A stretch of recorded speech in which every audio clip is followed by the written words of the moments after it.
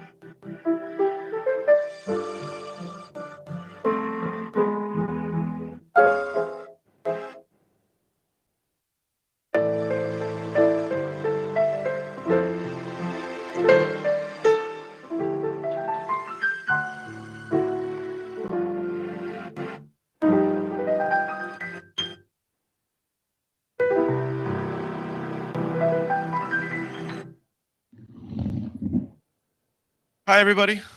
If I could get your attention, we're starting now. First off, I'd like to thank each and every one of you for showing up today. It's been a long, arduous journey just to get to this point.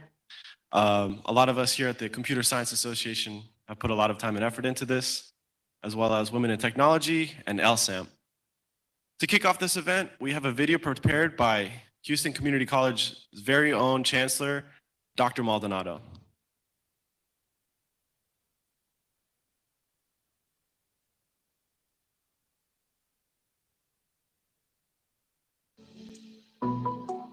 Good morning.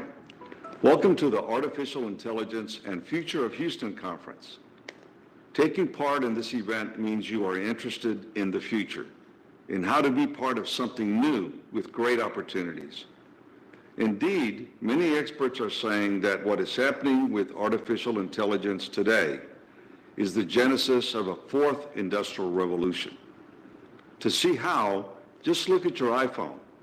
Face recognition, speech recognition, language processing and translation are just a few recent advances in AI that most of us now can't live without. Even Siri now has 6 different variations of English speech. Some people worry that AI will cost jobs and harm the global economy. This is what was said in the past about automobiles displacing blacksmiths and livery stables. But we now have millions employed in the transportation industry, and we certainly have an ever-growing public parking garage industry. People worried that computers were going to replace office workers. And we know now that in spite of the tremendous productivity gains, we employ millions more office workers than before. Time and time again, we find that a technology revolution, a paradigm shift, does not eliminate jobs, but it does change the skills needed for jobs. Artificial intelligence means more jobs, not fewer. According to a recent World Economic Forum jobs report, AI will create nearly 60 million new AI-related jobs across the globe in the next 8 years. And much of the infrastructure for building and deploying AI remains to be built, requiring even more jobs. Nearly every field imaginable, science, engineering, space exploration, medicine, transportation, communication, commerce, and many more, has benefited from the application of artificial intelligence. We have seen amazing advances in those fields and have benefited from the resolution of long-time problems. That's why I am excited that we're here at HCC and we're working to educate and train a workforce that understands AI and can harness its capabilities. Today, you'll hear a lot more about AI from the great organizations and sponsors represented here. We are grateful to each of them, and we look forward to hearing their exciting ideas and viewing their demonstrations and exhibits. So on behalf of the HCC Board of Trustees, HCC's faculty and staff, I thank you for taking part. Please enjoy the conference.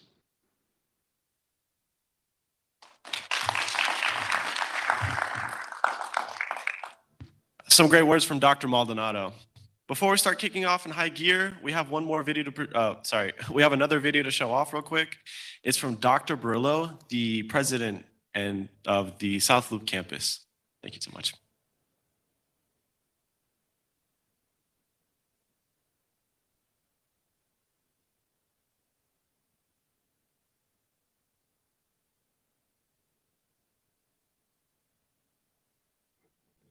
Good morning and welcome to the Houston Community College inaugural Artificial Intelligence Conference.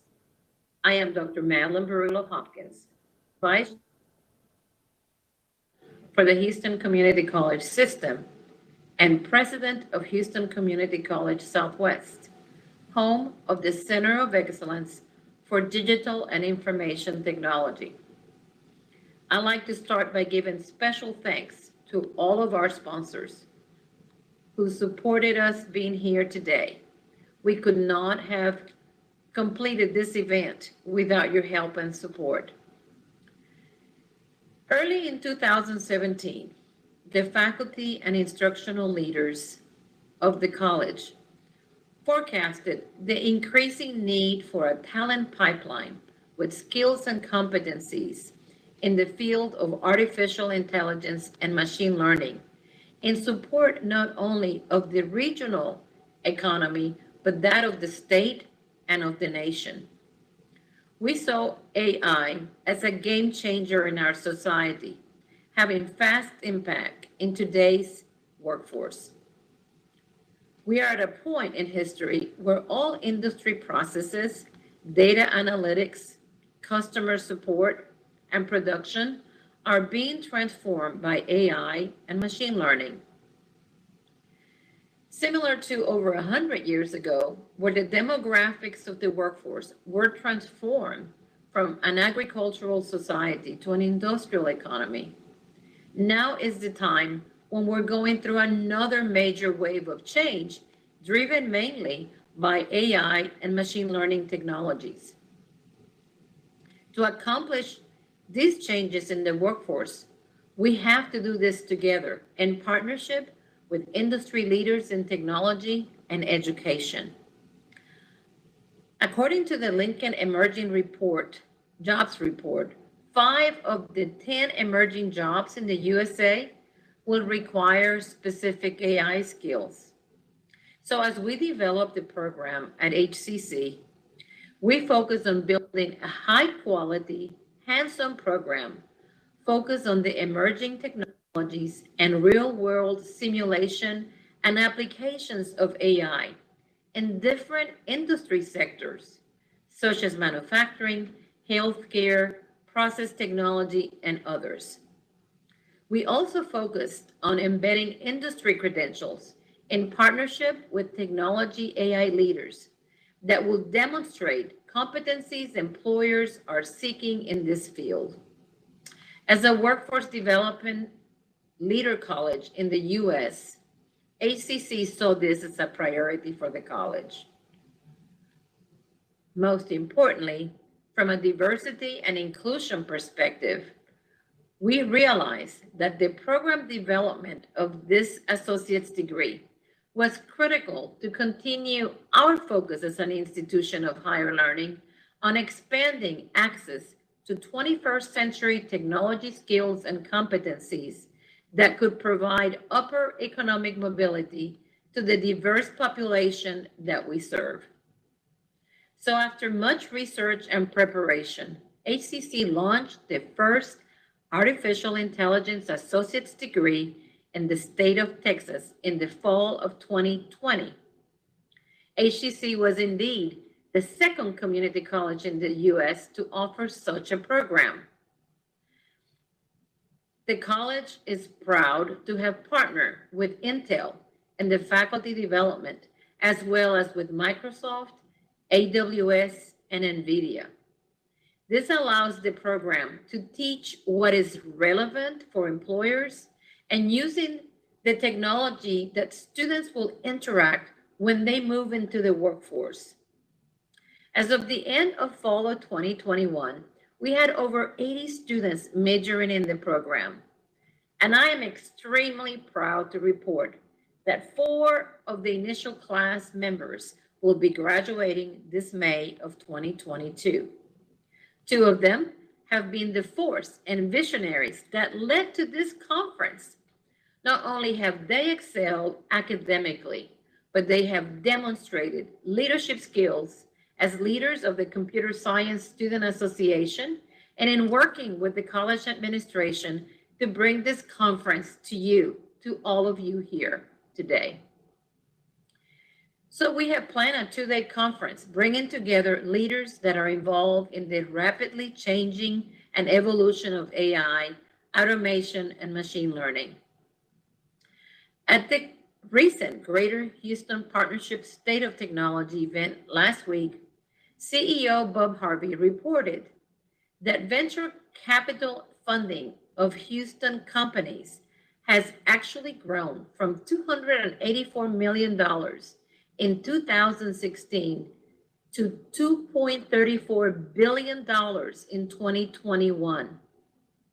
He further reported that this growth includes a concentration of early stage funding, positioning Houston as the third growing early stage tech ecosystem in the country.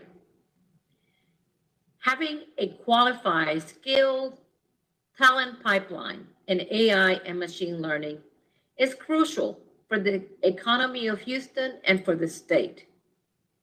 ACC is a leader in technology education, from computer programming, cybersecurity recognized program by the Homeland Security Administration, app development, network administration, AI, and robotics, among others.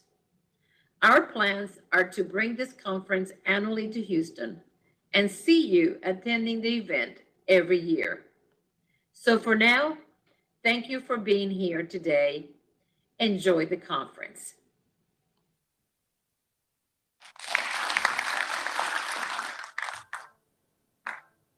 Thanks again, Dr. Burlow. As Dr. Burlow mentioned, HCC is a very unique school. It's one of the first in the nation to offer a full AI course. And in the spirit, we'd like to show you some testimonials we have from the first AI degree holders. Thank you so much.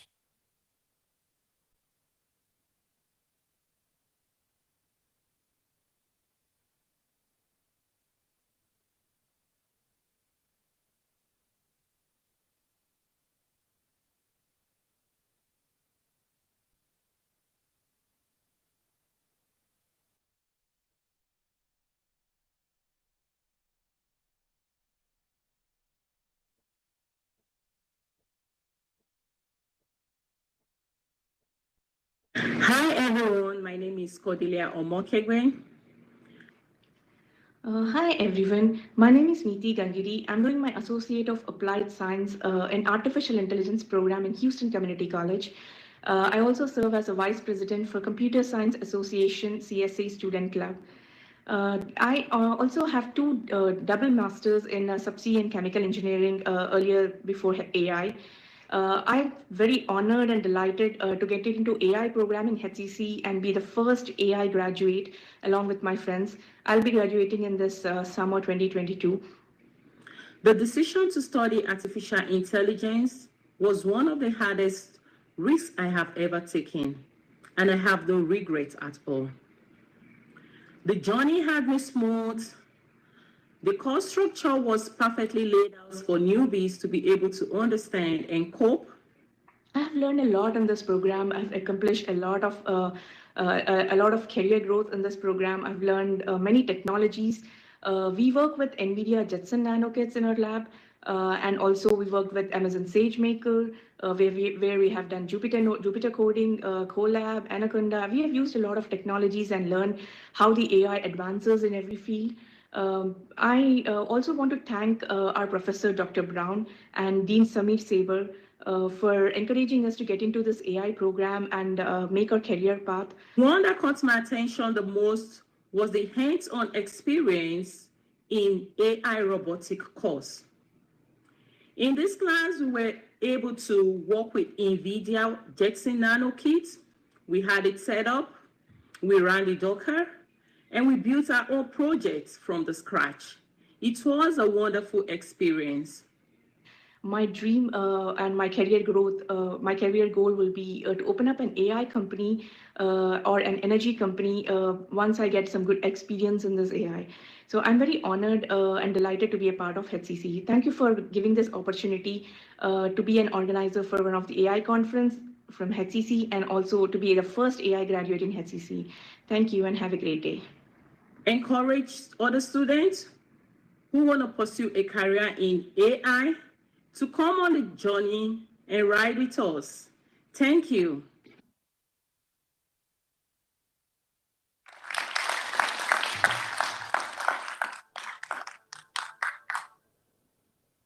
Very inspirational words from some very inspirational women. Now we're going to conclude with a 15-minute break. Feel free to walk around and get to know each other. We have some very exciting companies nationwide, as well as local companies that are looking forward to the future just like we are. As well as stick around, we have lunch coming up, as well as I'm very excited to announce we have a raffle. 5 people in here will have the ability to win a machine learning boot camp held at Rice University. Thank you so much and enjoy the break.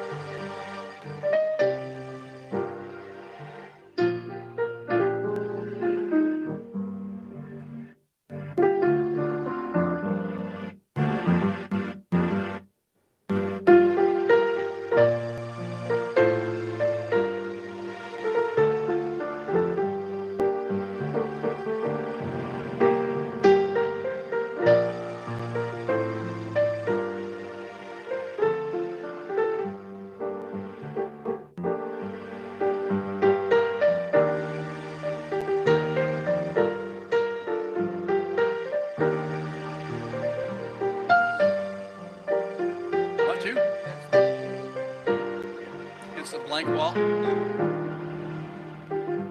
Okay. Want to do it out by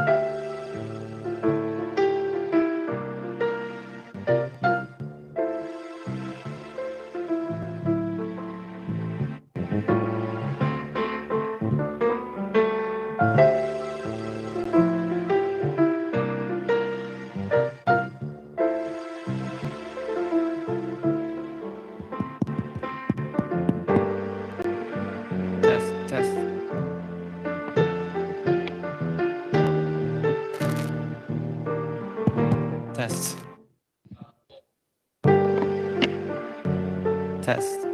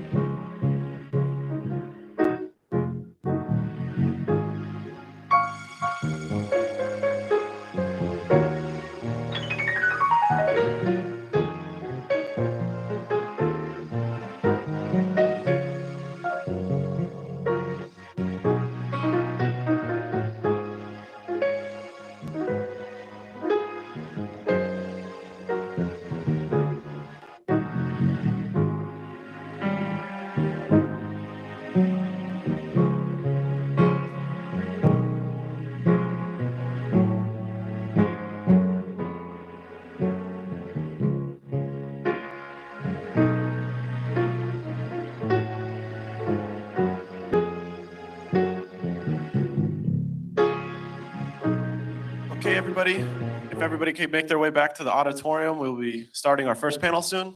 Thank you so much.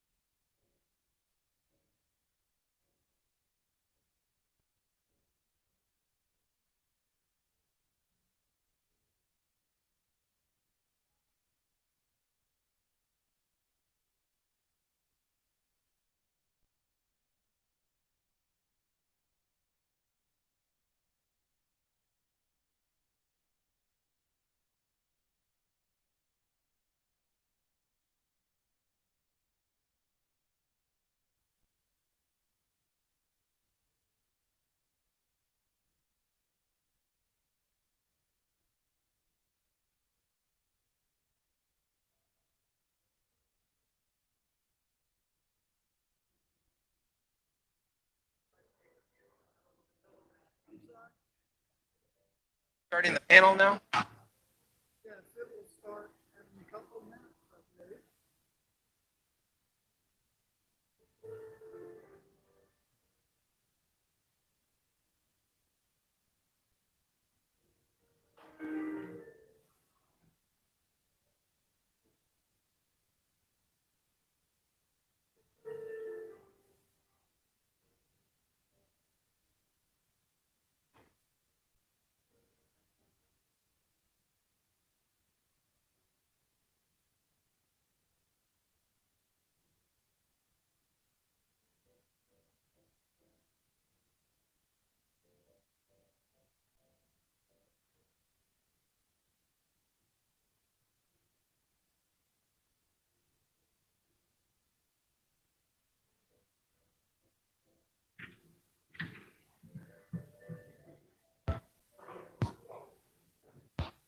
Alrighty, everybody.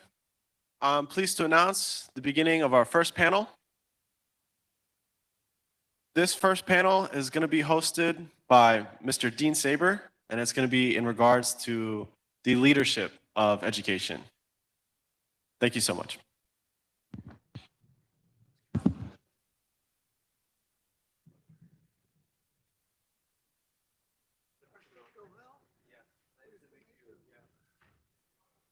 Andrew Lynch. Nice to meet you. Nice to meet you too. Andrew Lynch.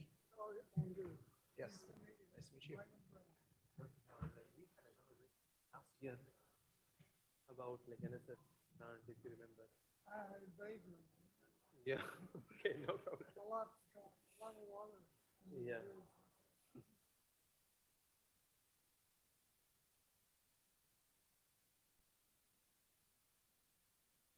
What do you teach? Oh, so I'm having like AI research lab and teaching like data science and all those courses. We are still about to start like AI degrees actually in UHV. Yeah. Very cool. But yeah, we do have a data science program. Right. How about you? So I mostly work with like high school Oh, okay. students, but it's mostly through like robotics. Oh, okay. So yeah, Yeah. application learning. Of course. What happens when your robot doesn't work? Yeah, definitely. Yeah. Hello, Dr. Lin, how are you? Yeah. Call me. Yeah. Yeah. How are you? Hi, my name's Andrew. Yes. Yeah, that's yours, I guess. Yeah.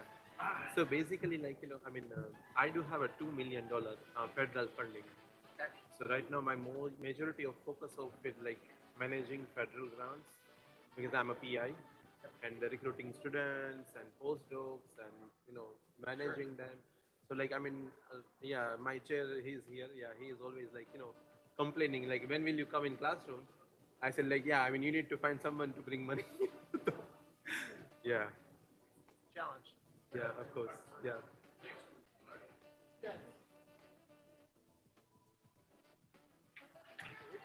Yeah, you from? US Victoria. Oh, Victoria. Yeah.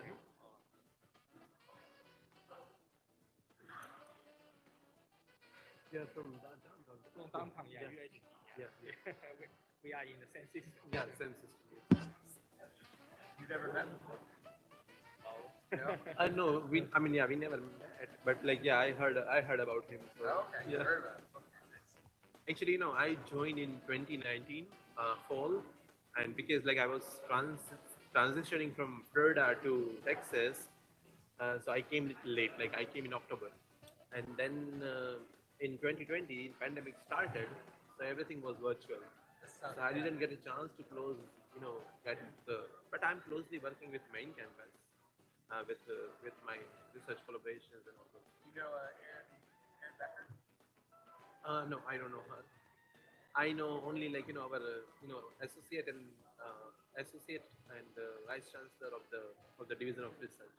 Oh, I see. Yeah, because like my most of the work is related to research and grants. Right. So those are my mentors actually. Yeah.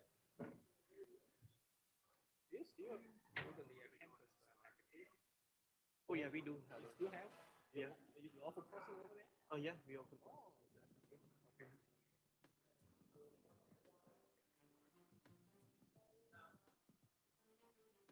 yeah, I mean, like the thing is, because of like a lot of virtual and online classes opportunities, students they don't want to come to the remote campuses like Victoria or something. But yeah, they do come to KT. Yeah, most of our graduate programs are at KT.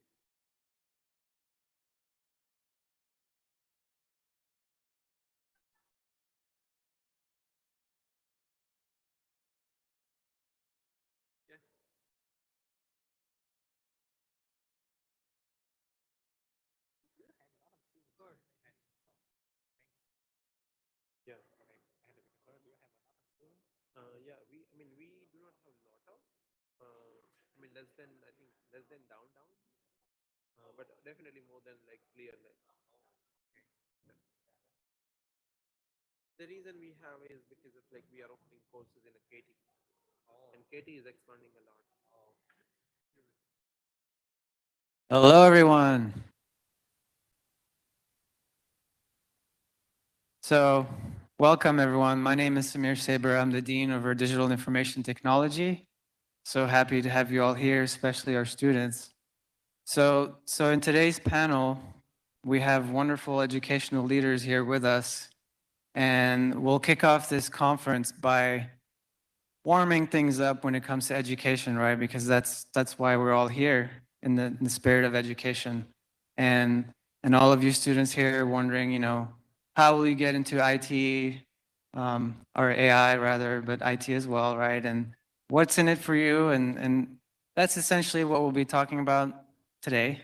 And so we'll get started. And so what I'll do is I'll have each of our wonderful panelists here just give a brief introduction of who they are, and then we'll get started that way. So Dr. Brown? Yes, I'm Raymond Brown, and I have the opportunity and the privilege to begin the AI program at HUC. And that has been a wonderful journey in spite of COVID and having to teach AI courses, which are designed to be hands-on virtually. But now we're getting into hands-on laboratories, and that's working very nicely with gifts from our large tech companies like NVIDIA and AWS and Microsoft, who have helped us a great deal. We're in using materials that they have made available. Okay, we are. The program is intended to train AI workers for the workforce at scale, in numbers large compared to what for your institutions and graduate schools can produce. They'll be making the experts. What we're interested in is AI support specialists who can be the, well, in a team, say in a large corporation where you may have a team leader who's a COO or something like that, and then an expert developer who can actually write the code for complex models. What we're teaching students to do is to take those models and put them into use, okay? And that's why we need AI workers at scale in the workforce, okay? Perhaps our program that can become a model for other community colleges. I'm expecting, Dr. Barillo mentioned that we've had as many, about 80 students at this point. The registration has been going up by about 50% per semester. So I fully expect as the program matures and as we move into a 4-year program, which has been in the hands of the Texas Coordinating Board at this point, that we will be turning out hundreds of graduates who can take AI tools, models and tools, apply them to specific business problems, handle the data, process the data, and eventually deploy those models. Okay. So we're aiming primarily at AI workforce at scale. Thank you, Dr. Brown. And we have Dr. Gohel Hardik. Thank you. Yeah, first of all, thank you very much for inviting me for this panel. I'm Hardik Gohal. I'm assistant professor in computer science, University of Houston at Victoria. Basically, yeah, it's great to hear that SCC is, having this AI program. What we are doing, like we are accelerating this AI workforce development, especially not only for industry, but also for the government. So at the UHV, we do have a program in a data science, that is the MS data science program, especially for master degree. It's because, we were collecting data from our alumni, and a lot of, our alumni who is working right now in oil and gas company, they wanted to have their career transition in a field of like data science and AI. So to give them a platform of learning, we started that program. Although we do have a, computer information system program that has a concentrations in data science, AI, and also in cyber security. And we are getting a huge response from the students, not only, on-campus program that is in Victoria as well as in KT, but also like online enrollment. So whenever we have a meeting, whether it is a faculty senate or new program, I always push oh, we have to have an online program. And because we are getting a lot of response from the students to get in online courses. Other than that, like UH Victoria, we are really strong in having federal grants, especially from DOD and DOE. And those are cybersecurity and AI solutions, especially whether it is a cybersecurity, but also using AI. I have seen like a Department of Energy and Department of Defense, they have a huge demand of the workforce in artificial intelligence. So what we are doing basically, we are having a multi-million-dollar funding to train students so that way we can prepare a workforce for the US government, and especially the federal government, as I mentioned, DOD and DOE. So we are building some automated solutions for them, some nuclear security solutions using AI. Also, we are, performing soil and ground monitoring of the nuclear power plants and all those things. So that's also our focus. And as Dr. Brown has mentioned, there is a huge need of the AI workforce, not only in industry, because, Houston is a surround of industry area. So we always think there is a need in industry. No, your government also needs you. Okay. So there is a huge need and demand and lot of high paying salary jobs available in the federal government, but only for US citizens. Okay. So, but yeah, I mean, so that's what we are doing. We are having our training program. We are also sending our students for a summer internship in a Department of Energy, especially. And we have we are helping Department of Energy and Department of Defense to build their workforce, especially in artificial intelligence. Thank you for that. Dr. Hong Lin. Hello. Yeah, my name is Hong Lin. I'm a professor in computer science at the University of Houston downtown. Yeah, it's my honor to be able to come here and talk about our degree programs. Okay. So at the UHD, we offer Master of Science in data analytics for a few years, and we have graduated quite a few students. And also we are offering another Master of Science program in artificial intelligence in the coming 4th semester. Okay. So that's a very, I'm very excited to, share this news, with the audience, okay, here.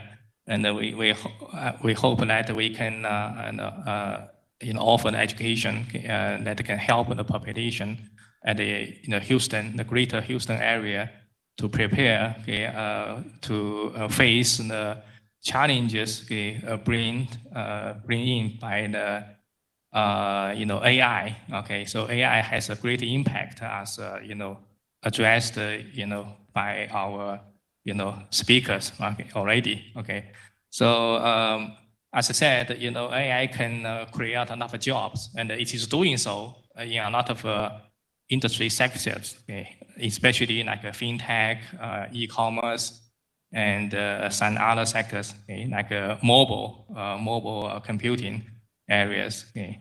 And but it also brings challenges to people in some certain areas, especially in areas where the automation can be used.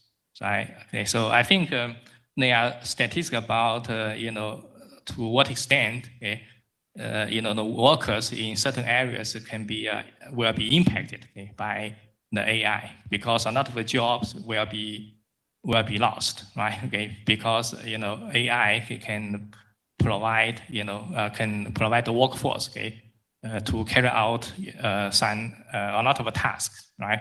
That were carried out by human workers. Okay, so at the UHD we have the bachelor degree program, and we have 3 concentrations. Okay. We have one concentration in the cybersecurity. Okay, we know it's a bigger sector as well, right? Okay, and we have one in data analytics. Okay, and we have another one in media computing, which can be considered as a kind of a sub area of artificial intelligence. Okay, and then now we offer the master degree program in artificial intelligence, and we also have the computing facilities. Okay, we have one data center, okay, which is established by a grant from DOD. And we also have another great computing center. So we provide the computing platform to support the education as well research, okay, at the UHD. Okay. Yeah. So in the data analytics program and the AI program have an overlap. Okay. Overlap. Okay. In the courses. Okay. In the curriculum design. Okay. So we are we hope that with this interleaving education programs, degree programs, okay, we can give good education to the population and help them the best, okay, to prepare for the job market in the future. All right. Okay. Thank you so much. Thank you. And Andrew Lynch. My name is Andrew Lynch. I have been involved in educational robotics for the last 20 years or so. And like many of the younger students here, you might have heard robotics programs like FIRST Robotics or VEX Robotics. It's a great way to start. I actually started in FIRST Robotics in high school. And from there, I learned a lot from mentors and working directly on robots and how we would use programming to make those robots do different things.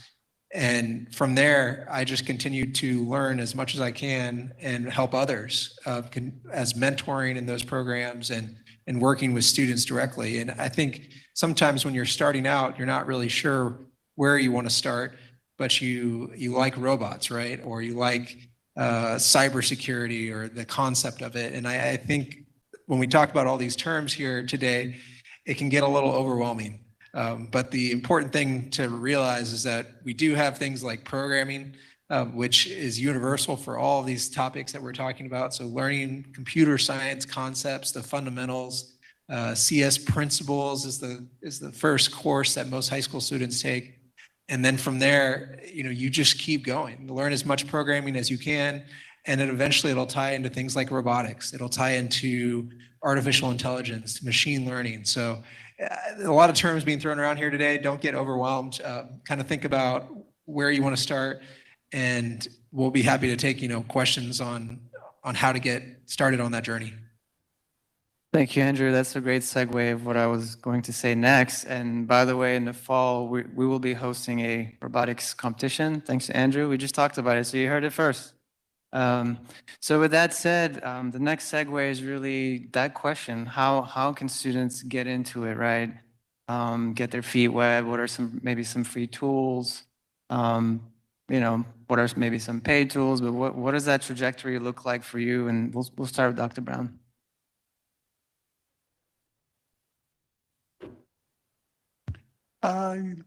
Yes, getting started. One of the things that we designed into the HCC program is that there are no prerequisites at all.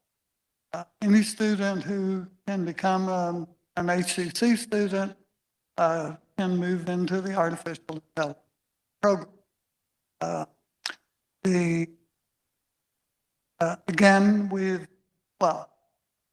That's taken or required some innovative teaching, not quite a traditional course. Place. You want to go into that, but we have had great success. Not only are they showing us can learn, they are learning, but we're getting, even with the relatively small numbers that we have at this point, less than 100 students still at this stage of the game, we've had students finishing 1 year of our program and getting internships. We stress getting internships throughout in all of the courses. They even have assignments where they search out companies that they think they might like to intern with and describe what that internship program looks like and how to apply. And I'm happy to say that at this point, we've had students after 1 year in the program have an internship at Rice University, for example, in a biogenomics laboratory, where the student ended up actually teaching machine learning concepts and use in that program to graduate students who were also working in that laboratory. Another student is in the middle of an internship now with Tesla. And I hear from him that he's going great guns, and he's greatly enjoying that. And the company people he works with really appreciate the work that he's brought to that. So again, the emphasis is on jobs and training. No prerequisite students to actually handle AI models and put together applications. Yeah, you need it? Yeah. So regarding, our AI program, basically, the concentration that we have in a CIS and also data science program. So basically, there is a requirement to get a scholarship like GPAs and everything. And, we are not robust like HCC, no prerequisites. But definitely, what we put as a prerequisite is just 6 credits of or 6 hours of the, programming. It can be, C, C++, Java, Python.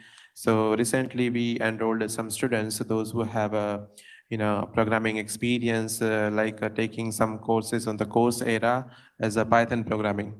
And because, the basics of, programming and the fundamentals that how this object-oriented and procedural programming works, it's easy for you to learn this type of, tools that you will be dealing with.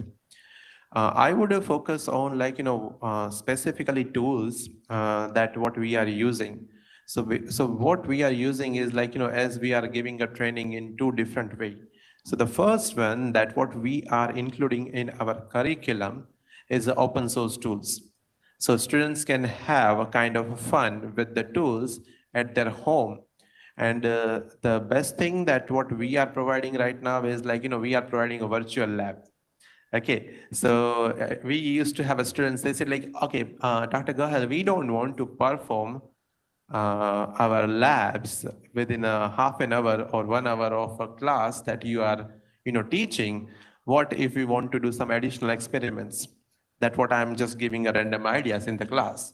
So what we have done, because we have a strong collaboration and educational support from the Microsoft, we are using Microsoft Azure and providing resources online on the cloud-based labs, so students can be anywhere, anytime, and they can perform their labs. So those are the couple of things. Other than that, I would suggest students, they need to do some experiments with the open source, and then they need to do a commercial, because that's what industry and government will need. So the current government solution that we are developing, that's all our licensed version. Okay, so let's say you are having a Python programming experience and let's say using a Google Colab. I prefer Google Colab because I don't want to install anything on my desk, although I want to program. Okay, so, but the same thing, whether you can do Python scripting in a SQL server as a stored procedure. So that also kind of expertise or kind of touch that you may be needed.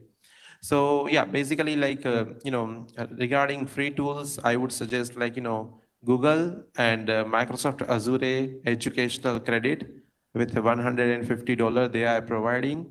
And if you get hands-on experience with Microsoft Azure, okay, I mean, Microsoft Azure, that's what American pronunciation. So Microsoft Azure is the tool that if you can get a little bit of how to operate and drag and drop, yeah, it's easy to get into the workforce. So that's what my suggestions related to, getting a course. So let's say, our courses are covering open source, but our, research assistant training that covers the training of, these commercial tools. Thank you. Yeah, we also use the open source, resources in, the courses. Okay, for example, we use the Amazon EC3, the cloud computing platform. Okay, but later on, okay, we have established the data center. So we have the cluster that support remote access. So we use that one, okay, to offer the computing platforms for data analysis and bigger data computation. Okay. And now we try to do our best, okay, to tailor our program to better serve the population, okay, in the Houston area. A lot of our students, they are part-time students. They have a lot of them have work. Okay, so we offer our courses, okay, in the evening. Okay, and also we have different modes, okay, of course. Okay, we have the fully online courses, a hybrid course, and also face-to-face course. Okay, but we focus on the evening courses. Okay, and also we open our degree program to all students with different background. So we have, we noticed that, there are students who don't have, they don't satisfy some prerequisite requirement. For example, they don't have a programming experience, or they lack some math courses. Okay, so we have leveling courses that prepare students to certify, they can acquire the skills, okay, such that they can get into the courses in a master degree program. Okay, and for the students who are ready to graduate, okay, and they get close to graduation, and we we either pair them up with the faculty member, faculty advisor, okay, who has research project, so they can do some research, okay, with the faculty advisor. Or they can, if they have, they have job in the industry, so they can set up a project with their supervisor, so they can do a field study and get a credit, okay, for the capstone course, okay. Yeah, so yeah, we try, to do our best, okay, to shape our program such that, okay, the students can find the convenience, right, in achieving their education goals, okay. Yeah.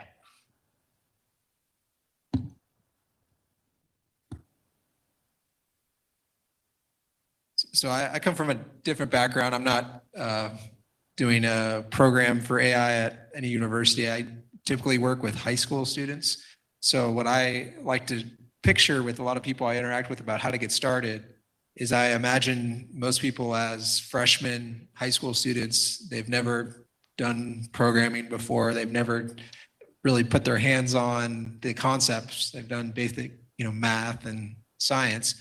So what I typically tell people to start is things like Codecademy, Khan Academy. These are just free websites. Some of them have paid versions later on, but you can at least just go through the basic modules, learn things like Python 101. How many people in this room have done a Hello World programming exercise? Yeah, that's step one. So if you haven't done that yet, I highly encourage you to take the plunge, get online. You could probably do Hello World in like 30 minutes. But that is step one to learning programming fundamentals. And then from there, there's a lot of really intricate courses that you could just start learning about. Obviously, some of these great institutions here. And then there's things like Udacity and Coursera. So many of these programs have some of the best faculty in the world running machine learning programs, and you can quickly learn a lot if you're ready to take that plunge. But I highly encourage everyone to start with the fundamentals. Hello World. Learn the basics of whatever computer language you start with. Python is a great starting language for a lot of people because it's scripting. The other languages that require compiling can take a little bit longer to learn, like C and Java, but they're still great languages to learn. Once you get one down, you can quickly move through other languages and you can get to more complicated concepts like machine learning, artificial intelligence. I think it's important to really start with the fundamentals of programming before you jump too far into these other exercises. Right on. So programming, start programming, and that's your kind of goal. Okay, well, before we take a few questions, so if you can think of anything, we'll do that. What are some closing thoughts for you to tell the students to kind of motivate them in terms of getting into AI? Maybe it's about education, or it's about changing the world. Maybe it's about jobs. So what does it look like for you? What would you like to share before we take a question or two? Dr. Brown? Well, to encourage students, I don't know that I'm a very motivational speaker or succeed at that, but it seems to be enough to point out that they can do it.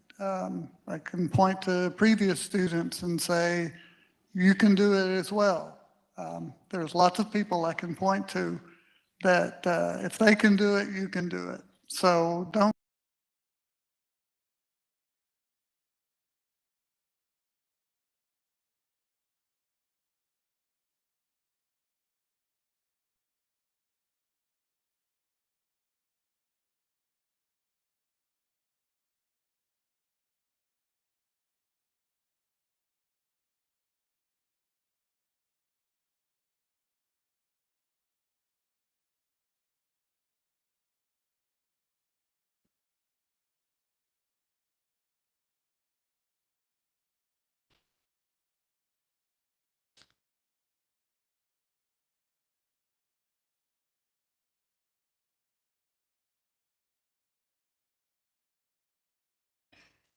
Hello? This is not us. Hey, Yusuf. Oh, hey. Is everything? How are you doing? Good, good. How about yourself? Oh, it's Denzel. Okay. So, I guess we just give me a second because the threshold.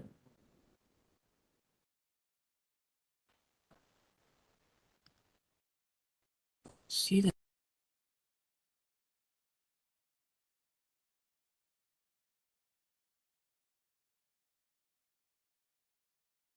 Did you want me to share my screen?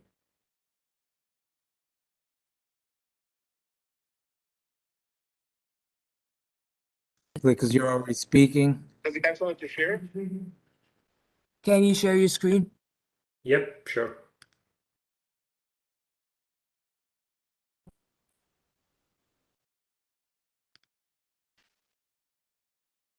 I'm sorry, we're trying to figure this out because it's, kind of.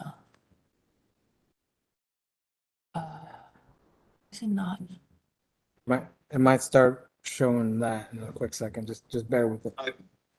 Yep. So yeah, there it goes. His presentation is not live.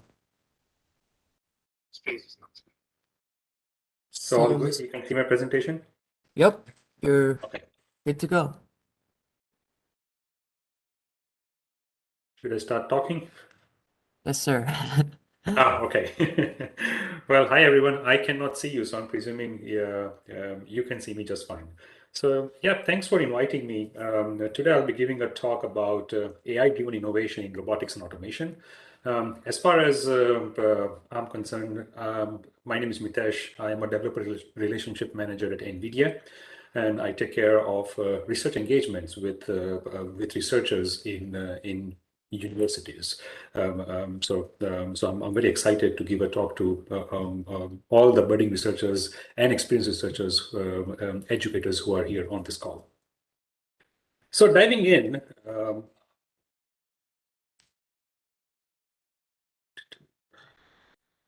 okay, so diving in, I'd like to motivate this problem by how is AI impacting various application domains. So if you can think about it, it's AI today has been utilized for early lung cancer detection. It's been utilized in robotics for a lot of application. It's been utilized for drug discovery, to figure out ways of mapping vegetation, for video analytics and intelligence, in oil and gas industry, climate prediction, for natural language processing or voice recognition, and the list keeps going on and on. These are just some examples that I'm highlighting where AI is powering different applications in different domain verticals. Diving a bit deep, looking into only robotics as a domain. Robotics touches a lot of other domain verticals if you look horizontally. So we find a lot of applications in last mile delivery robots, in retail space, in agriculture, in service robotics, in logistics, manufacturing, healthcare. All of these areas have got a peculiar requirement where different components of robotics are utilized or computer vision are utilized to solve the problem that that particular domain cares about. And hence, that's where I think robotics plays a very critical role to drive applications in all these domain areas. So at a very, very, very high level, the automation loop of robotics consists of three main components: sense, think, and act. And it's the same what we humans do. So we sense, we perceive the environment using our eyes, using our ears, all our sensory sensory motors that we have on our body, and using the information that is sensed, our brain figures out a way of what is the best way to act on in a particular situation. Well, in robotics, it's no different. The robots have different sensors on it, using which they sense the environment. And once they sense the environment, that information is given to the brain of the robot, which is a computer, which thinks or have algorithms to derive smart decisions. And then based on those smart decisions, they act upon that. In this talk, I'll focus on two main components: the sense aspect and the think think aspect, and how this area is being evolved over the past decade. The sensors have gotten cheaper and cheaper, and hence data is getting available a lot. And the think part where AI-driven innovations are really pushing the boundaries for different application in robotics. And the second piece I wanted to highlight is, yeah, we have all this information, but how do these three building blocks communicate with each other? So there has to be a framework that is where that people can utilize to have a flawless communication between these three building blocks of sense, think, and act. So I'll cover a bit, and I'll reflect back to the two women who are originator of this conference, because they did highlight a bit about Jetson during their when they were introducing themselves. So jumping in, sensing the world is very important for robots because they need to know what is happening in their environment and how they perceive the environment. And there are a lot of sensors out there, starting from camera, depth sensor, LiDAR, ultrasound, contact sensor. These are some of the most popular sensors which are out there, which helps robot understand what is happening in the environment or perceive their environment. And this information becomes the pillar or the building block of how they can make intelligent decisions. So having good sensor or having good data from different sensors is always going to be helpful for robots to make an intelligent or smart decision down the road. If your sensor data is not that good, then of course there's a lot of noise, and your decision-making system needs to take care of the noise present in the sensor. And this is true for real-world environment, because no sensor is perfect. All sensors have some flaw or the other, and the robots need to figure out ways of how they can supersede the flaw in one sensor, the flaw in information coming from one sensor, and how they can capitalize or get rid of that flaw with information coming from a different sensor. And all that things all those things will rely on the smart decision-making system, which is the think part of this loop. So for all these things, data is the key. As the AI world is evolving, people are realizing that that data is becoming the key, or representative data is becoming the key. If you think about it, just 10 years ago, 20 years ago, there was no data. 10 years ago, a lot of data became available because people started using smartphones. But soon, in the last 3 to 4 years, researchers have realized that large data is not the key, but having large and representative data is the key. Because if you don't have representative data, then no matter how complex models you train, it's very unlikely that that you will get the performance that you care about for a real-world application. You don't want a self-driving car dashing into another car just because it had never learned that there can be vehicles that are three-wheelers. So those kinds of situations becomes important, where representative data is very important. And from that standpoint, a lot of companies, research labs have collected a lot of really good data sets that are available free to use or are open source. Some of the examples that I've listed here: Kitty dataset, one of the most popular data set in the field of robotics, and there's a lot of benchmarking done against this data set. I think 3 or 4 years ago, Waymo came out with a really big data set, which they released for researchers to use free of cost. And there is a lot of different representative data here for drones, for indoor robots. I've just listed a few, but this list is quite exhaustive. But then if you think about a specific application that an industry or a researcher is trying to work on, these data sets might not be sufficient because their application is slightly different than what this data is representing. And that's where the challenges come into play. So synthetic data generation is one of the ways you can solve these problems. And what are the advantages of that? Well, the very first advantage is collecting real-world data is very time-consuming, especially if you're a researcher trying to test your idea or or the thought that you have from an algorithmic standpoint. You don't want to spend a lot of your time just figuring out ways of collecting real-world data. It's very time consuming. Believe me, I've done that, and I've faced a lot of issues along the way. It gets very time consuming. And then another important thing that people should thing that people should realize is at times it is very hard to imitate certain use cases. I've given an example here. Say, for example, I want to detect fire in a warehouse environment. How are you going to get a representative data or real-world data? Well, you might want to put a warehouse on fire or do controlled fire experiments so that you can collect real-world data. Is that scalable? I don't think so. You can't burn a warehouse just because you want the data. So these kinds of scenarios will be very hard to collect. Another example is in the self-driving car domain. If you are trying to figure out ways of how would a pedestrian collide with a car driver, how will you get real-world data of these kinds of scenarios? Well, you cannot dash a car into a pedestrian to get data. So that's where these challenges are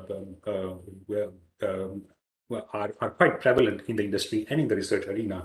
And that's where we think that having synthetic data generator, which gives you photorealistic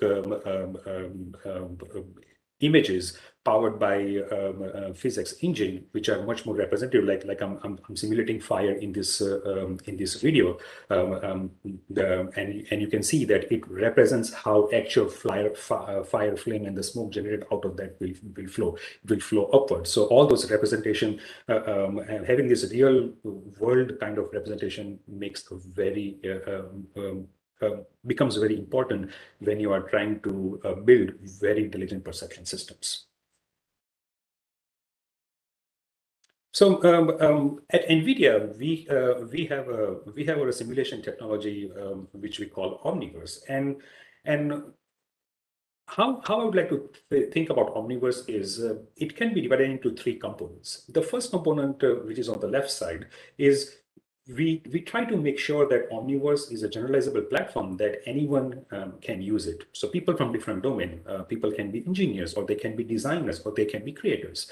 We want to make sure that anyone with different kinds of intelligence or skill set can use Omniverse for the use case or for the problem that they are trying to work on. From a designer or a creator standpoint, it is more important for them to create a virtual environment. From an engineering standpoint, it is more important for people like me to import an environment that a designer has created and modify it based on how I want to use it, or import a point cloud that I collected using LiDAR data on a robot, and then I want to create a 3D map using that data. So that so it tries to answer a lot of use cases that different people would want to solve. At the center piece lies lies the nucleus, which is kind of a central server where you can share all these environments. If you have worked in 3D space, environments are often quite heavy in terms of data and quite intensive. So having a central database where all the users who are working on that 3D environment makes life much more easier, so you don't have different versioning issues. And then on the right-hand side, we have different end-user applications. You can power an AR/VR application, or you can power the same on a desktop or a laptop. And underneath that, all our simulation technologies are powering all these environments where you get real-world physics. You get material with different kinds of surfaces. We have path tracing and a lot of AI techniques that are there under the hood. So within the Omniverse environment, we have Isaac Sim, which is a tool which which can be used for a lot of robotics application. A, for generating real world data if you're trying to train models, or B, you can use that as a virtual world environment where you can import real world maps into Isaac Sim and try out your idea rather than trying out on the real robot, because it has plugin for different kinds of sensors. So Isaac Sim is a really good tool for that. If people in the audience have used Gazebo, think of Isaac Sim as Gazebo, but better in terms of creating real world scenario or photorealistic images. And it gives a lot of features that people can use out of the box to generate data with different kinds of setup. You can change color, shades, orientation, size, the surface of the cube, or have multiple type of the same object in the environment. And all these things is doable from UI or from or programmatically using Python as your programming language. So as I said, if I try to put Isaac Sim in a box, on the left-hand side, you can import different robot models that you can have. It can be a CAD file, URDF. So any of those formats can be imported. So any of those formats that you have your robot design in, you can import that in the simulated environment in Isaac Sim. From a sensor model standpoint, we have a lot of sensor modalities which imitates the real world behavior. So we have contact sensors, stereo, RGBD, LiDAR, ultrasonic. Then we have a lot of other robotics utilities like mapping, controller, differential base, joystick controller. So you can maneuver the robot around in the environment and collect some real world data. We also have synthetic data generation capability that you can use if you want to generate synthetic data for different problems. It can be scene segmentation, object detection.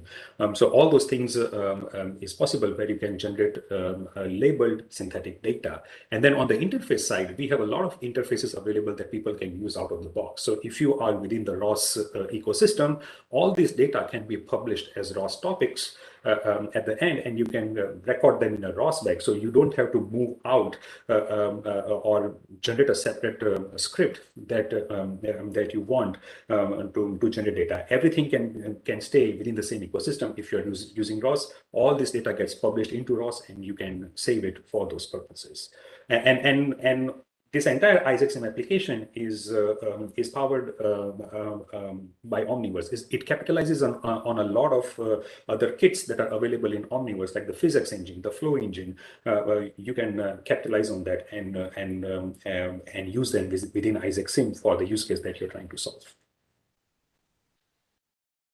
So now that we have the data, the next part is, what do we do with it? That is where the think loop comes into play. So if I draw a very high picture of how an end-to-end pipeline works from a perception model training standpoint, you have your data. You need to convert that data into some format so that it can it can be stored into a database. And then for we know, and now it's a given that we need to augment the data for trained models to have better generalizability. So that's the top box. So which deals with the data part and the augmentation part. The box below is the model training. You will have to go through a couple of iterations to make sure that you have a good model that you're confident will do an optimal job when you're deploying it in real world scenario. So if you start with a pre-trained model, there are a lot of whole bunch of pre-trained models available in a lot of repository. NVIDIA also have their own repository, which people can use out of the box. We call it NGC.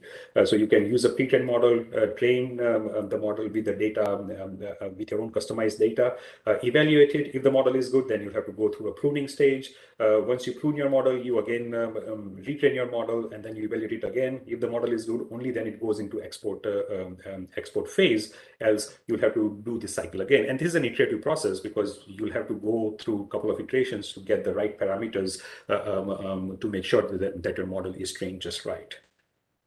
And the last piece, of course, is real-world deployment. So based on the edge, on the use case, say for example, you want to deploy your models on Jetsons, then it makes sense that you do floating point calibration. You either change your model from floating point 32 to floating point 16 or int 8, and this will give you a faster throughput just because you are changing the float point. So those kinds of things are necessary to take care of. Again, you need to save your model in cache, and that's the last step, which is the deployment process that one needs to take care of. And to do that, I'm not saying that NVIDIA's Tau toolkit is the way to go. There are a lot of frameworks available out there, like you can use PyTorch, you can use TensorFlow. But the advantage of using Tau toolkit is this entire pipeline that I talked about is available as functionalities or flags within the Tau toolkit. You can bring your own model, you can bring your own data, you can train your model, prune it, adapt it, and optimize it based on where you are deploying it. So it gives you everything within the same framework. You don't have to move from framework A to framework B to framework C to make sure that entire model training and deployment workflow is taken care of. And again, NVIDIA knew about these things because we live and breathe in the world of AI. So we try and figure out what is the best way to help the community so that they don't have to worry about the framework, rather focus on the use case or the problem that they're trying to solve. And that's where Tau Toolkit becomes quite handy, because you stay within the same framework to complete the entire job. So I talked about the sense and the think part. The next important piece is how do all these things, how can all these things be put together so that it can talk within a single, all these modules can talk with a single framework. You don't want to communicate two senses with a different framework and then do your intelligence with a different framework and then do your control bit with a different framework. Luckily, in robotics, there's a very popular framework called ROS.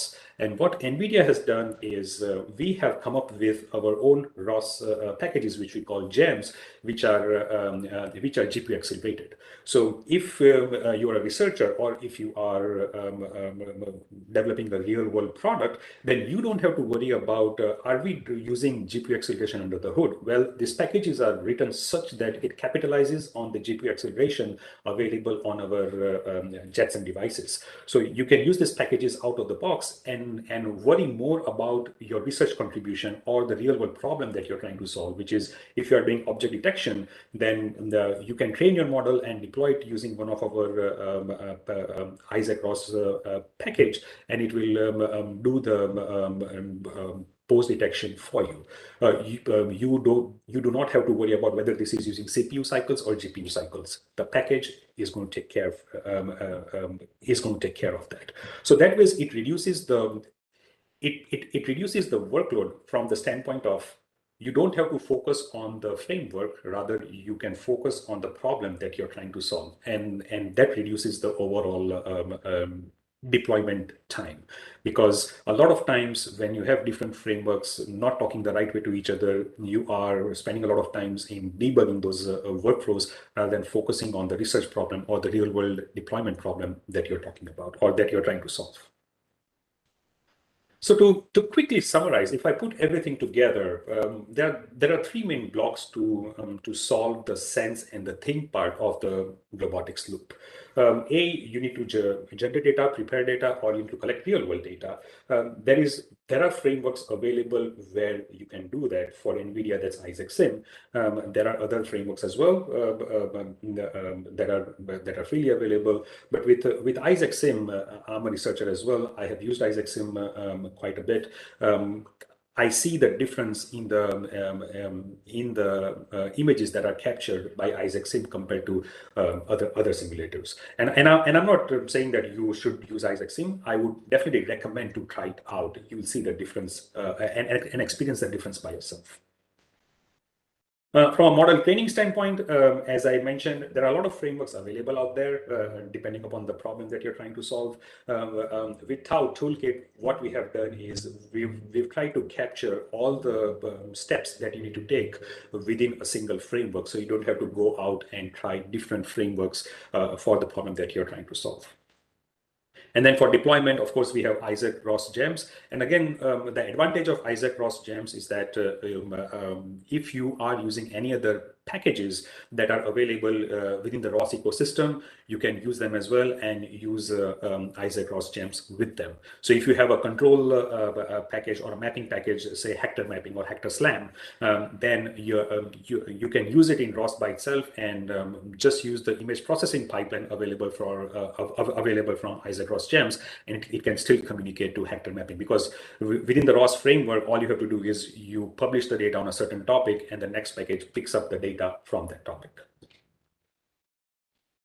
And if I put all these things together, we have over 100 pre-trained models that are available that people can use out of the box. PeopleNet, GazeNet, there are a lot of them out there that you can try out, or you can do transfer learning, use these models as baseline and then do transfer learning on top of it. And all these SDKs that I talked about are available as container images. I think Niti or someone else talked about how they use Docker images. So NGC are Docker images for all these SDKs, so that you don't have to worry about the dependency. You just download that Docker image and you are good to go. So as this is meant for researchers, I'd like to take this opportunity that we have a lot of grant programs and programs for educators as well as startups that you can look into. These are the links here. I'm presuming you cannot click them right now, but I will share this presentation with the organizers and they can either publish it on their website or you can get in touch with them to get these links. But we do have a lot of grant programs, both for researchers and educators working in universities. I would like to end my talk with this summary video that was given by our CEO at the recently concluded GPU Technology Conference. So I'm presuming volume will be on. I hope you can hear it.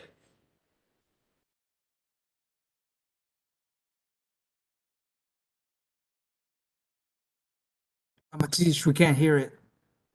You can't hear us? No, sir.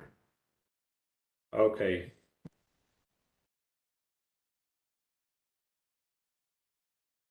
Sure how to. Is it working now?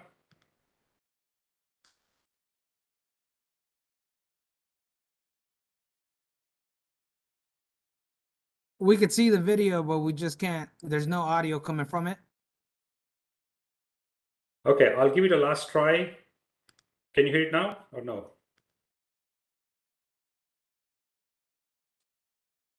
Negative, sir. No audio. Negative. Okay. Okay.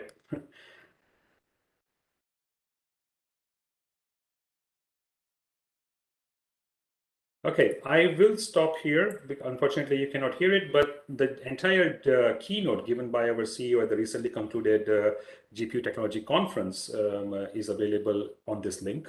I would encourage students Actually, Mr. Matin, I'm sorry. I could actually fix this right now. I'm sorry for. Okay.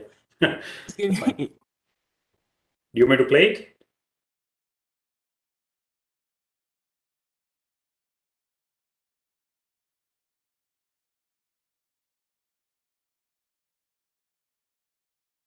So I just requested a remote control, so if you can approve that.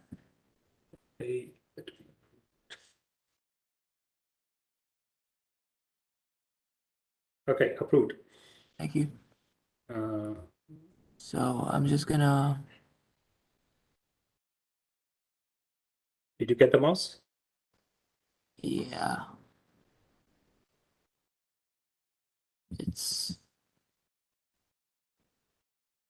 I'm clicking, but it's glitching for some reason. Is it working? It's glitching for some reason. I don't know. Okay, give me one. Let's give it one last try, and then if it doesn't, it doesn't. All right. So I think we should. It's not working, right? No. Okay, that's fine, no problem. But I'll encourage all the students attending this conference to go through that keynote. There are some really good things that he talked about in the field of robotics and in AI space as well, which is quite informative of what we are coming out with in the future. With that, Sure. I'll conclude my talk and take questions. So if we got any questions, please, you have the floor, I guess. I'll stop sharing my screen so I can see everybody.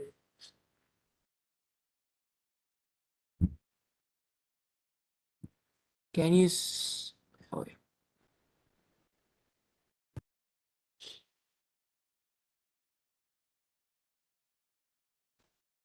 All right, sir. This is Mario Aguilar. I'm here at HCC.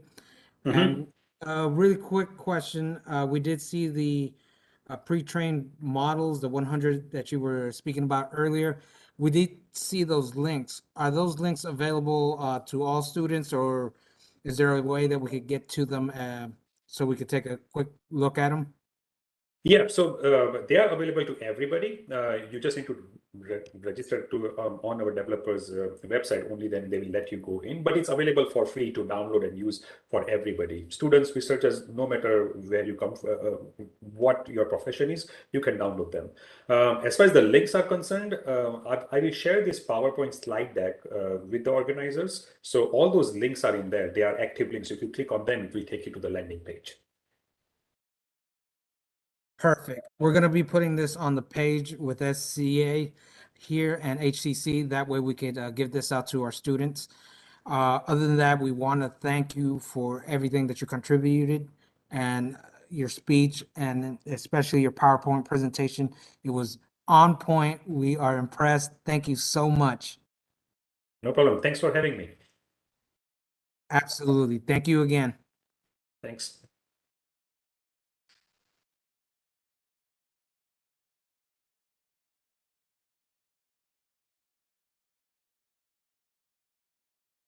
Hello, everybody. I think it might be my turn to present. I'm from IBM. Does this sound right? Sounds perfect. Give us a quick second. Let's make sure that the audio is working.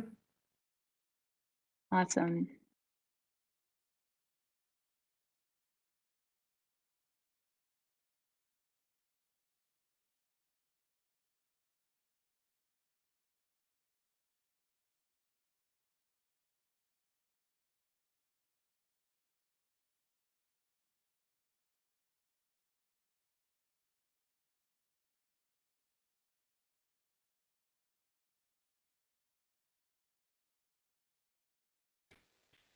Right.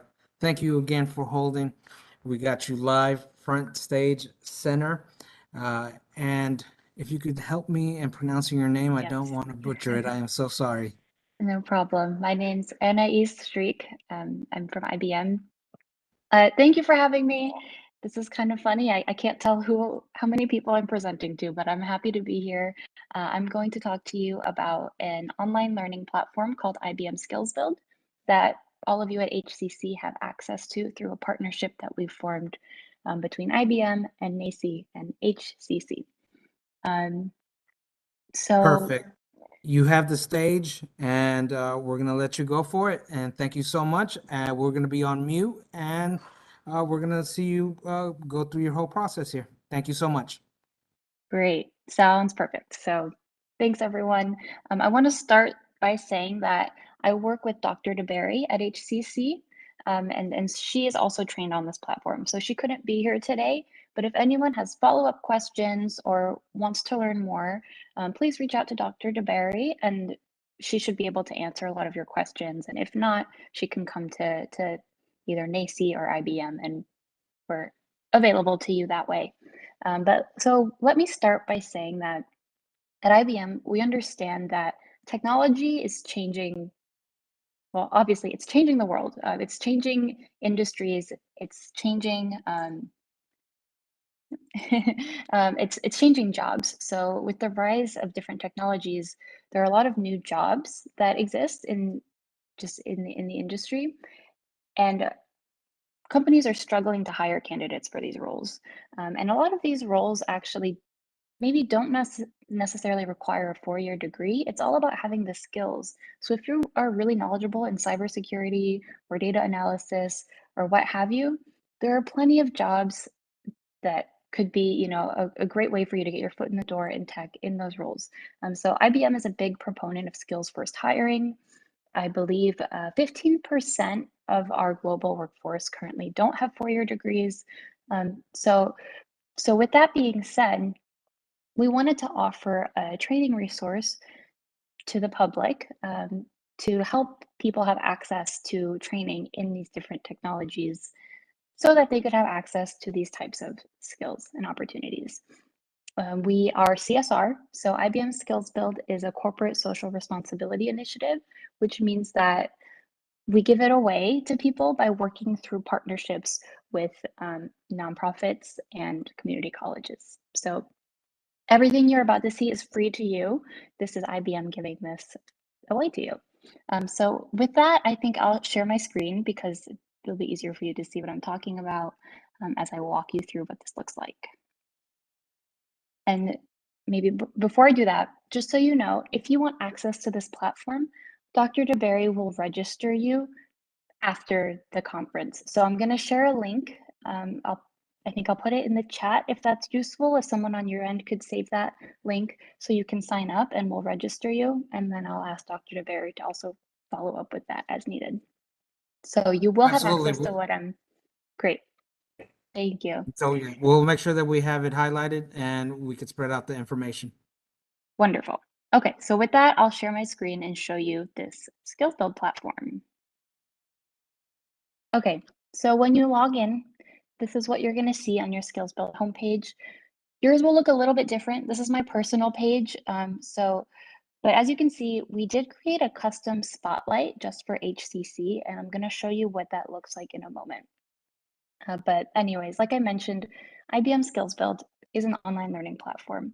We have thousands of different learning activities, a lot of them focused on technology, but we also offer training in things like customer service, project management, professional skills, et cetera, et cetera. A lot of these activities actually lead to digital credentials in the form of online badges, professional certificates, certifications, things like that. So I know this conference is all about AI, so I did feature some AI learning for you, but you're welcome to explore and see what other content we have if you're interested in doing so. So anyways, so when you log in, what's going to look different to you is these first two spotlights. That's what we call those boxes. You're not going to see those. You're going to see the HCC one in the first position. I'm going to start by showing you this, and then I'll show you everything else in the platform, and I'll try to be mindful of time and leave some time for questions at the end. So if you click on this HCC Introduction to AI Learning, you'll find, of course, it's always slow when you're sharing your screen. So here's a learning channel that's been curated for this conference for you. So for those of you who sign up after the conference, please come and check out these activities that we've put forth for you. So it's, you know, there's just introductory content, artificial intelligence in 5 minutes, a beginner's guide to artificial intelligence, things like that, ethics. Each activity has how long it takes underneath, and you're more than welcome to jump around in here. Just see what's interesting to you, right? We have some IBM trainings on AI. I did include a learning badge in this channel, and it's our Explore Emerging Tech badge. Well, why don't I show you that now? The Explore Emerging Tech badge is an introduction to, I think it's 6 different technologies. So AI is one of them, but you also get an introduction to cloud computing, cybersecurity, data science, blockchain, Internet of Things. So this badge takes, I think it's about 7 hours long. Yep, 7 hours and 10 minutes. It's all self-paced. It's available in English, German, French, Spanish, Brazilian Portuguese, Polish, Turkish, Korean, traditional Chinese, Italian, wow, Italian, Arabic, and Hindi. I didn't realize we had that many languages, but if anyone watching wants to take this badge in another language, it is available in all of those languages. And here I'm just going to quickly show you what it looks like. So we have 2 courses on cloud computing. And anyway, it's an introduction on all of these different topics. If you complete all of the trainings, you'll earn a badge that can be shared on your LinkedIn profile or your resume. And that lets recruiters or potential employers know that you've gained a certain knowledge in all of these topics. So anyway, I'm not going to scroll through this whole thing and read this all to you because that feels silly, but feel free to come check it out for yourself. If you're interested in technology, if you maybe have a vague interest but don't know where you'd like to start, please check out this badge, and then we have additional learning in any of those topics beyond. But I'm going to just jump back over, oops, I have to go back to our AI channel. And finally, I wanted to show you that at the end, I put some experiential activities in, so you can actually get some hands-on practice with AI. So this one is create and query a data collection in IBM Watson.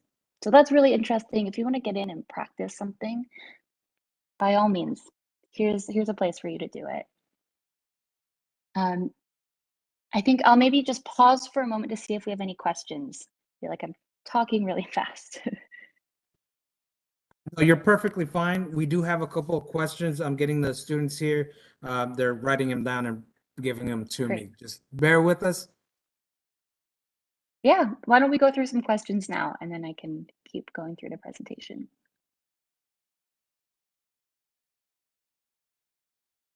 Okay. You quickly went through it, but the students are asking the IT jobs. Once you go through it, to get registered, you still have to get registered via somebody to get you on there, correct? There was a doctor that we need to contact to make sure that we could get access to this website. Are we correct on that? Yes. So if you want, I can actually show you. I have a registration form for you. And all we need from you to sign you up for this platform is your name and your email address. We don't collect any data beyond that on SkillsBuild. I can put this in the chat now if you want to share it. This will get you access to SkillsBuild, the free learning platform. I do want to clarify that it's not a platform designed to train people for jobs at IBM only.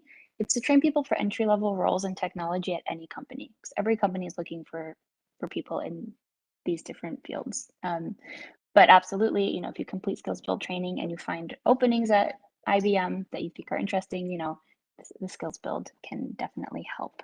So anyway, I'm going to put this link for the registration form in the chat, and then if you could just share that with the students.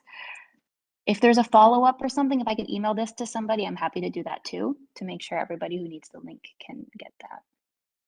Absolutely. We'll get you the proper email, and then we're going to make a little post on our general board and lay it out, and then we're going to show you that and send you the link once we get everything, just to make sure everything is on point and we put everything together correctly. Sounds good. Is there another question you want to talk through now, or should I keep going? One of the students is asking, the badge that is presented for their LinkedIn, will that badge need to be reported by somebody else, like to get nominated for that badge? Okay, good question. So no, so our badges are issued through Credly. And so the way it works is once you complete all of the training for your badge, you'll get an email directly from Credly. It's a badge issuing website. Maybe you're familiar. And Credly will give you instructions on how to share that onto your LinkedIn page. And when it gets added to your profile under the certification section or something like that. And recruiters, potential employers can actually click on the credential and they'll be taken into Credly, which will list off the skills you've learned in the badge and kind of, let them know what this was and how you earned it. So it's industry recognized, it's certified through Credly, but you don't need like an external person you could do it all yourself, basically. Perfect. We just wanted to make sure that we could get that all sponsored and go through the whole process. I I think that's the last question I have for this round. So if you want to continue on with your presentation. Yeah, absolutely. Thank you So so much. my pleasure. So this is the AI channel that's been curated for you. But like I said, you're not limited to only this. So I'm going to show you a little bit about the rest of the platform just so you see all that we have to offer. And I hope that you'll take advantage of this resource. So I'm just going to click back over to my Skills Build homepage. And you can see right in the home screen, it says, identify a career you will love with My Inner Genius. And so IBM partnered with My Inner Genius to offer this career assessment to our learners. Maybe you have a version of this at your school already. Maybe you've already done this. This is our Skills Build version of the career assessment. There are 3 different versions, and the first one is 10 to 15 minutes long, and then they get progressively longer. So what's interesting about the assessment is, well, first of all, anytime you complete one of these assessments, you'll earn a badge. And so that's, just another way to earn a credential to go on your LinkedIn or your resume, etc. This first assessment, it's pretty short, so it's going to ask you mostly about your preferences. Do you rather work in an office or remote? You can see the platform is really focused around like careers. But anyway, and if you complete this assessment, you'll get a Career Explorer badge. So that will let recruiters know that you're open to exploring new careers, learning new skills, you're open to opportunities. So there's that one. Our next assessment takes 30 to 40 minutes. It goes into a little bit more detail. And the badge you earn from this one will be called Fit to Learn, and then some topics. So maybe Fit to Learn cybersecurity or data or AI or whatever it may be. And then the platform will link you to learning in that topic. So basically the assessment is saying, based on what we've learned about you, based on the data we've collected, we think you would be really great at this. And so here's some learning for you to go and pursue that. Finally, we have the longest version of the assessment. This one takes up to an hour. It goes into the most detail. This one will ask you basic math questions like addition, subtraction, nothing too complicated, some working memory things, problem solving, things like that, along with the personality questions. And this one gives you the most detailed breakdown of your skills, and it'll make a career recommendation to you. So I actually have an example open of the results you get from that right here. And basically, you get a breakdown by skill of where you fall, where your strengths are, things like that. And then you get this recommendation. So this honestly kind of surprised me, but maybe I should check out system administration one day. I thought that was kind of cool. Here's the badge I earned, the Career Fit Achievement badge. Here, there's this really cool interactive spider graph. So if you hover over, you can see which skills the assessment was looking at and why it's pointing me to this recommendation. And then finally, here's some learning, write-in skills builds that I can go pursue. So this assessment, it's not going to point you to a career like basket weaving or, chef or something like that. We are focused mostly on tech careers. However, you may also get project management, customer service. There might be a couple of others. But it's really interesting. I thought it was kind of fun, and it's a good place to start. Again, if you're maybe interested, you don't know where to start, this tool will help you position yourself on the platform.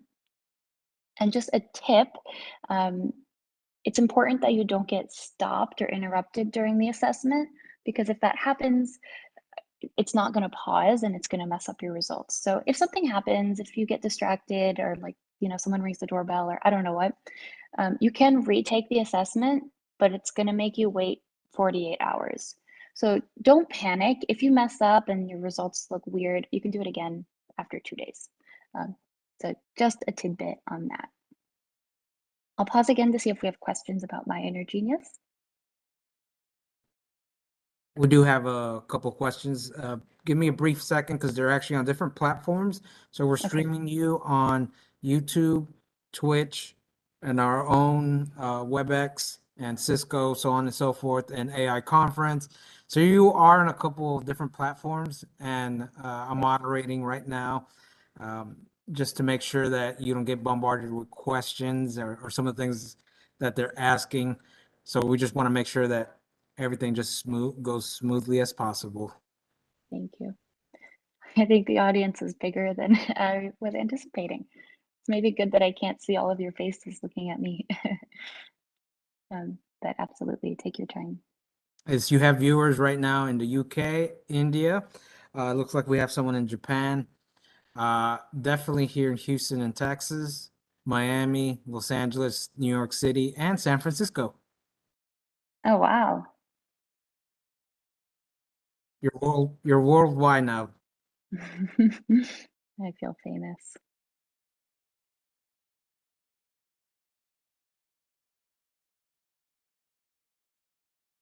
So a Twitch streamer is asking that they did not follow their 4-year plan. They're in cybersecurity. They have their ITF, ITF A plus, and Security plus, and Network plus, and they're still not sure what they want to pursue.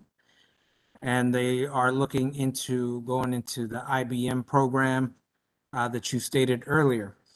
Now, we just went over it where you're talking about taking the assessment. Besides the assessment, is there any other things that you might think of that could help this person go into either cybersecurity or something into that security field in their what they have already accomplished? Yeah, sounds like they've done a lot already. So the platform can offer training, more training in cybersecurity. We have, I'll come back over to skills build. We have some paths that have been fleshed out. I have to move the WebEx picture button, paths. And we're in a constant state of improvement here at IBM, so these could change, we could add to these. But cybersecurity is one of the paths that we have. And so we've actually fleshed out a whole plan and training in cybersecurity. And if I click on learn more about being a cybersecurity professional, there's a lot of information here about the type of role you might get as a cybersecurity professional, the skills you need. You can, read about an IBMer who is in cybersecurity and what they think about it. And then we have all this training. But the platform is primarily, it is focused around online training. So if you want to continue your education, I think this would be the right path for you. Perfect. Let me follow up with the next questions. Just bear with me as I get this this question ready for you.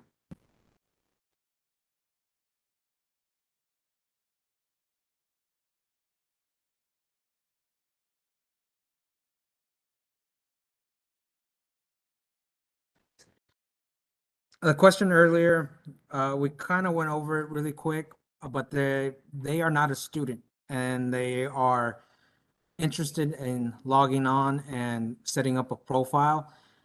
Is this open to anyone in particular or just students for college? So I'm glad you asked that question because I guess I thought that this was all going to be HCC students watching this. If you're not an HCC student, you can use the open version of the platform, which is open to the public. But through the partnership with HCC and NACI, we want to make sure we're getting either students or faculty from HCC signed up. So let me give you the other link where you can sign up on the open platform. It looks very similar, and you could do pretty much the same things. There just won't be this customization. I'll just pull it up for you right now. Well, maybe I don't need to even share the link. If you go to skillsbuild.org, so you can sign up for free. So here in the corner, it's sign up. I guess I'll put this in the chat anyways. So if you're not affiliated with HCC, sign up here. If you are a student, use the link of the registration form that I shared before. Did I share it before? Yep. And we'll send you up. This is just important for us because we like to know where our learners are coming from, who they are. So we wouldn't want to, skew the information and have all of you registered as HCC students if you aren't. But you can still have access in the open version. I hope that's clear. That's perfect. Other than that, we don't have any other questions. If you want to continue on with your presentation. Okay, so I see, I want to be mindful of the time. I think I only had 30 minutes, so I'm going to give you just some quick navigation tips at this point for when you get in and explore the platform. So if you scroll down beneath the spotlight section, you'll see this blue button that says Explore Learning and Badges. This is where you can see kind of a menu of our badges and learning channels that have already been curated and things for you to explore. So it's going to take a minute to load, of course. Anyway, I encourage you to come and check out here what you want to explore there. And finally, I'm going to come back over to my homepage on Skills Build. I thought this was really helpful when I found it out. If you scroll down a bit just from your homepage, you'll be able to jump back into your recent activity. So that's really helpful because the platform will save your progress. So you don't have to, sit down and do the whole badge in one sitting. You can start and you can actually jump right back in if you scroll down to your recent activity. And if we keep going down, the platform will actually make some recommendations to you. So you'll see if you sign up, you're going to be asked to indicate what your interests are. And the platform will make recommendations to you based on those and based on your activity with learning. But with that, I think I can wrap up my demo. I put those 2 links in the chat. If you're an HCC student or faculty member, please fill out the JOT form registration form. If you're not, you can sign up on the open version.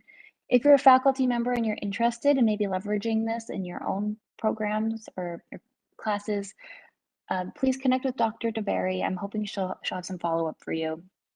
And we can definitely get that set up.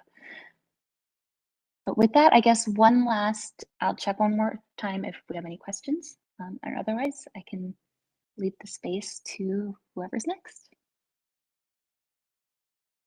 We don't have any more questions. We do have some applause that we're giving you. Of course, it's going to sound very distorted, so just bear with us on that one. Other than that, we wanted to thank you. My name was Mario Aguilar. I'm the Chief Representative for the HCC and the SCA Club. So we wanted to thank you. We're going to get everything all documented and presented to our students here. And yeah, thank you so much. Is there anything else that you want to say before we move on to the next presenter? Just thank you for having me. Happy Friday to everybody. Happy weekend. And I hope you'll enjoy the platform. Oh, we did. And we're definitely going to get first thing, as soon as we move forward, we're going to make sure that we let the students know and how to get in it and how to get registered. Thank you so much. Great. Bye-bye.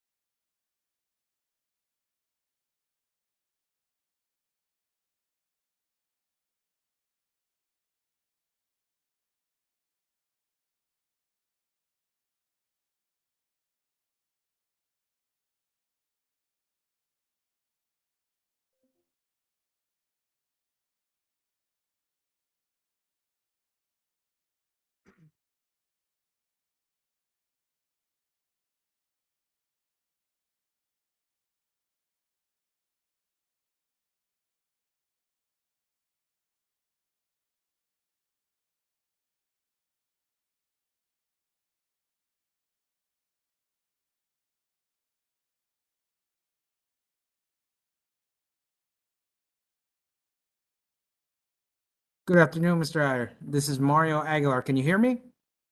Mario, I can. Can you guys hear me?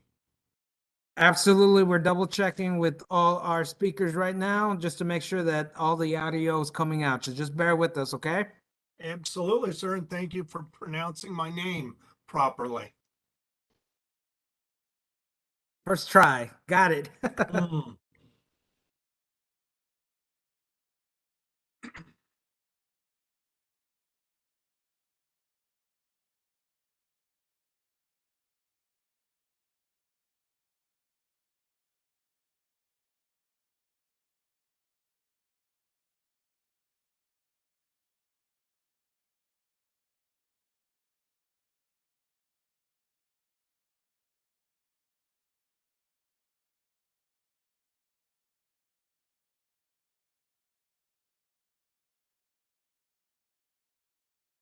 All right. It seems that we have everything going online, on video and on audio. So the spotlight is on you, and you can go ahead with your presentation.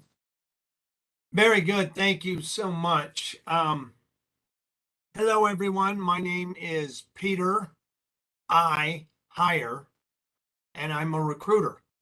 I've been doing this for a long time. So that's the reason I wanted you to see my name. It's because what else can I do if I wasn't recruiting, right? Peter I. Hire. So what I wanted to do is, I know the audience has been sitting there for at least 3 hours based on my clock.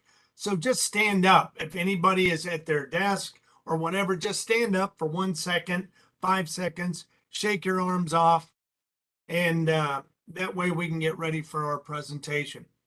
This is going to be applicable for anyone, and I will go ahead and share. Let me do this one.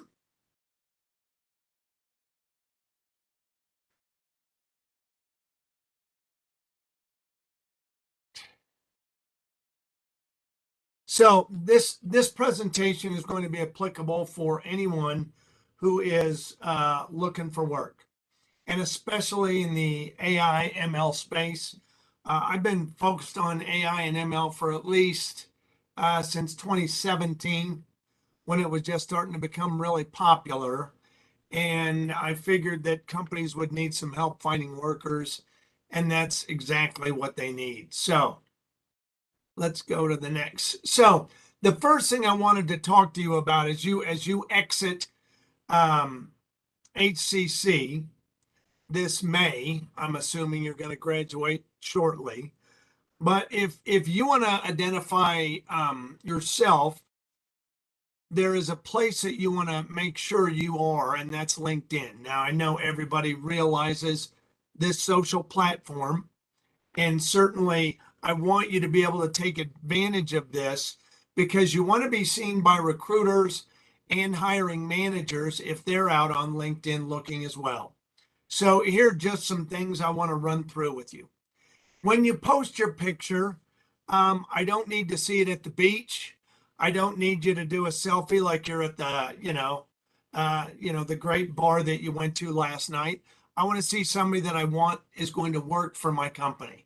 So make sure your picture is professional. On the title, when you look at, and I've seen some of the HCC, I've met them and we've connected on LinkedIn. What I want to focus on is the title. Recruiters are going to go in and do keyword searches, just like you're going to do if you're going to model or if you're working with data. You go in and you try and make that search criteria much smaller. So when you put your title down, say aspiring data scientist, aspiring data analyst, if you just put down artificial intelligence or Python or whatever, I don't know what you're doing with those languages. So be very, very specific about what it is you want to be. Aspiring data scientist, okay? There's an about section, and this is a great opportunity for you to tell the viewer what is it you do. You don't want to sit there and say, I. You want to educate them. Well, in artificial intelligence, I just fixed this problem for a company that we were using, as a test subject. And I'm the guide. So if you're having trouble with artificial intelligence or how to separate your data, you should use me, because that's what I do. So don't sell, educate them in the about section. Experience, bring up everything. And I've seen some of the classes you have taken. I've seen some of the subjects. I've seen some of the internships. Those are very relevant. If you are working at an insurance company as customer service, maybe you are helping them realize what's happening to some of their customers. So you're doing some data analysis. So bring in some of those things that you don't think are relevant, but they may be for your next possible employer. Okay. And then on your LinkedIn profile, there is a section at the bottom where you can list up to at least 50 different skills. So make sure you put down all the skills you have. And sometimes you can ask your friends and colleagues and your classmates to go in and endorse you, or your professors to go in and endorse you. Yeah, Charlie really knows how to program in Python, or he really knows this data analysis tool. So have people go in and endorse how well you know those skills. That's what recruiters look for. They're going to go in and say, what is it you're looking for? What's the education? And what are the skills that you have? Is that what we're using at our company? Okay. Resume tips and tricks. So what I want to cover here is you don't need everything on the top. Put your name, maybe what city or state you're in, your phone number, and an email. I want to be able to get in touch with you. So I'm going to try LinkedIn. I'm going to try another search on Google and try and find who you are. But I want to be able to reach out to you on email or send you a text or call you. If you do not have those on your resume, I'm going on to the next candidate. You do not have to put your physical address because unfortunately there are some creepers out there. So we're not going to put our physical address.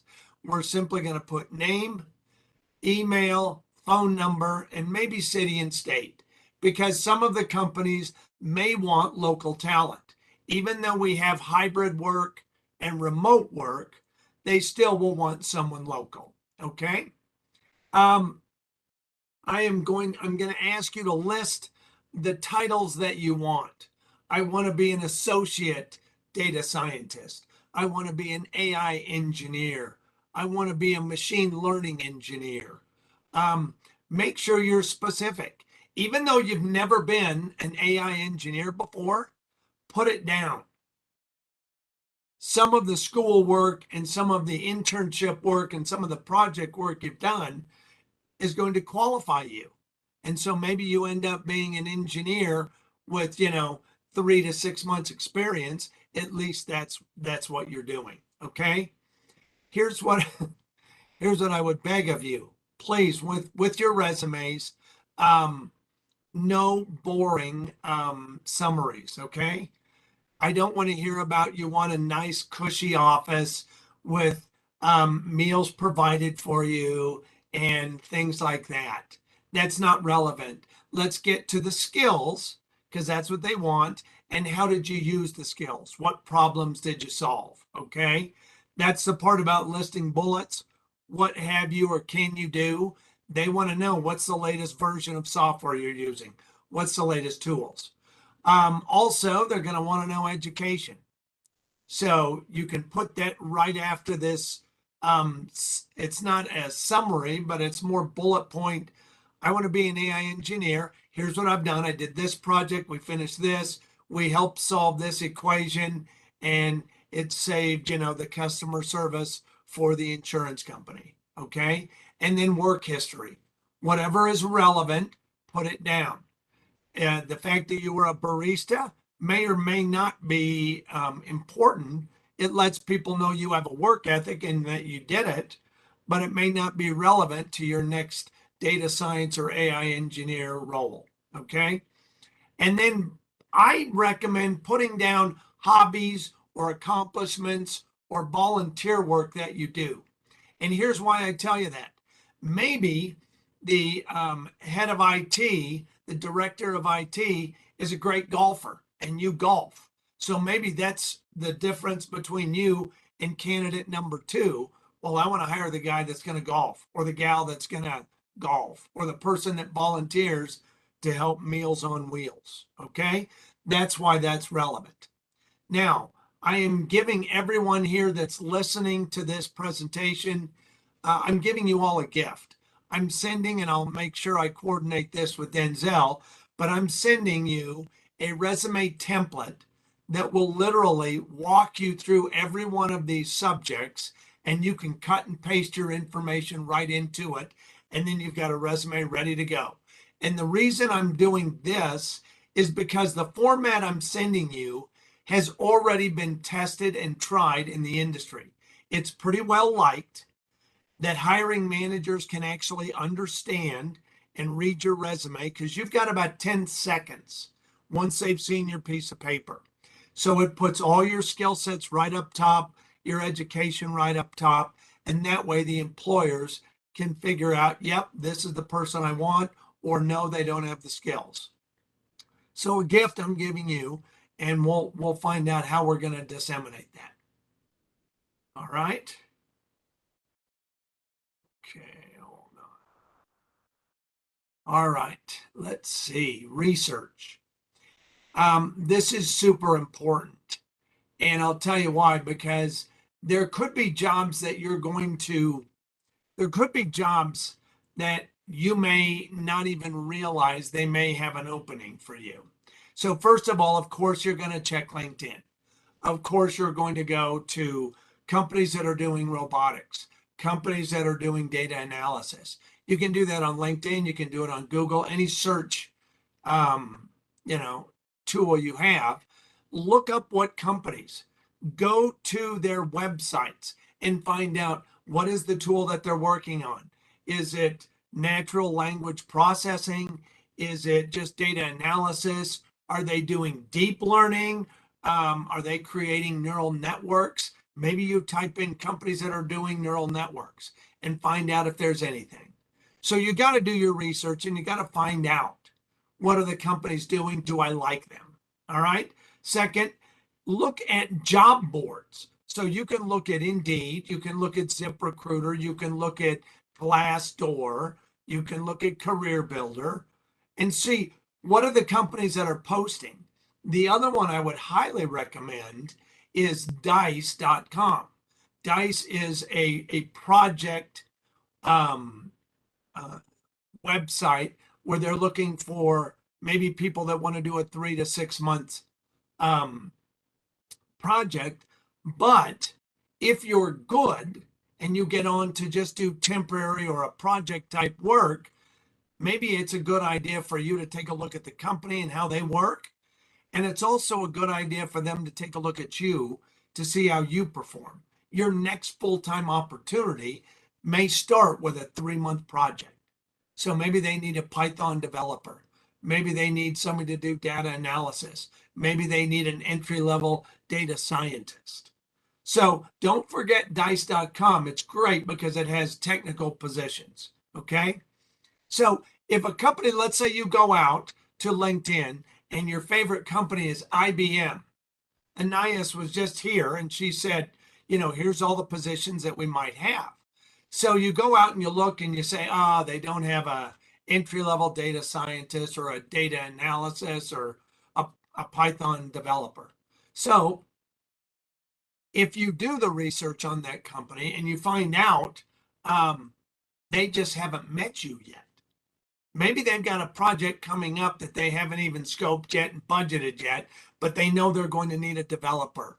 And so if you find out some of the people in the company, have they any connection to anybody at HCC? Do you know them? Maybe your dad, your sister, your brother, your aunt or uncle knows someone at this company and they could give you an in. So that way you send over a LinkedIn request and say, hi, I just wanted to meet you. I just graduated. I'm a data scientist. I love your company, but I just wanted to introduce myself. Okay. That's one way. What about alumni? I just saw the presentation this morning. There were 2 alumni that had said how gracious and what an awesome program HCC has, and they want everybody to keep going. Did we find out where they're working? What are the projects? Who do they know? What about your mom, your dad, any of those relatives that you have? Because the reason I mention this could be your next door neighbor. It could be one of your professors that maybe is working part-time or consulting with a company. So if you find out someone in the company, most companies over 250 or 500 people, they have a employee referral program. And so what I'm telling you is if you're not knocking on those doors of your neighbor, your friend, your uncle, then you're being selfish, okay? Because your uncle wants an employee referral. And so what he wants is your resume so he can send it to the director of IT, okay? Or the director of artificial intelligence or machine learning or whatever it is. So if you don't tell every person you know that you're out looking and would they want your resume, they're missing out on an employee referral and they're missing out on being able to take you to lunch once you get hired. Don't miss that opportunity. It's the easiest way to get into a company. Okay, so the next slide is differentiate yourself. And so at the end of the day, I go for my clients and they want to see more than one candidate. So I bring them back 3 people that match the requirements and match the company culture. That's the other part of researching you have to do. What is the company culture? Do I like it? Would I fit in? And so when I bring my 3 candidates back to the hiring manager, they're going to ask me, Peter, why this person? So just answer that question. Why are you the best fit? Have you presented yourself well on LinkedIn? Have you presented yourself well on your resume? Are you able to articulate all your special qualities, skills, background? Are you able to articulate that to the next employer you have? And you know that we're all just like we're doing right now. We have to do it video and then we have to do it in person. So why you? Have you put the relevant? So you've researched the company, you know that they make trucks. And so you're very special about doing circuit boards and you know all the stuff that they use in their engines or their batteries that they're using for their EV. Okay? Tell a story about what happened on that project that makes it relevant to that employer. Are they doing robotics? As I heard on the panel this morning, there's a great deal of work in government.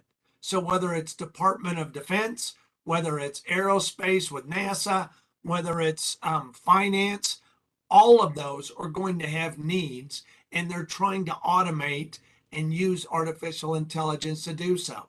So if you've got a passion or if it's banking or it's finance, tell a story, let them know.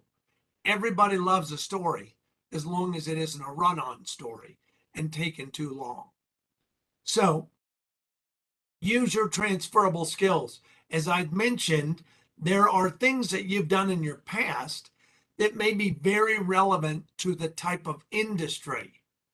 Maybe you haven't been in and been a data scientist yet, but you've been in the insurance industry or the medical industry or the software industry before. So bring those things out and let them be seen on your profile on LinkedIn, on your resume. And when they ask you to tell them about yourself on a video interview or a face-to-face interview, you're going to want to tell them a story. Here's how we solved that problem. And here's the role I played on the team. I was the lead, or I was the, data analysis or the developer. Okay. So be able to tell that story. Transferable skills. Okay. Show your ability, because here's what's going to happen. So whether it's LinkedIn, whether it's IBM, whether it's name any of the big 5, they're going to want you to be able to demonstrate how you solved that complex problem. Okay. And what was the role you played? And here's the other part. I have to emphasize this. You need to be able to communicate effectively.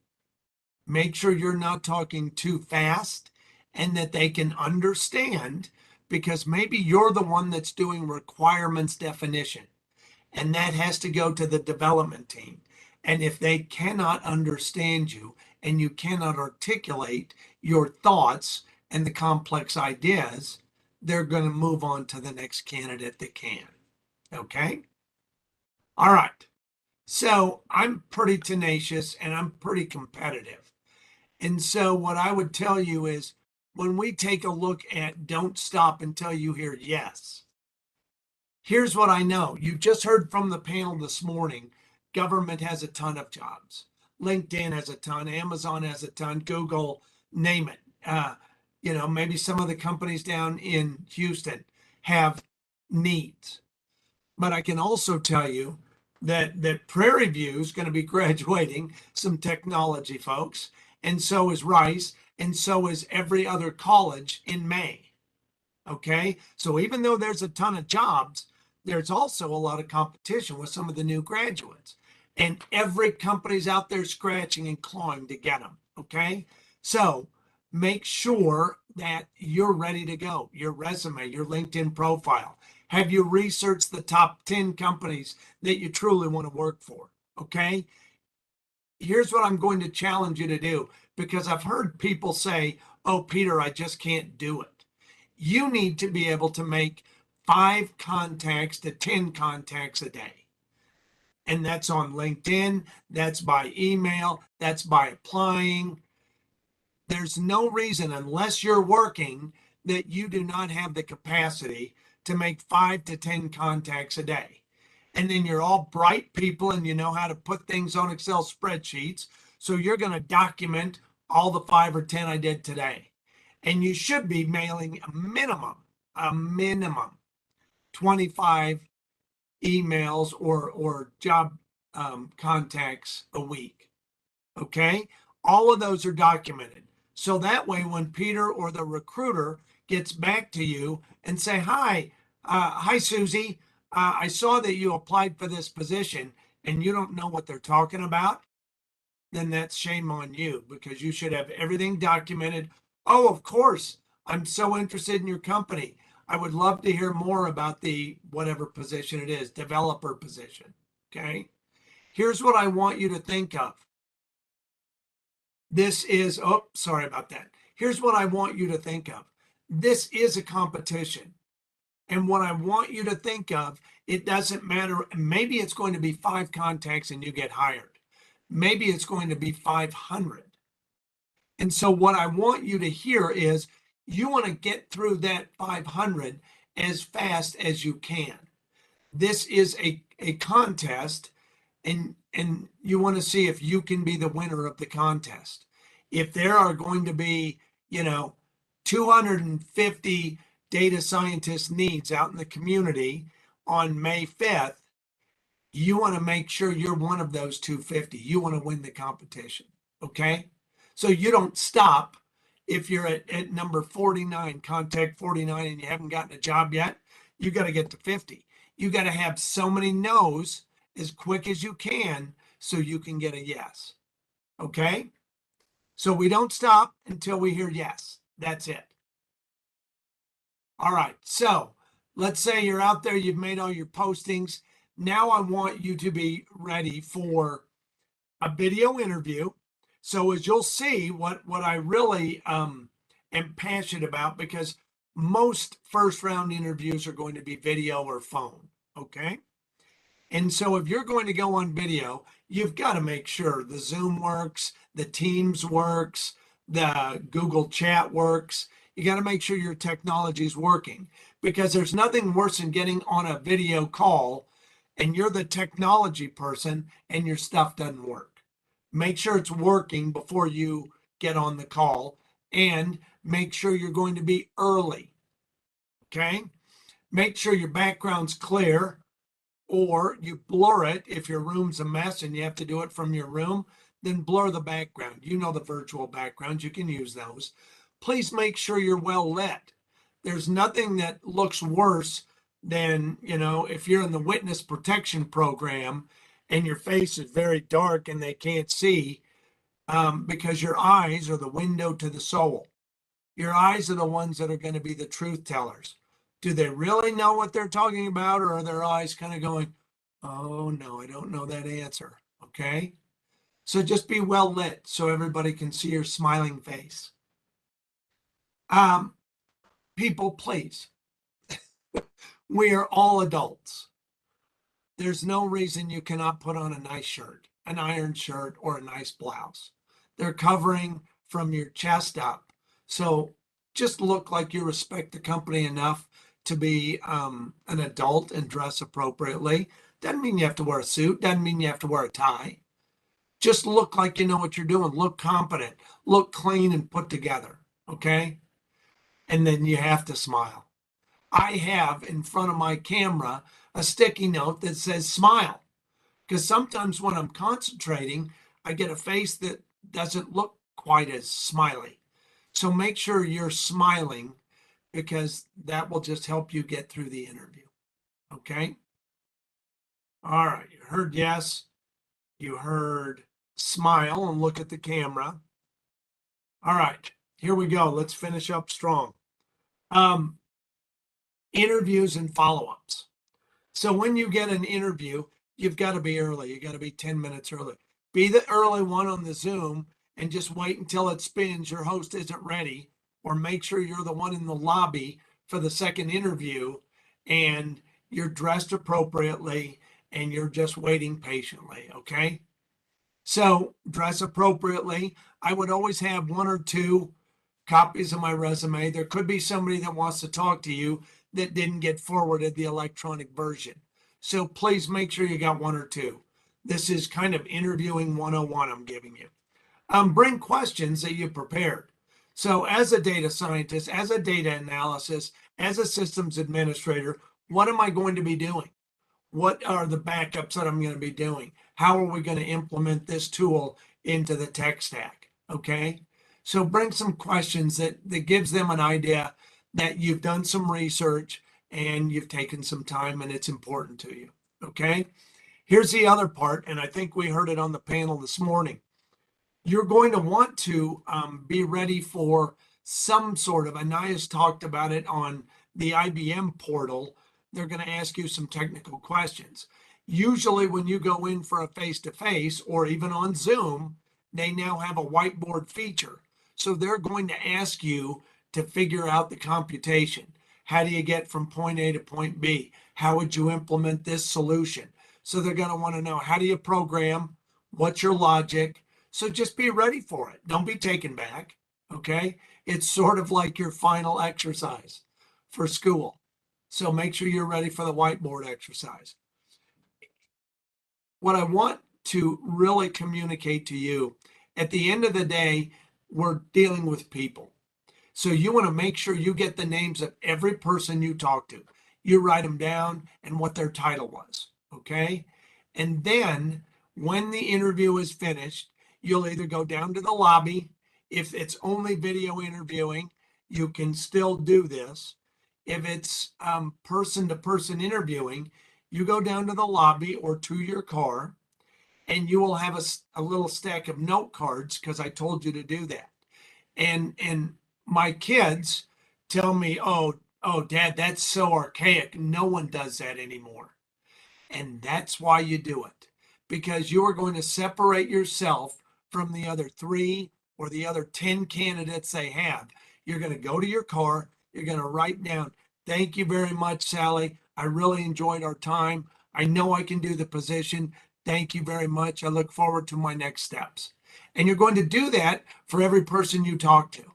And I will tell you what, you'll separate yourself and you will become the 1% that cares enough to thank somebody for their time, and you just separate yourself from the pack. So that's how to get a job in technology. Did you guys know that? So let me see if there are any questions. And I think we might have, let's see if I have one more. I think that's it. Yeah, the interview notes.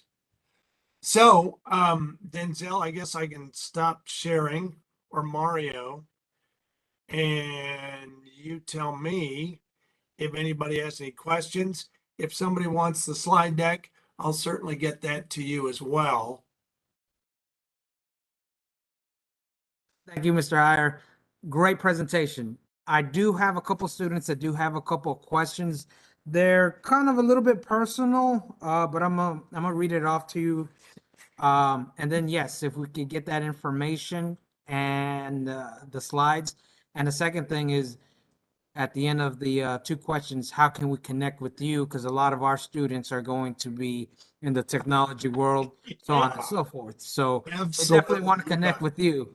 So really quick, I'm just going to go over the first question. Yeah. Okay, the first question states, during COVID, at the beginning of COVID, I had a great job, but then COVID happened and I went unemployed for over a year. During this time, I was doing Uber Eats and DoorDash. Do I put that on my resume? Yeah, if there's a gap, certainly you can do that, because what it does is it tells that, everybody knows everything shut down in March of 2020.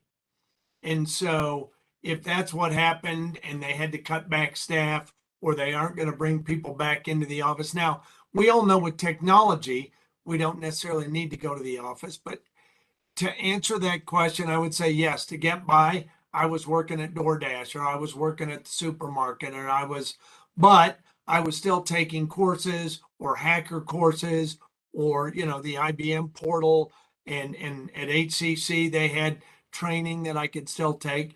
Make sure you put that sort of thing in your resume as well. So if there's a gap, like we've all had in the last 2 years, certainly do that. Excellent, excellent. We'll make sure he's aware of that. The second question states, I am an introvert. I don't go out much, and I can't say that I talk to a lot of people. Yeah. On paper, technology in my resume, I'm one of the best. How do I put myself out there? Where do I start? Great question. So there's a couple of places that you could do that. I know on LinkedIn, if you go in and you type in the search bar AI or ML, it's going to bring up jobs, companies, people, but then there's also one that says groups. So take advantage of some of the groups, because you'll have other people and you can talk about technology. How did they get in? What are they working on? So it's a great way for you to start opening up a little bit with people that have, similar views and similar technological backgrounds and vernacular, so they get it. Okay. There's also one on Facebook. Look up technical groups or AI groups. And then, maybe it's with your professor, maybe it's with one of your colleagues. See if you can get on a Zoom and just walk through a couple of mock interviews. And I'll certainly tell you, if I connect with you and we're going to talk, I'm going to be just honest with you, and it's honesty and love, because I want you to succeed in the next interview. So I'm going to be just truthful with you. Don't wear that shirt. Get some lighting. Why did you put this on your resume? Those type of things, just to sharpen you. So my answer would be, go to the groups on either one of those portals. Look and see if HCC has a employers,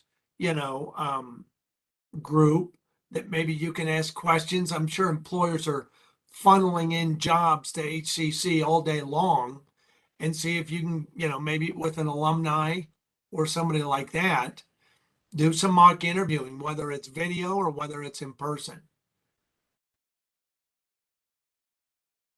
See if that Perfect. answers that. That's perfect. Thank you so much. I know we're running a little bit low on time, so my last thing would be, a lot of the students said, how are they able to connect with you once they're getting closer to their graduation? Well, here's what I can tell you. These are incredibly smart individuals, and they know how to manipulate data. And so I've told them about LinkedIn. I believe I'm the only Peter I hire on LinkedIn. And there's nothing that I would rather put in my database than a bunch of qualified artificial intelligence experts.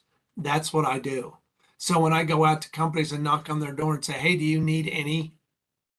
I want to have a conversation with you. I want to find out what's the technology you're using. What is it you want to do? You know, can you travel? Do you want remote? All that stuff. Have them find me on LinkedIn. Perfect, perfect. Thank you so much. And with that, is there any closing statements or anything that you want to state before our time goes off?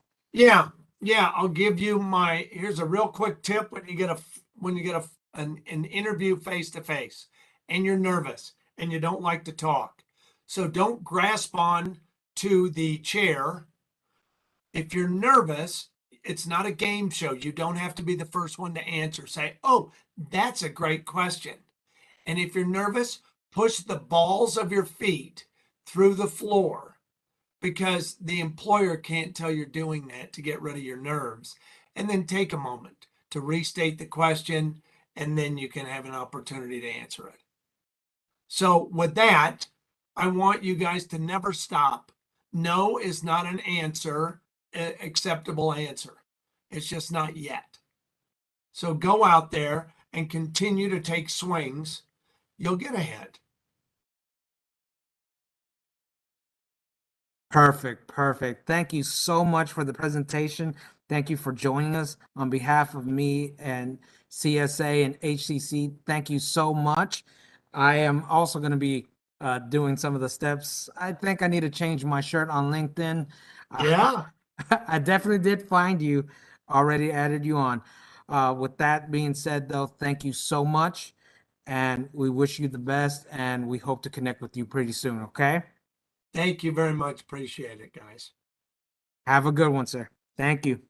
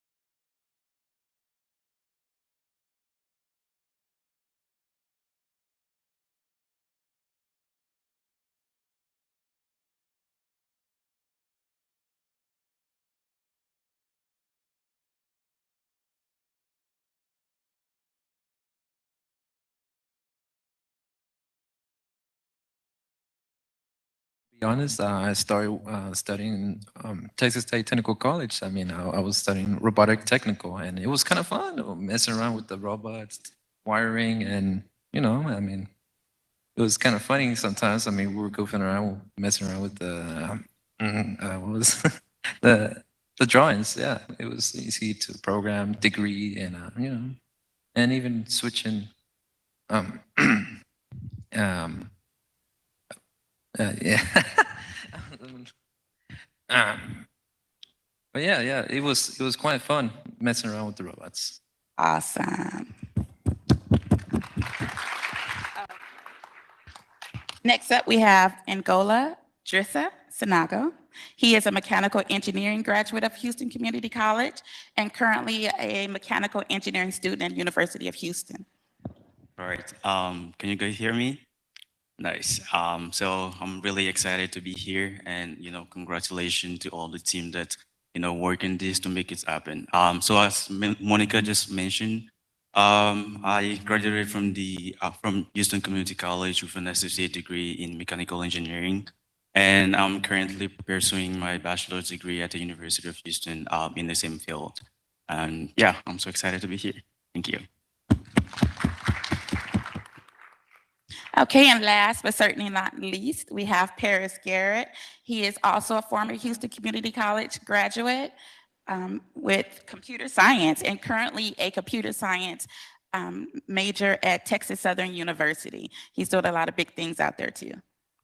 Yeah, but first and foremost, can I say this is amazing. I've never been to a conference before, and everything looks amazing. So can we give it up for the CSA president, Mr. Wilson, for... My name is Paris Garrett. I'm a computer science student at the Texas Southern University, and HBCU kind of right down the street. But I came here to HCC first, and honestly, this is the first place that opened a bunch of doors for me. So I'm very, very humbled and very appreciative of everything. And I'm just honored to be here with these geniuses over here. So. Okay, so we're going to start with Denzel. Can you tell us a little bit about what you're doing in your major and what has you interested in artificial intelligence? So I'll start off with what got me interested. So I come from a background of mostly computer science. I've been interested in tech. I've been interested in tech and computers since I was very young.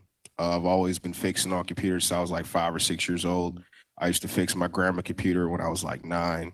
So they always called me in the room like, "Hey, Denzel, this is running slow. Can you come fix it?" So I'd run in there with my little legs and go get it done. I've always been a sports head. I grew up playing football since I was 5 years old.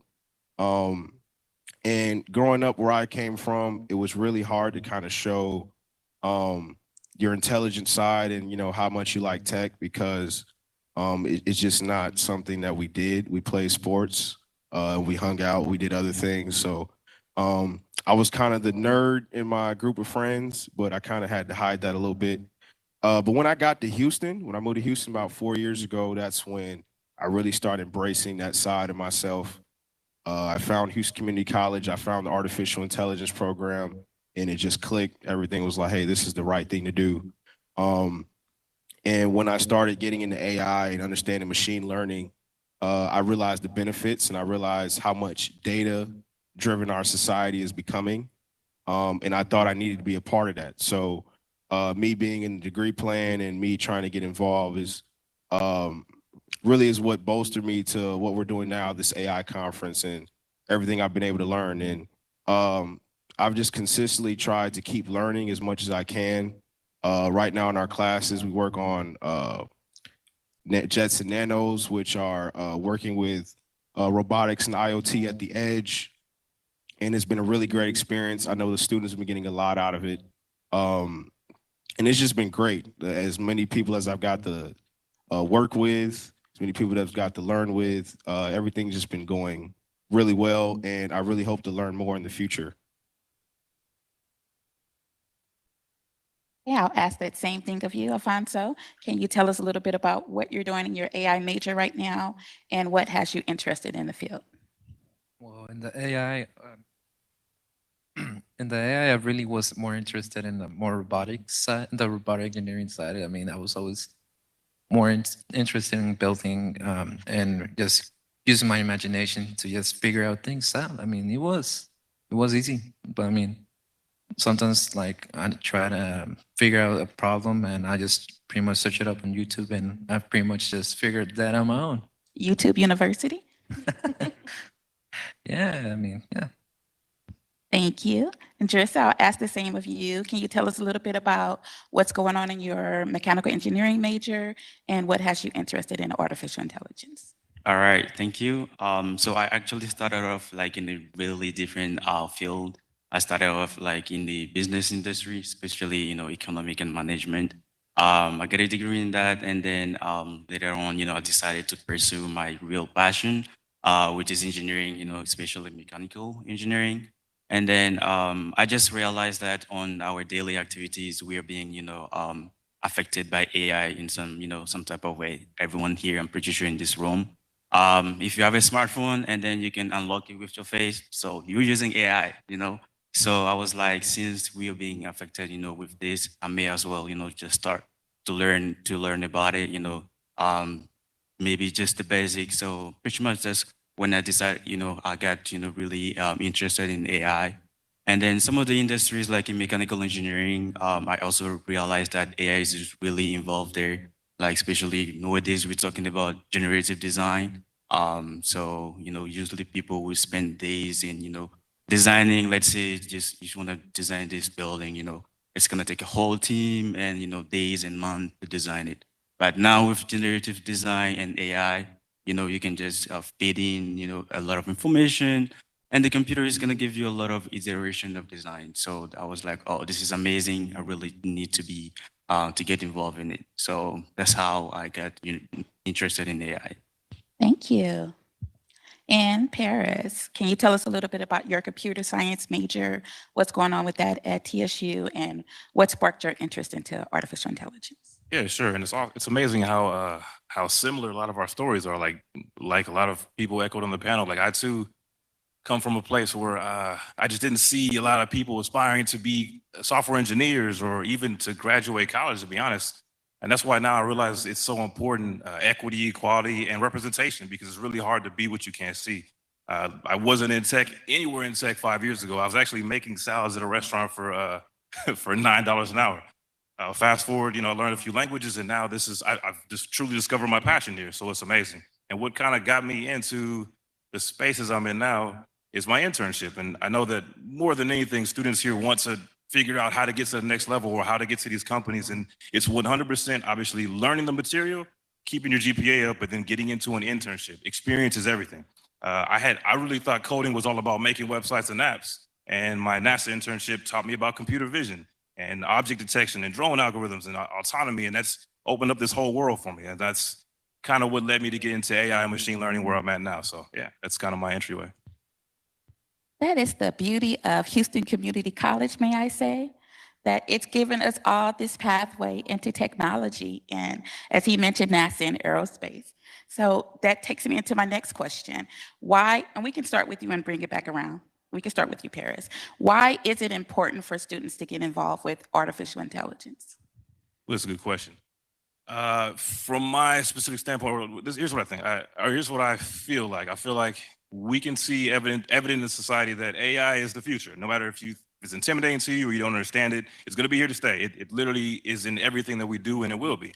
So that's why it's really important for everybody to have a seat at the table. Just imagine when these algorithms are being written that are literally going to run society. It's important that everybody's represented, whether you're LGBT or whether you're a woman, whether you're a man, whether you're a minority. We all need to have a seat at the table and all have a say in what's going on. But to get there, we have to prepare ourselves properly. And I think it's important that we all start now learning about this stuff so that when those calls come, we'll be ready.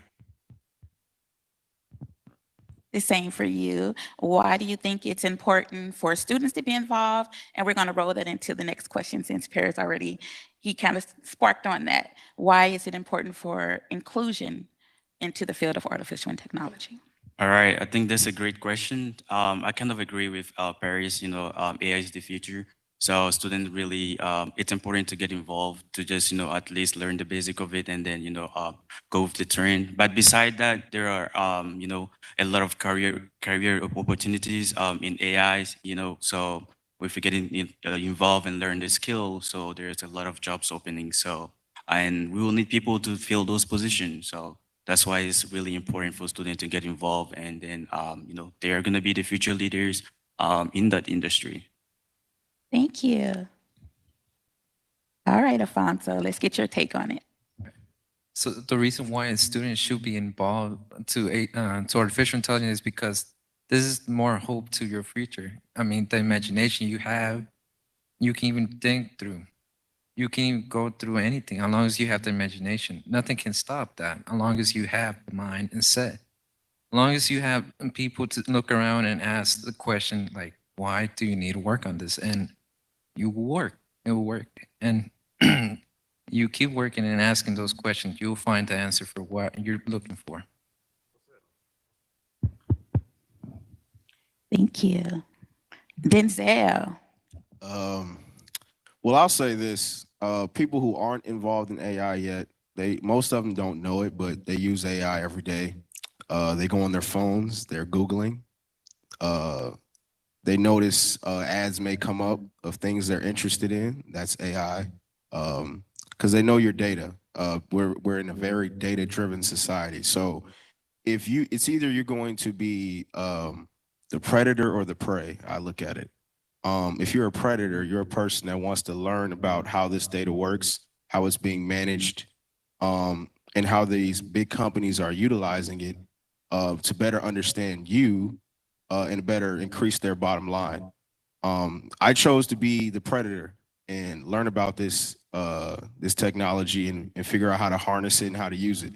Because if you look into the next 10 to 15 years, people are already noticing they're going into shopping centers and stores and there's nobody in the line anymore. Most of it is they go straight up to the little kiosk, or they straight up to the self checkout, and the AI is, you know, basically doing it for them. They're no longer dealing with people. And this isn't something that's going to start reversing or turning back. It's something that's going to continue. I see it in, you know, 20 years that the robots are going to probably, or the AI machines are probably going to take precedent. There's not going to be many people working in a lot of fields anymore because everything is going to become autonomous. You know, the reality is an AI can work 24/7, and it can work much more efficiently than a human can.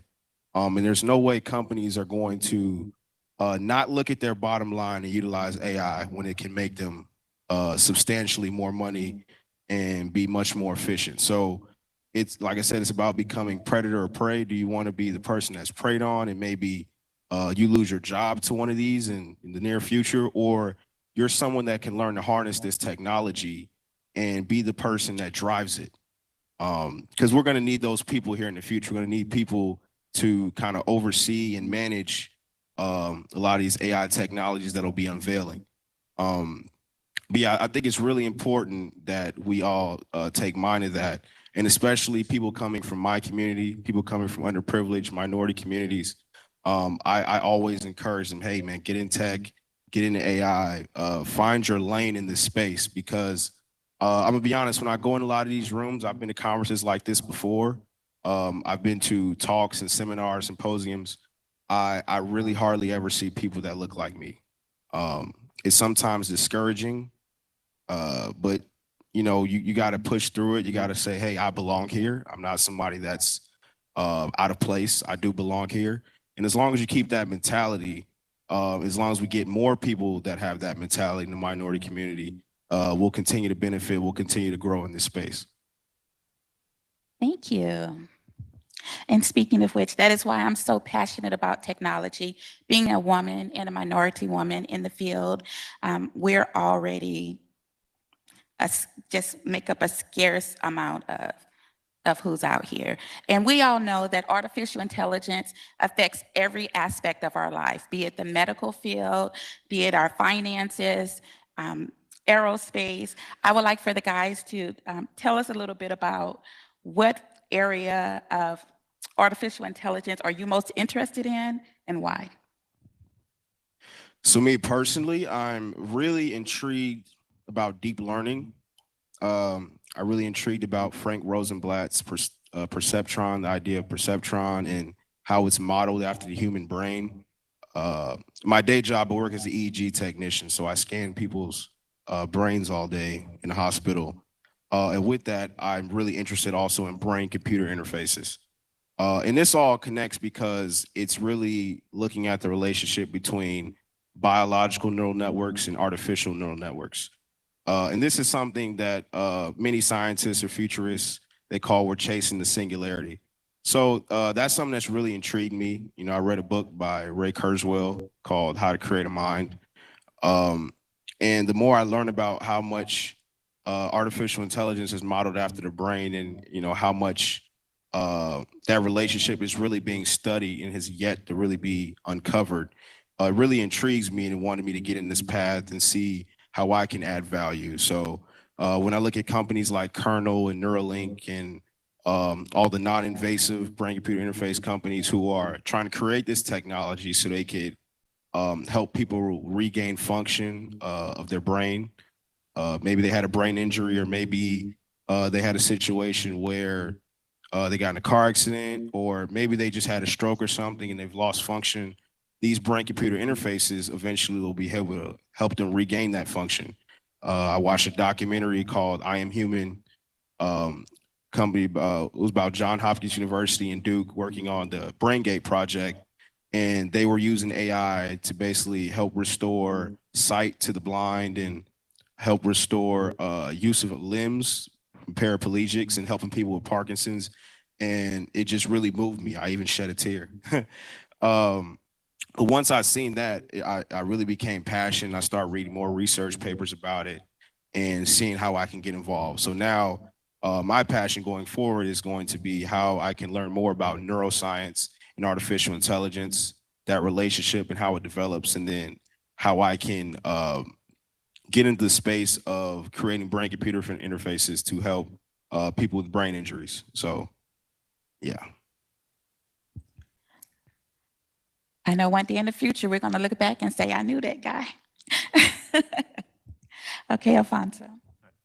For me, mostly for me, it was most robotics and designing and pretty much wiring. Why? Because ever since I was little, I always watched this one movie called Robots, which pretty much the main character was more into building and creating things that could help his society. And pretty much what I really wanted to do when I grew up is just pretty much help the society and improve an economy in many ways. And pretty much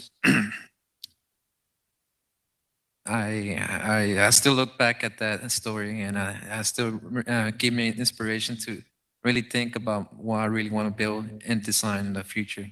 And I hope I can make that happen one day. I'm sure you can. Thank you. And Jerza, tell us a little bit about which area of artificial intelligence you're most interested in and why.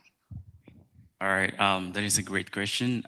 So for me, I'm really interested into, the design part of engineering, right? So it's my goal to become a design engineer. So I'm interested, in autonomous vehicle. So pretty much, how can we use AIs to automate stuff? And also I'm super interested in aerospace. So, we want to go into space, right? But we can't risk it to go in person first. So we got to send, robot and, stuff like that into space. So I'm also interested in AI in aerospace. So how can we use AI to, design stuff and then send them into aerospace for all of our space exploration needs. So pretty much that's the area where I'm really interested in. Thank you. In Paris. Yeah, actually, kind of to piggyback off what you said, I'm interested in computer vision. And one of the use cases for computer vision is kind of in aerospace as well. Actually, it really can be used anywhere, but I just recently heard of the problem of space junk. There's over 3,000 objects in space kind of just floating there. And so we could use technology like computer vision to find and mitigate this problem. So also here on the ground, more specifically as it pertains to autonomous drones, you have very, very soon the private sector is coming up with things like urban air mobility, which is going to be drone package delivery. And you've got infrastructure being built in these cities for urban air taxis already coming. So it's here. It's no longer a conspiracy theory or a myth. So it's just one of those things that really interests me in general. So, and also can be applied to almost any problem space. So. Thank you. I think I'm most interested in the medical field too of artificial intelligence, especially how we diagnose patients and especially minority patients, which is one of the reasons why I feel that it's important for minorities to be involved in the conversation of artificial intelligence and at the table, so that when we're creating those modules of what to look for in diseases, we know to look for it in those who are underserved as well. So I think now we can do question and answer if anyone out there have any questions for any of the students on the panel.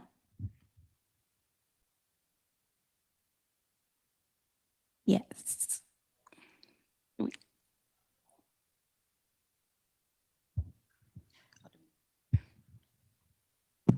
Okay. Hi, my name is David Garcia, and so my question is, so this is nothing new, but there's AI that say you can feed it 1,000 jokes and it'll learn to make jokes. You can, give it 1,000 stories and it'll learn to write stories. So my question is, do you think in the future, will it get to the point where robots are creating everything for humans? And follow-up question, do you think it'll matter whether something was created by a human or by a robot? Robot, I mean AI, machine. I guess I can answer this one. So what you're talking about is basically natural language processing and natural language understanding. I do think eventually we'll be in that position. I don't think it's that far away either. I think we're probably about, 15, 20 years away from a situation like that. And that's also what we would start calling the singularity.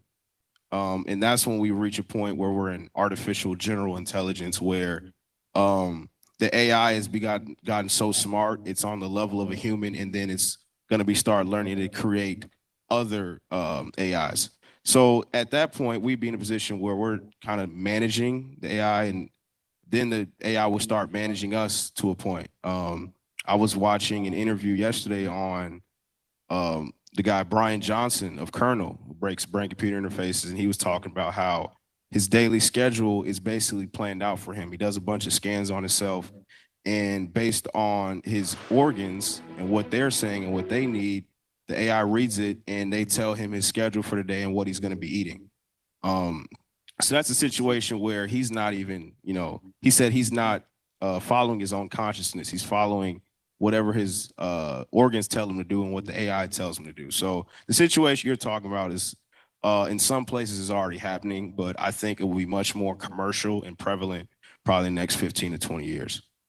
You mentioned that it'll get to the point where AI will be able to make decisions for us. Does that not concern any of you guys? I mean, not that AI isn't smart and can make bad decisions, but how do you guys feel about the fact that an AI will eventually be making decisions for society?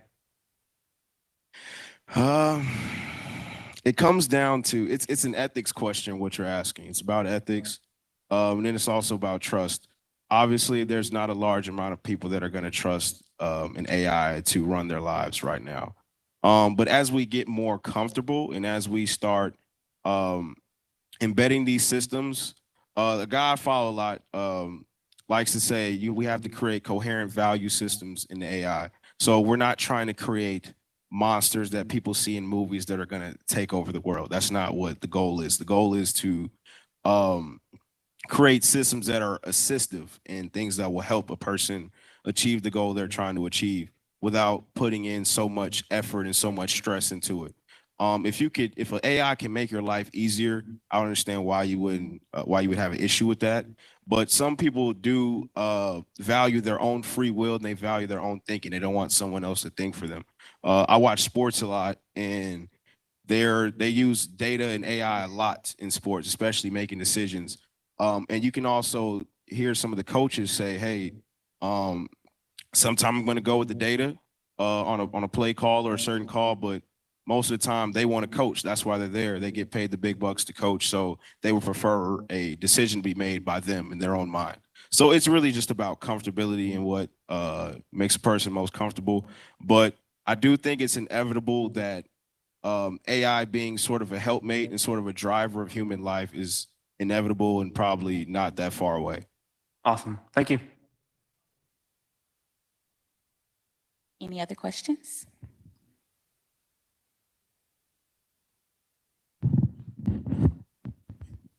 As he said, I think it all comes down to the data. And like they say, data is the new oil, right? All right, thank you. The whole AI rhetoric sounds very appealing. However, I feel quite ambivalent about the continuous optimization of AI because by some account, it might happen at the expense of the survival of our race. There are many literature works such as Mary Shelley's Frankenstein that forecasted. What do you feel about that? Is it just a mere fantasy or it's possible? For example, if we program machines to be as smart as monkeys and they develop cognitive biases such as resistance to outsiders and they start perceiving us as outsiders, how do we manage that? Thank you. I'll say, I'll say, pretty much, I don't think that will ever happen because I mean, we have the knowledge to know what we're doing and know our consequences and know our limits that what we're trying to aim at, then we will know what we got to do. Because if we were to get into that kind of situation, you will know the right decision as a human to know where to stop and where to go. It will depend as a human because that's how life works for us.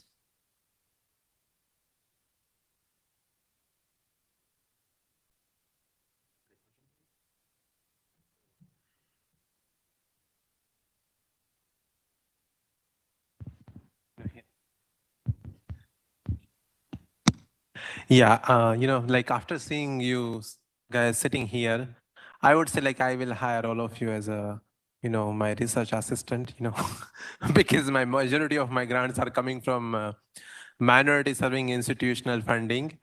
And sometimes like, as, Paris, you mentioned that, minorities needs to have equal opportunities to learn AI and all these technologies.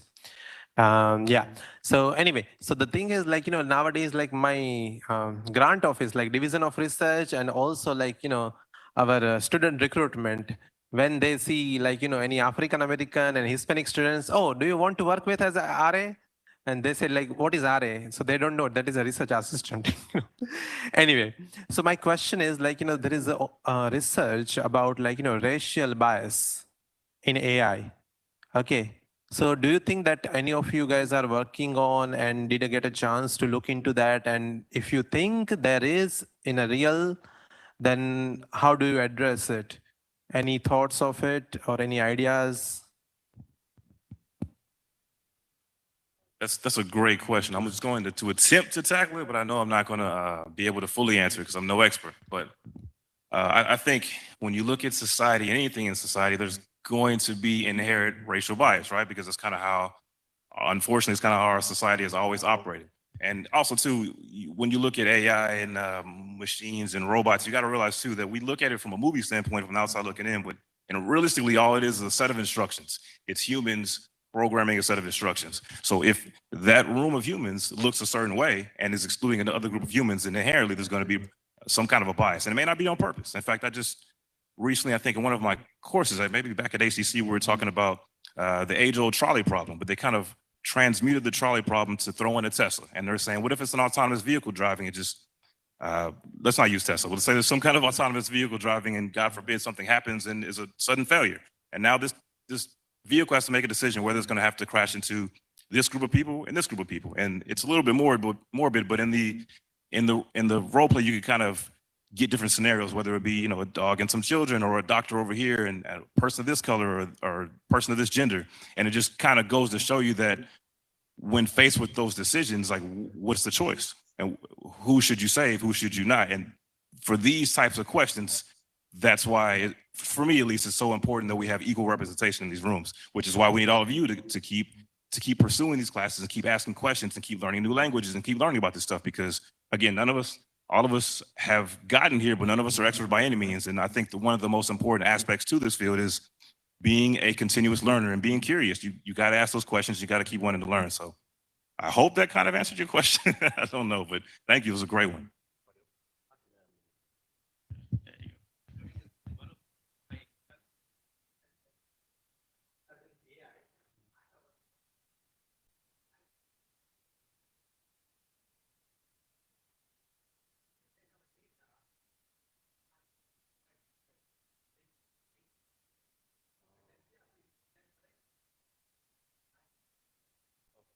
I'm not quite sure that it's that because she's a Black woman or because that who was putting the information, the data into the system to make the decision was a different, a certain individual. And maybe they didn't put in for everyone, but just for themselves, not necessarily intentionally, but that's just, mostly it's males in there. I think it's more so, it could be more so that, but I'll let Denzel respond. I just wanted to add, so if you look at some of the computer vision and facial recognition systems that are out there, we've heard about biases that have been embedded in those systems. And it really comes down to the data. For instance, if I'm trying to build a computer vision model to recognize two separate breeds of dog, and I have a Rottweiler and I have a German Shepherd, but over 95% of my data set is Rottweilers. When it comes to a German Shepherd, the model isn't going to be able to recognize a German Shepherd very well. Or if I throw a Labrador in there, it's not going to recognize it at all. It's probably going to say it's a Rottweiler.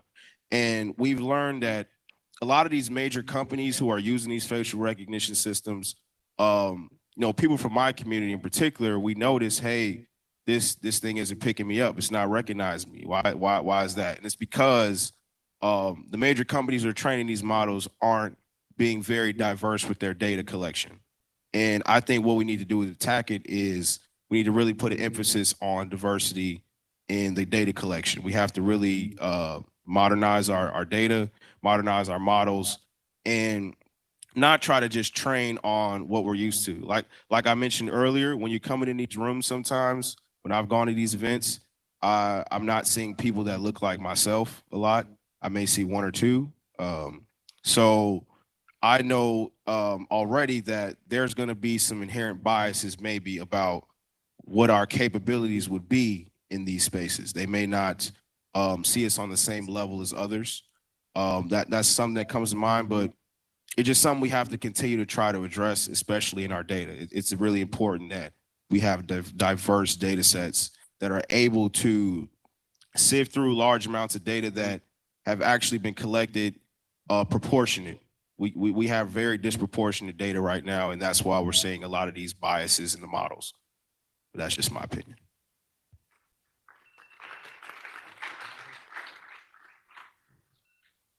I think that's our time, guys. All right, thank you all. Thank you.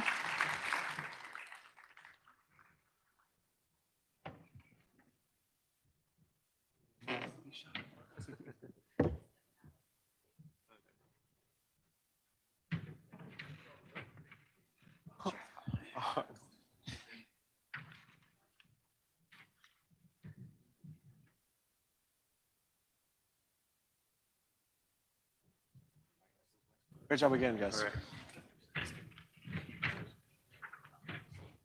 All righty, everybody. So I'm very pleased to announce, next we do not have a panel actually, but rather a presentation from NVIDIA.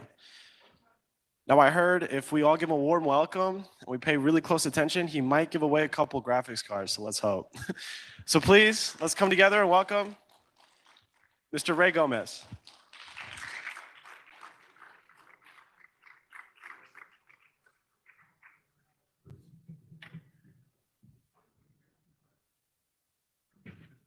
Shake your hand. Good luck, good luck. Thank you, thank you. No graphics cards with me, unfortunately. They're really hard to get nowadays.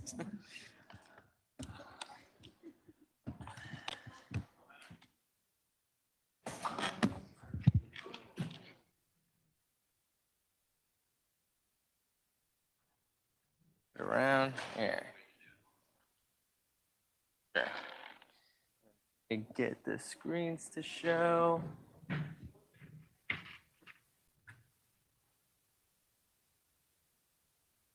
That was a great panel earlier, by the way. I thought there were some really insightful questions, and I'm just looking forward to seeing where the students of HCC go next.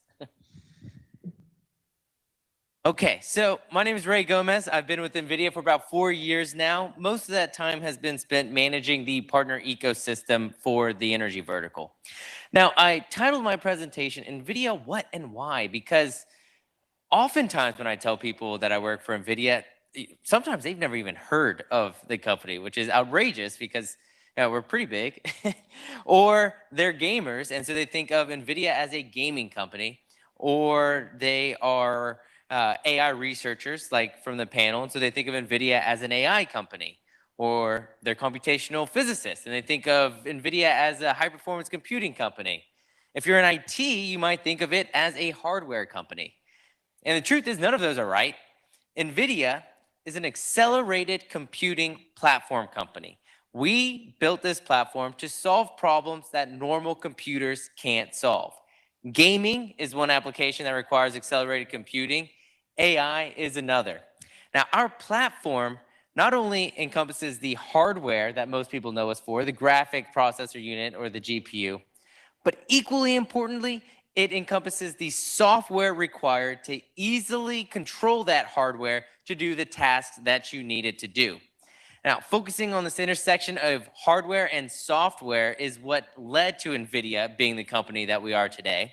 And it's the reason that we power 8 out of the top 10 most powerful supercomputers in the world, over 75% of the top 500 most powerful supercomputers in the world, and is the reason why we are where we are today. It is the reason why NVIDIA has been the driving force behind every major breakthrough in AI since AlexNet in 2012. Now I can try to explain to you the difference between how a GPU processes data in parallel and how a CPU processes data serially, but I'll never do as good a job as the Mythbusters guys did when they presented at our GTC conference a few years ago. So I'm just going to show a video that they did where they visually demonstrate the difference between a CPU processing data serially and a GPU processing data in parallel. All right, I introduce to you Leonardo, and he's going to paint a picture for you guys in the way that a CPU might do it, as a series of discrete actions performed sequentially, one after the other. Okay, so this is the CPU processing data serially, one at a time. And it's not very fast and it's not very pretty, but eventually it gets somewhat of a job done. Ladies and gentlemen, Leonardo. And this is the GPU, processing data in parallel. 2, 1. That is how you want to process your data. Ladies and gentlemen, science class is now over. And it's a little tongue-in-cheek, but not by much. You know, most high-performance computers today have around 28 cores. Some of the more exotic CPU architectures get up into the 128, 256 cores. Those are really exotic. And so you can think of that as a 28-lane highway for you to send your data through. Our newest A100 GPU has around 8,000 cores. So you go from a 28-lane highway processing data one at a time to an 8,000-lane highway that processes data in parallel, and you're really able to solve a whole new class of problems that weren't possible before. Now here's a 10,000-foot view of the NVIDIA platform. Of course, we've got the hardware at the bottom. Oh, it does work, but just not over there. So we've got the hardware at the bottom, and that's what most people know us for. And what's important to note about NVIDIA's hardware is it is found everywhere you need compute. We've got GPUs that go in workstations and gaming laptops. Those GPUs can also go in big servers that power supercomputing clusters in large data centers, and they are also found in every major cloud. We've got smaller GPUs that can fit in smaller servers, and those are really useful if you want to put a server for computer vision in a Walmart closet, or if you want to put a server in an electrical substation to do some AI at the edge for the utilities.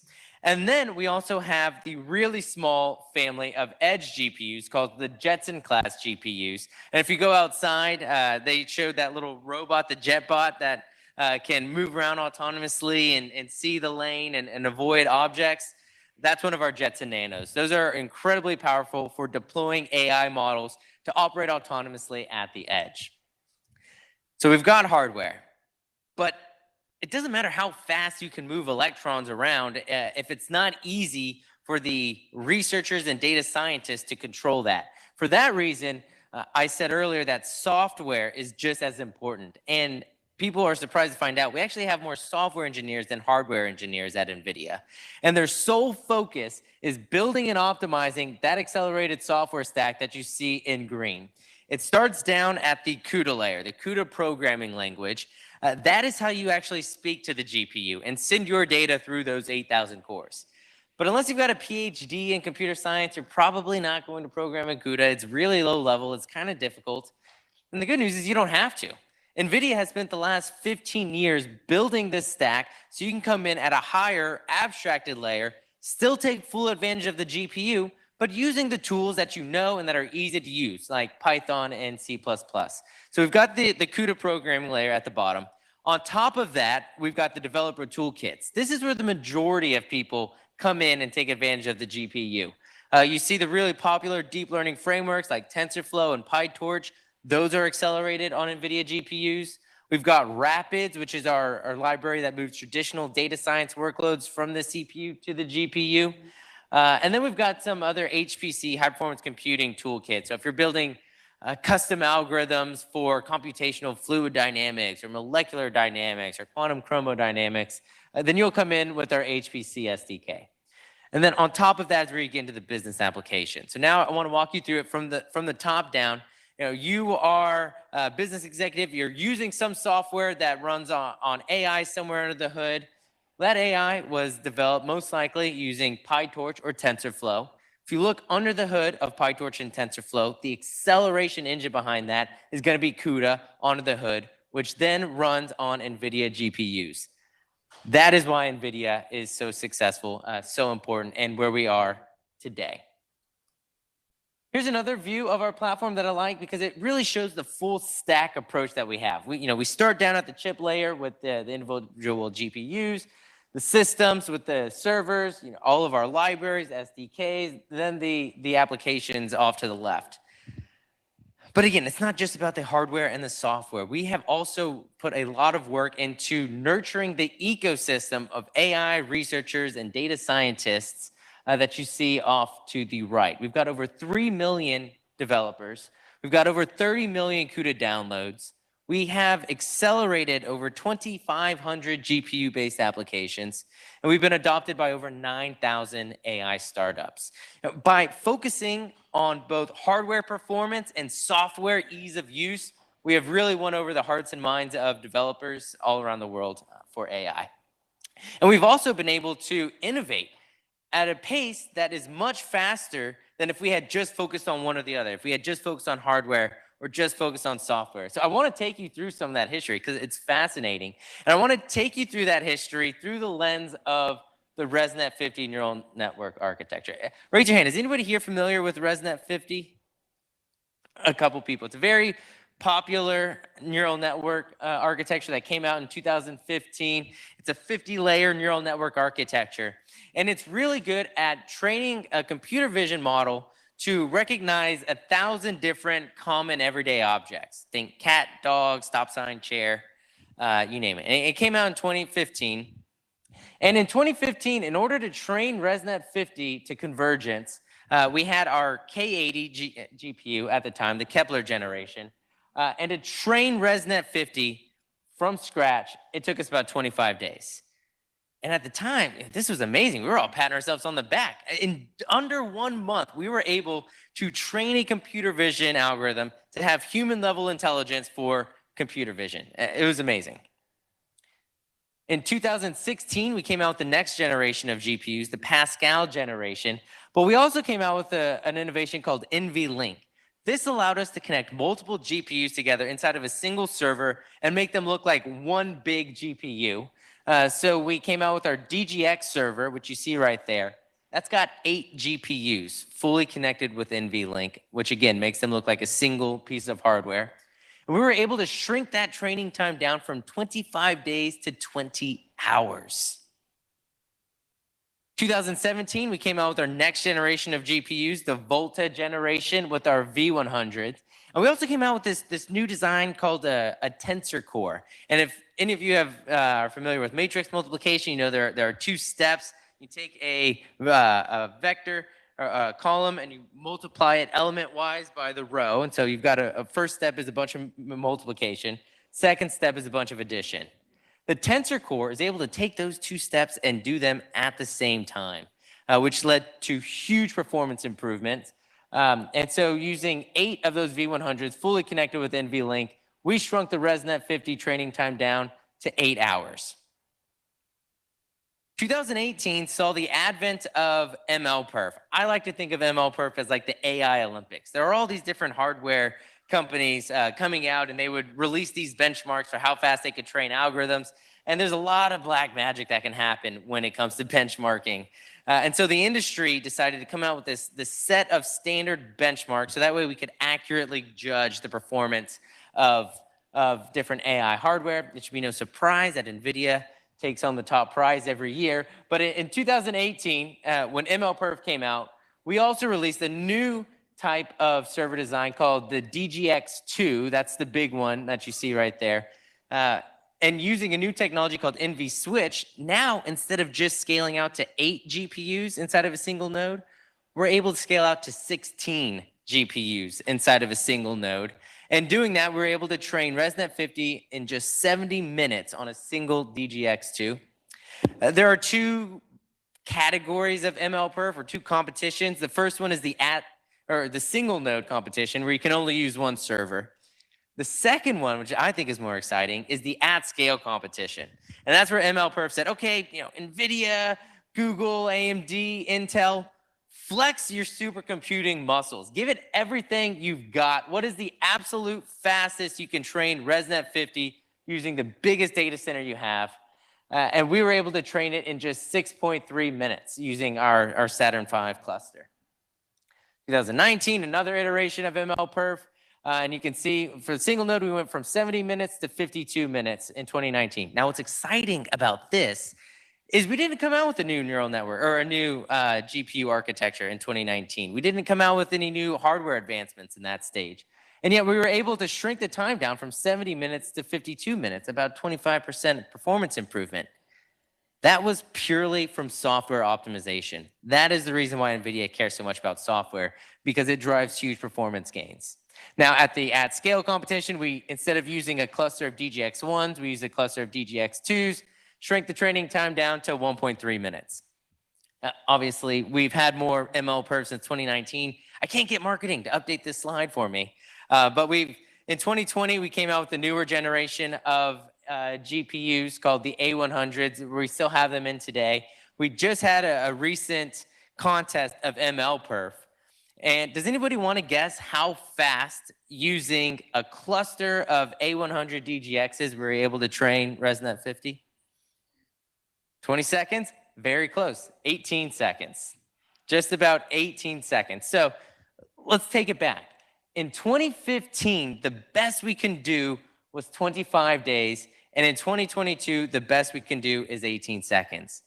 That is the pace of innovation whenever you focus on both the hardware and the software side of things.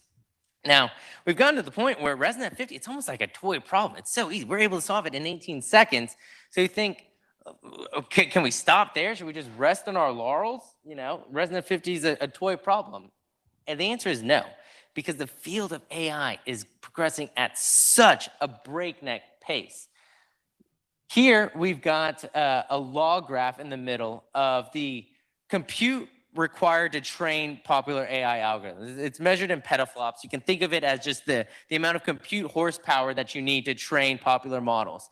And you see the blue line, those are mostly computer vision algorithms. And the other thing is this is a log graph. So if it's linear on a log graph, it's really an exponential curve. ResNet 50, you see right there, requires about 10,000 petaflops. That's a computer vision model.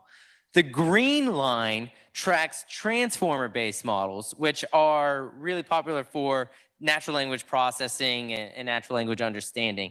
And you can see the models required for NLP are incredibly large. The largest one so far that we've trained is the Megatron Turing NLG model. It's got 530 billion parameters, and it is 5 orders of magnitude more computationally intensive than ResNet 50. So in just 7 years, 5 orders of magnitude, that's 100,000 times. AI complexity has grown 100,000 times in just 7 years.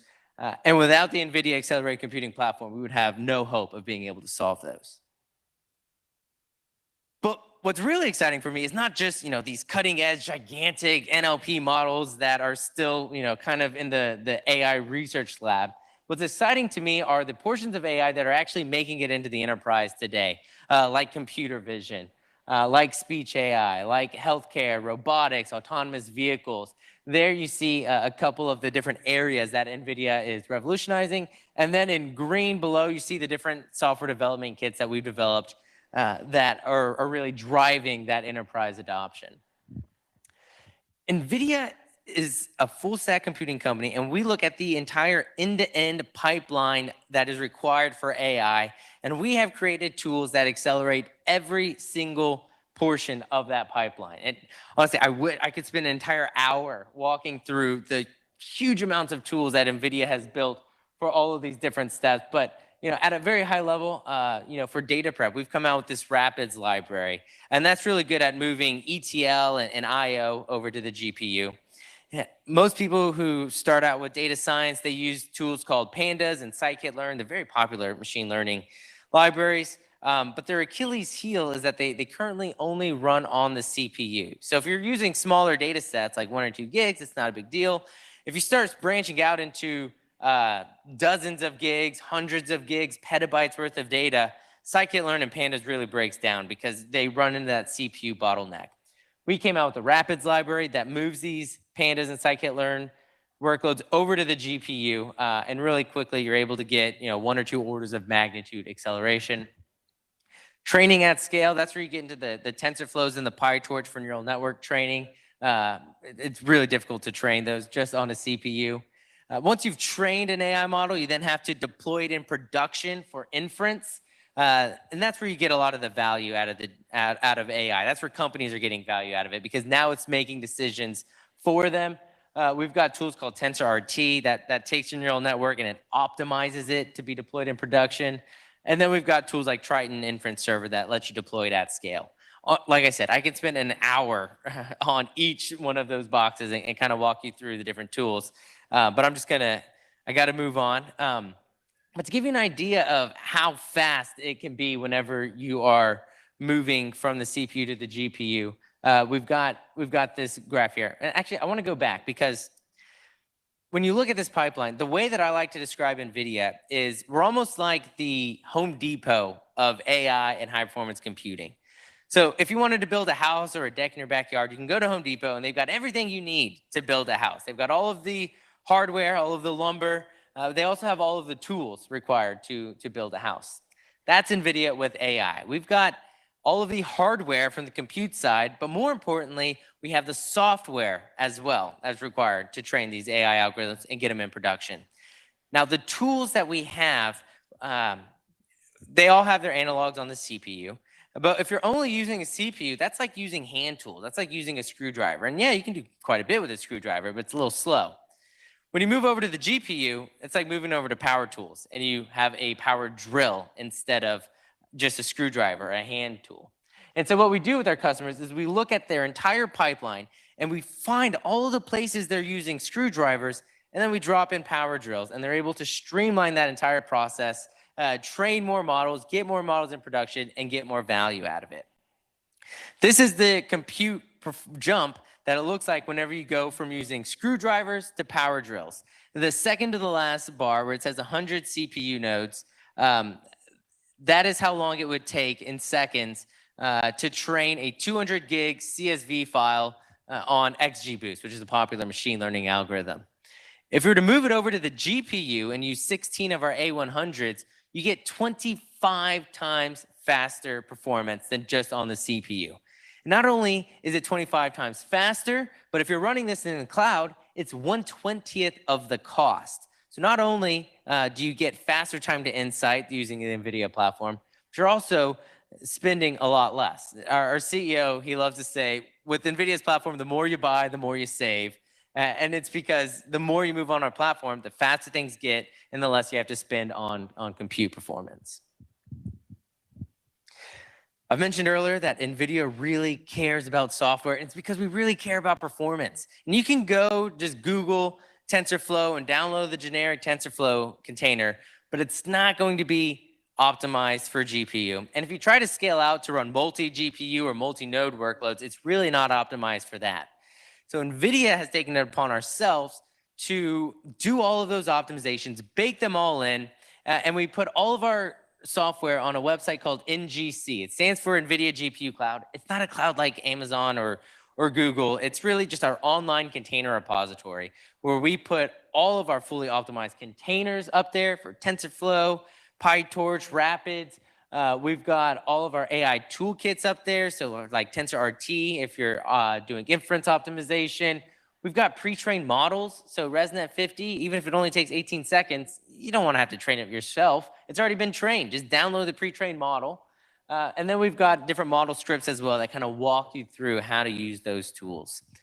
If you're an AI developer, NGC is an absolute gold mine. I highly recommend just get on there, click around, see what kind of things you see on there, and I guarantee you'll be pleasantly surprised. It doesn't matter if you're looking at computer vision, conversational AI, recommendation engines, cybersecurity, autonomous vehicles, everything that NVIDIA is doing in AI, all the software we create, we put out there for free on NGC to help the AI industry move forward. Now I'm on the energy team, and energy for NVIDIA, it's a very wide vertical. It starts at the upstream oil and gas, but We do all streams of oil and gas. We also do renewable power generation and the electric utilities, as well. As one of our solution architects like to say, energy for us is everything from seismic to smart meters. And we really do see AI impacting every single aspect of the energy chain, everything from exploring for oil to sending the electrons down the distribution grid where they power your electronics. And I'm just going to walk you through a few of what we're seeing, a few examples of AI really making an impact in the real world today. And this is an example we did with Total Energy, where they had these microfossils. Oh, I don't have the right. I hid the slide.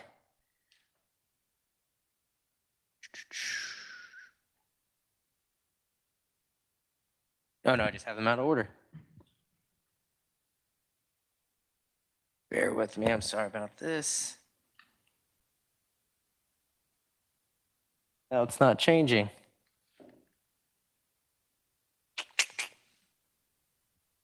No, resume slideshow. There we go, okay.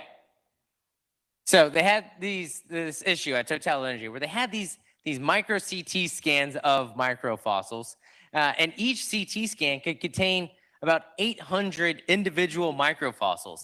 And they would have to have some poor recent geology grad sit down and individually label each microfossil in there. There's about 800 of them. It would take that poor person about a month to sit there and manually label this. I mean, this is incredibly boring, menial labor. It's incredibly important, though, to know what kind of microfossils are in there.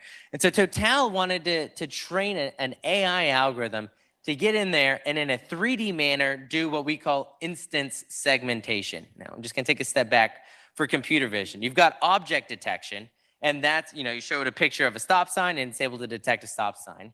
You then have image segmentation, where you show it an image of a stop sign, and it's able to kind of go through pixel-wise and say, here is where the stop sign is in the image. And then you have instance segmentation, and that is not only identifying where the stop sign is, but keeping track of that individual entity of the stop sign. And if you have multiple stop signs, keeping track of each individual entity. That is called instance segmentation, and it is one of the more difficult areas of computer vision. But it's important because they wanted to not only to detect microfossil versus non-microfossil, but keep track of the individual microfossil entities. So for that, they needed an instance segmentation model. So they went at it, and at first they found this 2D instance segmentation model. They used a 2D mask RCNN approach. And so they cut it, that 3D volume, they cut it up into a bunch of 2D slices. They ran this instance segmentation model, and they were able to get good results. But when they tried to recombine the 3D image, they had all these discontinuities. So they had to try another route. They went and they found a popular image segmentation model called UNet, and there's a 3D version of it. So they were able to attack this from a 3D point of view, but it only does image segmentation, UNet does. It doesn't do instant segmentation. So they had to go back to the drawing board. And they were looking, and then finally they came across this new neural network architecture that was being spearheaded by a cancer institute in Germany, where they were able to design a 3D mask RNN model that in a 3D fashion is able to do instant segmentation. And again, this was created by a cancer institute in Germany. They took that model, they used their own data, retrained it. They were able to get really accurate results using this model. And what I love about this example is it shows how AI does a lot of cross-pollinating. Here we have an example of innovation that's happened in the healthcare space that is now driving value and innovation in the oil and gas space. And it goes the other way around too. In oil and gas, we've got this algorithm called full waveform inversion. It's really useful for, you send sound waves through the ground, you record them as they come up, and you're able to create a 3D image of the Earth's subsurface. And using GPUs and different AI, you can really get that process down a lot faster. And the medical community is learning about FWI, and now they're thinking, well, that's pretty fast, and MRIs are pretty slow. So what if instead of using MRIs and the generic processing pipeline for MRIs, what if we use FWI instead to image the brain? Now, if somebody comes in with signs of a stroke, they can use FWI and be able to detect that that person has a stroke and take action, minimizing the amount of brain damage that they have. I can go on and on about the different ways that AI in one vertical is impacting AI in another vertical. But the point of this is for the HCC students who are studying AI here, do not think that you have to pigeonhole yourself into one vertical. The skills that you're learning are widely applicable. You could be learning computer vision for autonomous vehicles and then go work at a healthcare company the next day. You could be learning how to use natural language processing to understand well logs and well maintenance data, and then switch and apply it in restaurants or healthcare. So AI it is revolutionizing many industries. And if you learn the skills, if you learn kind of the underlying tools and the frameworks required, then the future is really limitless, and you can do a lot with it. So I love what I'm seeing here at HCC. I love the skills that they're teaching, and I'm really excited to see where the future leads them. I think I'm running out of time. Next, I was going to talk about kind of the blending of AI and high-performance computing. And it's what we see, or what I'm working on in the electric utilities. So here it's supposed to be a graph of the grid, an electrical grid, a transmission grid to be exact. So you can think of this as like ERCOT. And grid simulation today, it's mostly run on the CPU. All of the grid simulator code was written in the 80s and 90s. Nobody's taken a look at it since. And so it's really slow. But grid simulation is important because you could have outages that impact the grid. Let's see if this plays. Oh, I got to resume slideshow again. So here's an example of what happens if we disconnect that power line, right? And now you see the impacts later on where you've got other power lines that are now overloaded. So we're getting in there and we're accelerating grid simulation. We're trying to make grid simulation 10 to 100 times faster. But so what? What do you do with a grid simulator that's 100 times faster? Well, one area is called contingency planning. And this is a workload that's run daily in the electric utilities. And it asks, how can we keep power flowing if any one aspect, if any one asset on the grid went down? That could be a power line or a transformer. How do we keep power running? And these contingencies, they can be planned, like taking a transformer down for maintenance, or it can be unplanned, like a tree falling on a power line. In the past, the grid operators, they would only model a small subset of these N-1 contingencies because they didn't have the compute power to model the entire space. So now we're getting in there and we're helping them be able to model the entire space, and in case any one asset on the grid goes down, they can now be able to make decisions to keep power flowing safely. The grid is changing rapidly. Everyone's putting solar panels on their roof. People are deploying more and more wind and solar, which is great for decarbonization, but it's difficult from a reliability perspective because you can't ramp the wind up or down whenever you need more or less electricity. And so because of this, grid operators are actually asking for the ability to model N-2 contingencies. So how do we keep power flowing if 2 grid assets go down? And that is an enormously computationally expensive procedure. There's another great contest that is run by the Electric Power Research Institute, EPRI, where it's called Learn to Run the Power Network Competition. And I love this contest because it blends both AI and HPC with grid simulation. And what they're trying to do is they're taking a popular technique in robotics called reinforcement learning, and they're applying it to grid operations. And the goal is to create an AI algorithm, a reinforcement learning agent that if a power line goes down or something else happens, they've been able to gamify grid operations. So this agent can go through and be able to make decisions or tell the operator, here are the 5 different decisions that are possible that aren't going to overload the system. And here's the order in which we think you should prioritize them. It's incredibly fascinating competition. It goes on every year. Every year it gets a little bit bigger and more complex. So if you're interested in reinforcement learning or the power grid, I highly recommend you check out EPRI's Learn to Run the Power Network competition. And then, we just had our GTC conference at NVIDIA a few weeks ago, and we have 2 really great talks on this subject, blending both grid simulation and AI. Now, how do you work with NVIDIA? If you are a research lab or you're a large institution, first off, we're not pushy salespeople. We're not going to try and sell you anything. If you're using our GPUs, you're going to use them either in the cloud, in which case AWS is selling you, or you're going to buy on-prem servers, in which case you get those from Dell. We don't really care where people are using our GPUs or where they get them from. We just want to make sure that you're having a good time while you're doing it and that you're getting the performance out of it. So that way you think, God, this GPU is able to do a lot really fast, not, God, this GPU is pretty expensive and hard to get. We also have solution architects. Those are the technical experts that we bring to the table. These are experts in computer science, artificial intelligence, edge computing, visualization. They are not necessarily domain experts. So we don't have experts in the utilities at NVIDIA. What we do is we work with companies who have the utilities expertise. They bring the problem to the table and they say, here's a really difficult problem we have been able to solve. We think it can be solved by accelerated computing. NVIDIA brings the computer science, the AI experts, and the knowledge of the tools that we have. And then together we solve the problem. We also have the Deep Learning Institute, which I think I heard mentioned earlier today. And that's what NVIDIA came up with because we saw a lot of times, people who are working in these large enterprises, they didn't get the robotics and AI degree from HCC. They were classically trained mechanical engineers who now have a data science hat on and are struggling to try and learn and keep up with this rapidly advancing field. So we came up with the Deep Learning Institute where we get in there, we've got an instructor and online courses that teach you how to use the common tools from computer vision to robotics to natural language processing. So if you're interested, I highly recommend you check out the Deep Learning Institute. And with that, I'm done. Kind of went over time. I don't know if we have time for questions or not. No.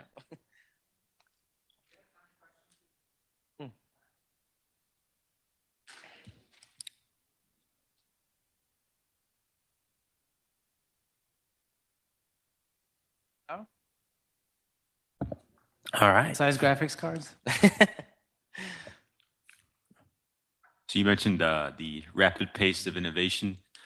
I was just wondering what that kind of looks like behind the scenes. Do you have a bunch of PhDs slaving away on it? Do you have a mixture of interns? How does that all work? All of the above, yeah. We don't have a big office here. Our big office is in Santa Clara in the Bay Area, right outside San Francisco. We are a huge R&D shop.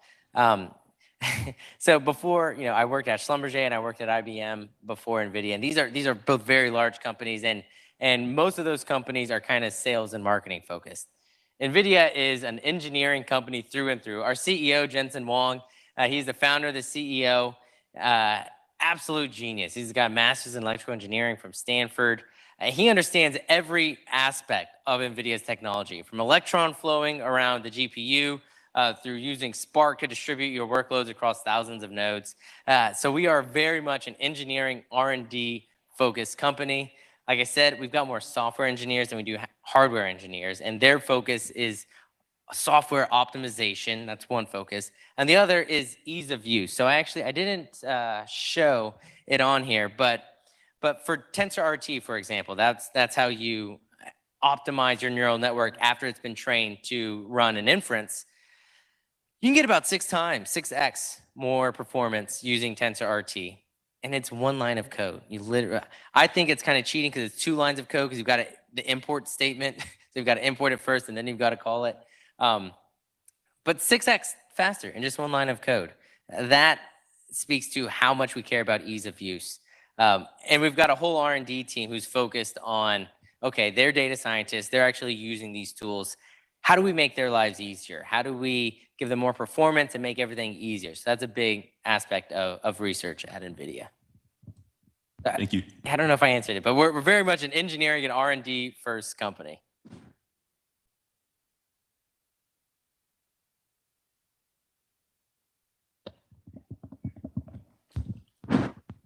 I have one question. I don't know if it's relevant for this or not. In the last panel discussion, there's some discussion about this ethical issue. For example, superintelligence. I believe, including NVIDIA, some top scientists in the world are competing to figure out how to build this AI algorithm to self-improve themselves, right? So once we got that point, we essentially allow the computer to improve themselves without no longer need our to to build on that. And if that was reached, then I think next point perhaps is we don't know whether that's going to happen or not, but it might happen that they might have this self-awareness, which like the movie Terminator. So I want to know for NVIDIA, I know you are building both hardware and software. Is there any efforts to maybe develop some self-built-in mechanisms to prevent that from happening? Like suppose they somehow, So I've got a couple different thoughts on this. First off, I'm not quite as afraid of AI coming and taking over the world, because I work with companies who are trying to implement AI every day, and they're struggling, even with some of just the basic tasks, basic computer vision, things that the HCC students I saw in their lab, they were knocking out of the park. You go to these Fortune 100 companies, and they're stumbling left and right. So AI in the research lab, with those giant 530 billion parameter models, those are great. But when you try to move those into the real world, we still have a lot of issues there. And the second reason is, AI is not the first technology that humans have come up with that has the possibility to destroy us. And my undergrad was in nuclear physics, and this same question was posed in the 40s and 50s whenever people were developing nuclear weapons. As soon as we were able to split the atom and we kind of realized what we did there, the connections were drawn in two ways. First was for nuclear energy, and the second was for nuclear weapons. And we're still here. We haven't done it. We haven't destroyed ourselves. I could be proven wrong tomorrow with Russia, but as of yet, we have not destroyed ourselves. So I see AI taking a similar path where, sure, one day maybe we could create this truly sentient algorithm that is able to tap in and override all of our cybersecurity efforts and completely take over and nuke us all if it wanted to. But I just don't think that's going to happen for a couple of reasons. First off, it's because humans are going to be in control, right? We are the ones who are creating these different AI algorithms and training them. And so we're not going to train an algorithm that we're then going to hand over control and then just let it completely take over. Even with things like autonomous vehicles, you can still take over the autonomous vehicle and drive it yourself. If you look at medical imaging, where people are like, oh, it's replacing doctors. Well, it's not, because you can train an AI algorithm to scan through a bunch of CAT scans to try and detect cancer in the lungs or something. But the more difficult scans are still being handed over to a human. And so humans are still in the loop. Humans are still in control. And I'm just not quite as bullish on AI algorithms that are come take over the world and destroy us. But I could be proven wrong. You never know.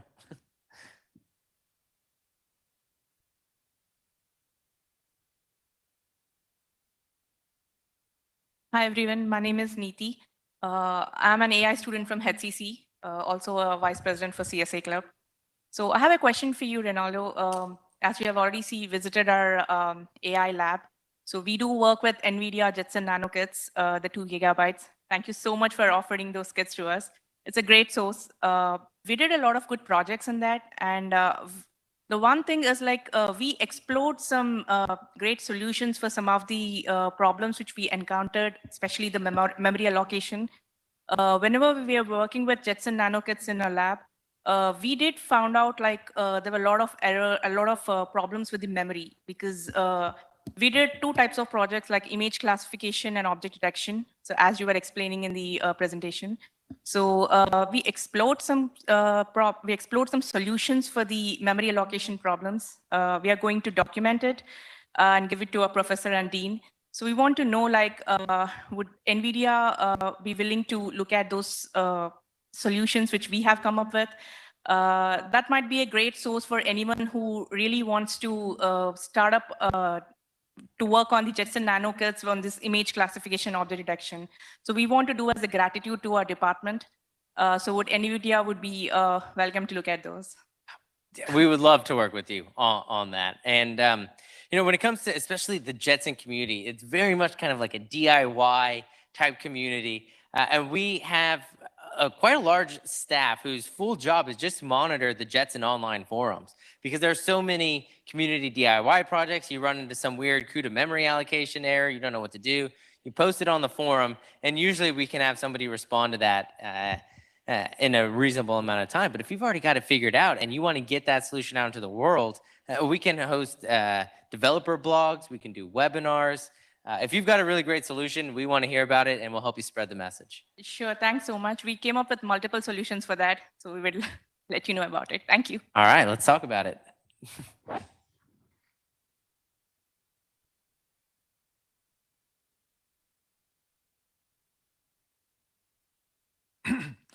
First of all, thank you for the wonderful overview of the technology that NVIDIA offers. I learned a lot, but more specifically, I'd like you to talk more about the Total use case or case study and the breakdown of the interactions between NVIDIA as well as the customer clients at Total. More specifically, I want to kind of understand the role of data scientists, the AI scientists, as well as the type of work that a HCC grad would be able to perform in that type of case study. Or maybe your recommendations on whether or not more advanced work after an HCC degree in artificial intelligence would be necessary to contribute to a case study such as that.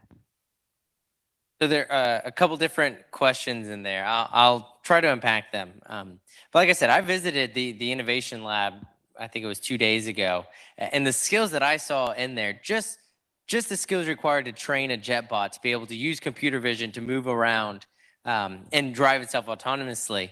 It's the same fundamental principle to train an algorithm to detect objects and to avoid them as it is to train an algorithm to detect these microfossils. It's slightly different neural network architectures, and yes, this is a more complicated task, but the foundation is the same. So the HCC students are learning the right foundation, but in order to solve a problem like this, there are additional tools that need to come up. So you need to know the right neural network architecture. For this one, it was the 3D mask RCNN. So having a knowledge of the different types of neural network architectures that are out there and their applications is incredibly useful. So knowing that like LSTMs are really good for processing time series data, or that transformer models are really good for processing language data, that's an important skill and one that the HCC students are using.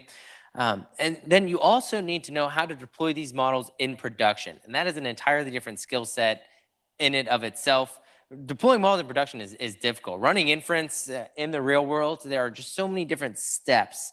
And it breaks my heart, but I see a lot of big companies fail because they've got really smart data scientists who know how to train a model, but don't know how to deploy it in production. They don't know how to use tools like TensorRT to optimize the neural network for production. They don't know how to use tools like Triton inference servers, so that way they can optimize the flow of inference, whether or not you've got streaming data or you're batching data. And they don't know how to use tools like different MLOps solutions like Domino Data Lab. So that way it just makes pushing your model in production easier. So the ability to deploy your model is an essential skill that I saw being taught at HCC. Just the fact that they were able to deploy those models onto the Jetson is really impressive there.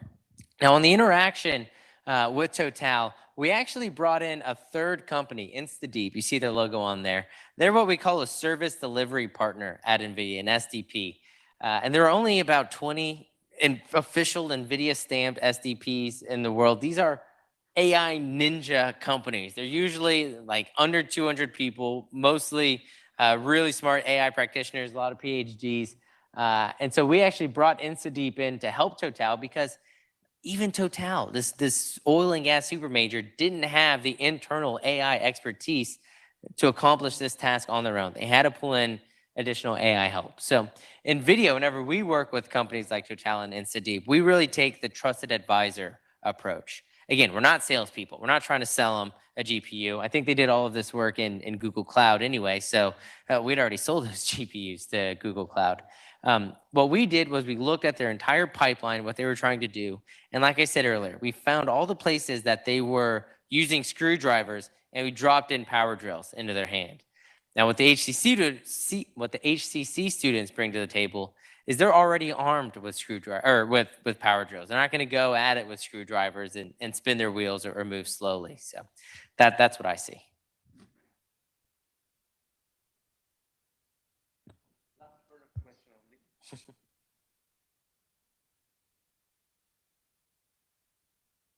It's just last, product question that right now we have NVIDIA Tesla GPU V100 server in my research lab. So I was wondering, why? How it is different, especially configuration-wise, to the other one that we were looking into is the RTX 3090. Yeah. So basically, I know, we are running out of time. I need answer in two, specific concern point of view. Like the first one is the large data scale, like complex data, processing, and second, like parallel processing.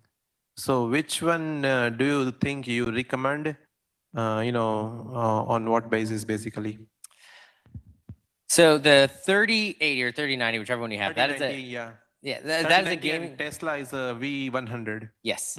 Yes. So the 3090s, those are gaming GPUs. Those are really incredibly powerful, not only for games, you can do AI on there.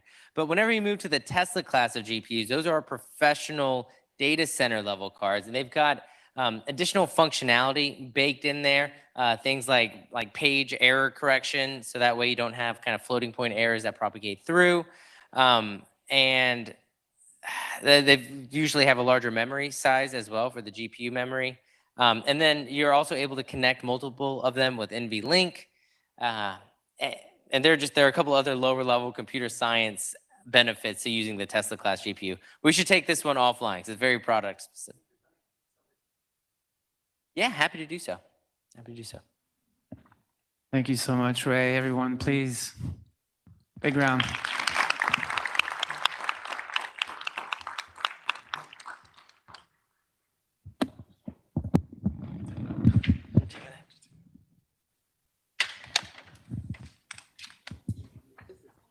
Mr. Gomez, everybody.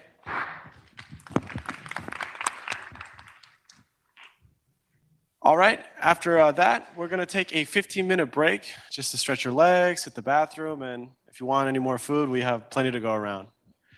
Mr. Glower, take it away.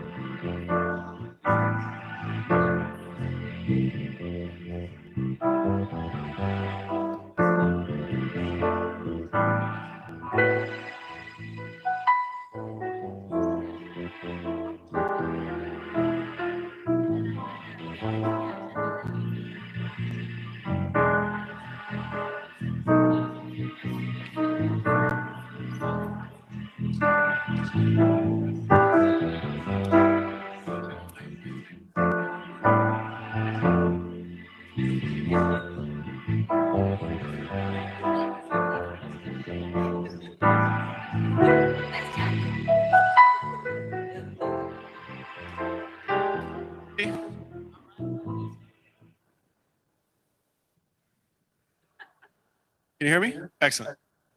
Alrighty, everybody, if I could just have your attention for a quick minute. I'm here to kick off the Careers in AI panel hosted by James Maple. Thank you so much. Give it up.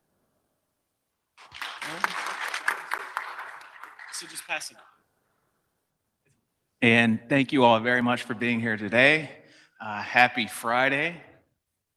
Happy Friday. All right. Looking forward to the weekend. I know I am. So my name is James Mabel, and I serve as Director of Career and Job Placement Services here at Houston Community College. And I'm going to start our conversation, which is focused on careers in AI. And I want to make sure that you hear from our panelists. And first, I'm going to have them each introduce themselves. And as they give you a kind of backdrop of where they work, their names, you can see more about their bios in the pamphlet on your table. So I'm going to start on my far left and have our panelists one by one introduce themselves to the audience. My far right. Sorry, guys. Hey everybody, my name's Nathan Chang, and I'm a native Houstonian. Go Cougs.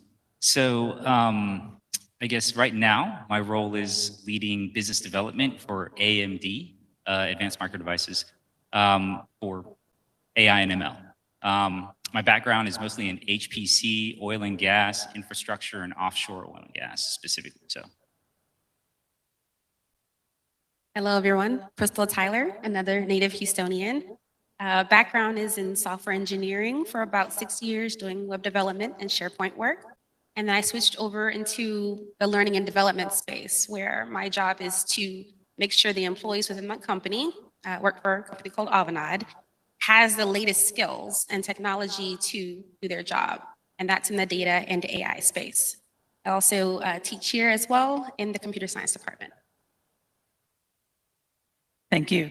Kimberly Penn, I am your entrepreneur in residence here for Southwest.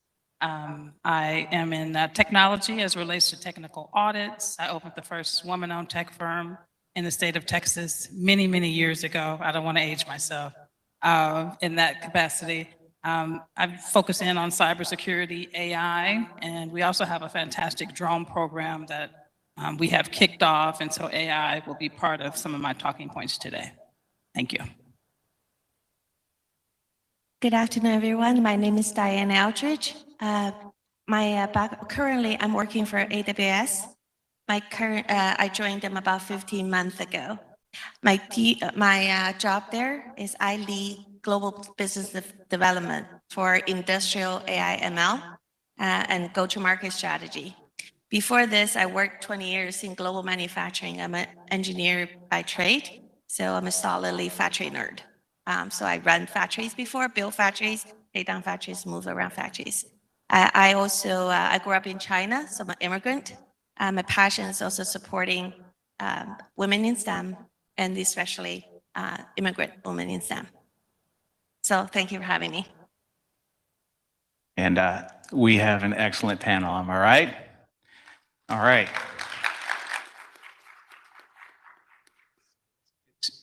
Let's get into business talking about careers in AI.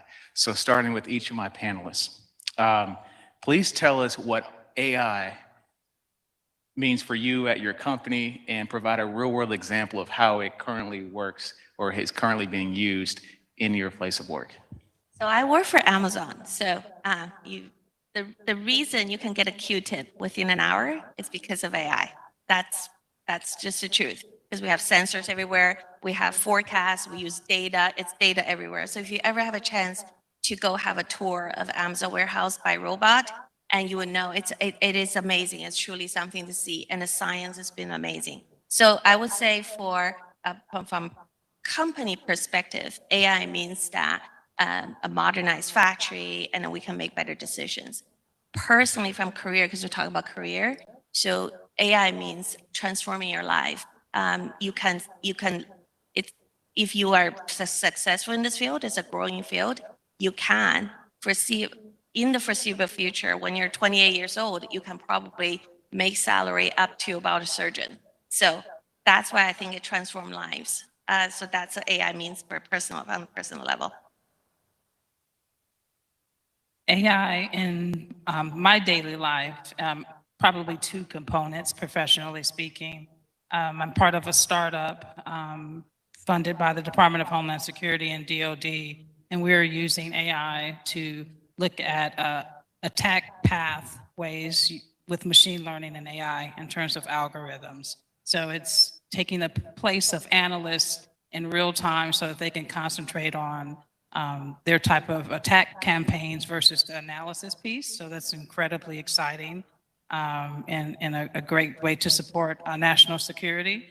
And then we also are using AI in another organization that I founded with drones, and so that we can program drones to not only fly autonomously, but make some safety, particularly public safety decisions with the algorithms available. And also with inspections, we are working to create algorithms that can help you program in real time so that the inspection-based software with the drone is working faster than you're able to and making some safety decisions. So those would be some of the parts. I love Amazon. I feel like it's always watching me and knows exactly what I want to buy. So I appreciate, the use of AI with Amazon too.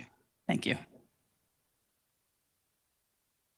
Within our company, it's a consulting company, so our job for the most part is to save our clients money and to make an impact on the companies and save them money. And we have a number of ways in doing this. So utilizing AI, we're helping them either gather the data they need, if they already have it, whether we need to install sensors or help them gather the data so that they can make better choices. For an example, I think a fun project where I wish I could have been there was we had a manufacturing line for candy, and they realized they were losing all this money from extra candy getting bagged.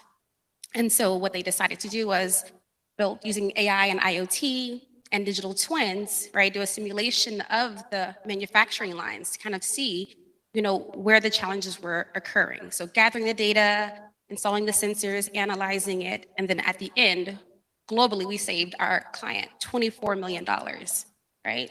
That's a lot of money just from 10 extra Skittles, right? Getting into a bag.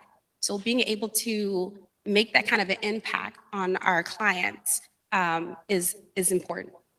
On a personal note, we also have a big focus on the community. So we host events like recently hosted a social justice hackathon where we used AI. We have our data scientists. Imagine if they're using their technology and their skills to analyze real world problems and to make recommendations or build solutions or models that we can hand to nonprofits. So being able to kind of balance, the for-profits and also supporting nonprofits. Those are the kind of ways that we use AI. Well, I guess the first thing, I'm going to start with the personal side. I honestly think Alexa's a little creepy. She's in my home and she's in my pocket. Yeah, I think that, but that's okay. It's because something is getting as smart and as personal as a human being that has no human. That's why it's creepy. But on a professional level, no. So I work for AMD, and at the end of the day, if we can sell AI, we can sell a heck of a lot more silicon. Just kidding. Where it really starts to, where the rubber really starts to hit the road is the fact that data is growing exponentially, right? Literally everything around us is generating data. The lights in here are generating data. Our voices are generating data. And ultimately, humans cannot scale in the interpretation and the application and the use of that data, which is why AI is so incredibly necessary.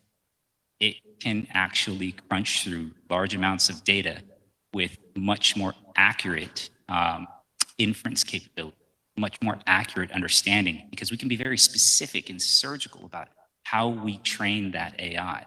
And we can spawn millions of models every day, all day, just like Google does right now. So that's AI for us. And let's stay with Nathan, because Nathan is hitting on something that is very, very important for all of us. And some of us may not realize in the room is like how AI is affecting us every day. I have an Apple Watch, and I have an iPhone, and I have social media. and I have other gadgets and things that I have that keep me connected. So Nathan, can you tell us more about how AI is being used in our daily lives? Specifically, like how are we being influenced by AI? Yeah. Big mic. Oh, there we go.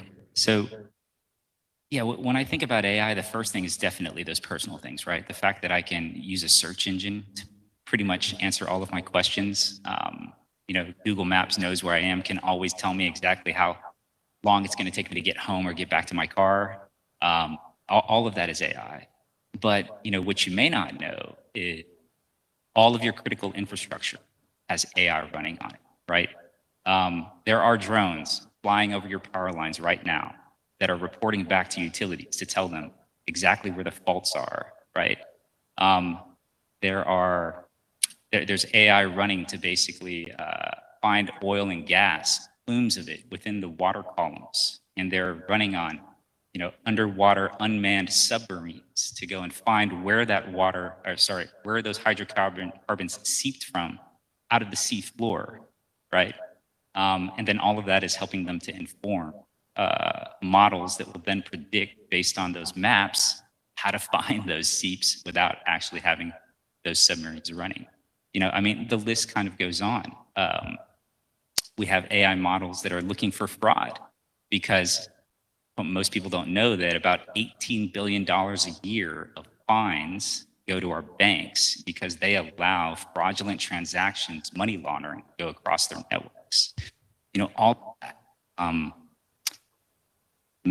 mitigated and getting addressed by AI. And so every single industry that you can think of is finding ways to apply AI today. And it's not just some fringe technology. It's not just some hobbyist thing. It's not just an R&D thing. It is a very real thing. The largest companies of the world are hiring people like you, computer scientists and data scientists, to solve these problems. You know, we're at the point right now where we can't hire enough. My company alone can't hire enough, right? We're supposed to grow by 50% this year in headcount. And as of right now, we're failing at that. And the problem is because there's not enough of you, all right?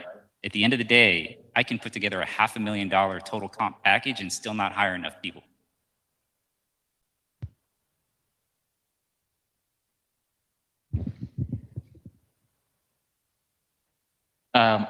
Excellent feedback there. Starting with Kimberly. Kimberly, tell us how artificial intelligence can be used from an entrepreneurial standpoint. I think that's an excellent question. As it relates to the use of AI, I think it really is almost a neutralizer to some extent for small business, micro business, and medium-sized businesses. And so now you're able to compete in different industries, whereas before you may have required a tremendous amount of technology or a very expensive technical stack. And so that's one aspect of how AI can be used in an entrepreneurial sense. And so if you want to start a company, their ability to use a number of applications to help you make decisions, to help you leverage marketing campaigns and branding and other aspects are now available to you and to your co-founders, again, without some of the initial capital that was required even just 4 or 5 years ago. So I think entrepreneurially, the use of AI just really allows you to get your business plan up and going and then really leverage the technology to grow and to scale as quickly as possible, or at least as efficiently. Sometimes you can't be fast. It's, you know, it's the ability to really get to scale and to grow. You, Kimberly. And so I want to switch gears a little bit to Diane to talk about roles that are influenced by AI. So there are a lot of jobs out there that we may not know are closely aligned with AI or use AI in the daily carrying out of their duties. So Diane, could you share with us some examples of roles like that? Sure. So I'm an engineer. I don't know how to code. I'm the only person in this room that don't code, based on my judgment, like from what I heard earlier. There are a lot of jobs that related to it. So there's a profoundly misunderstood, and when you think about a career in AI, is you need to learn how to code. no, I'm not putting down this program. I think it's fantastic. So when you think about the whole cycle from a end user want to use something, to use AI or machine learning to make better decisions, right? From that, they have a use case. So what is something they want to do? It's a problem they want to solve. And then they need to talk to someone to say, here's my problem. Somebody need to talk to him to understand the problem. And you go further, say, okay, here's a problem. How do we translate that? And translate that problem to the data scientist, say, here is the problem. And then you go, and then the data scientists understand it, and then they will come back, design something, and go back. And then go backwards, right? And then you need to translate. Somebody need to translate that to the executive, say, there's a problem, and then we come up with this widget, and then can we go sell it? And it's going to cost us, let's say I'm making this up, $2 million. So you need a finance person properly explain to the executive or whoever the investor, entrepreneur, to say, I have this thing. Can you give me $2 million so I can design this so I can go solve a problem? So then you need all kinds of skills to understand customer, understand the technology, understand finance, understand how to talk to executive, the communication skills to get this approval, to get the money. And then you get this thing built. And then you talk about the code, and then you go further. So all these from customer to the solution, go back at the end, you take it back to the customer, say, here's a widget. You need to market, you need to message it, you need to say, sell thousands, tens of thousands of them, so this thing can survive. All these chain back and forth, you need all kinds of skills. You can, based on your superpower, you can pick your spot and stay there, or you can do this whole thing. So everywhere, every spot, you can station yourself based on your interest, your superpower, and land a career there. So it's all kinds of things can relate it to it. So I hope that makes sense. So when you go to, let's say AWS job board or Microsoft job board, Google job board, you can see all kinds of jobs, program managers, partner development managers, marketing managers. They're all related to AI. So there are a lot of things you could do from career perspective. And I think Nathan wants to add to that. And I'm going to ask something about algorithms here in just a second. So that was great. But, and Ray, if you still here? Jason said hi. But yeah, we make GPUs too. So there's a lot of love. He made a point. He's a geophysicist, right? The last startup that I helped run was a geophysics-based startup. He talked about full waveform inversion. We built AI models to do that full waveform inversion for multiple rock properties, right? Even drilling properties, 45 properties. And guess what? The capabilities that we built into that AI is getting bought by Saudi Aramco, Petronas, Petrobras, Exxon, Shell. But the point is this: I didn't hire a single person with a data science degree. I hired a bunch of geophysicists. But then I had to go hire some data scientists because they couldn't write the code, but they had all the knowledge that they needed to apply the domain and help those data scientists basically get these models to make decisions that made scientific sense. And that's what a lot of you data scientists are going to go out there and do. You're going to go out there and take your computer science skills and your skills in math and statistics, and you're going to help find features in data, and then you're going to take those features and point them at specific problems and train models to solve them.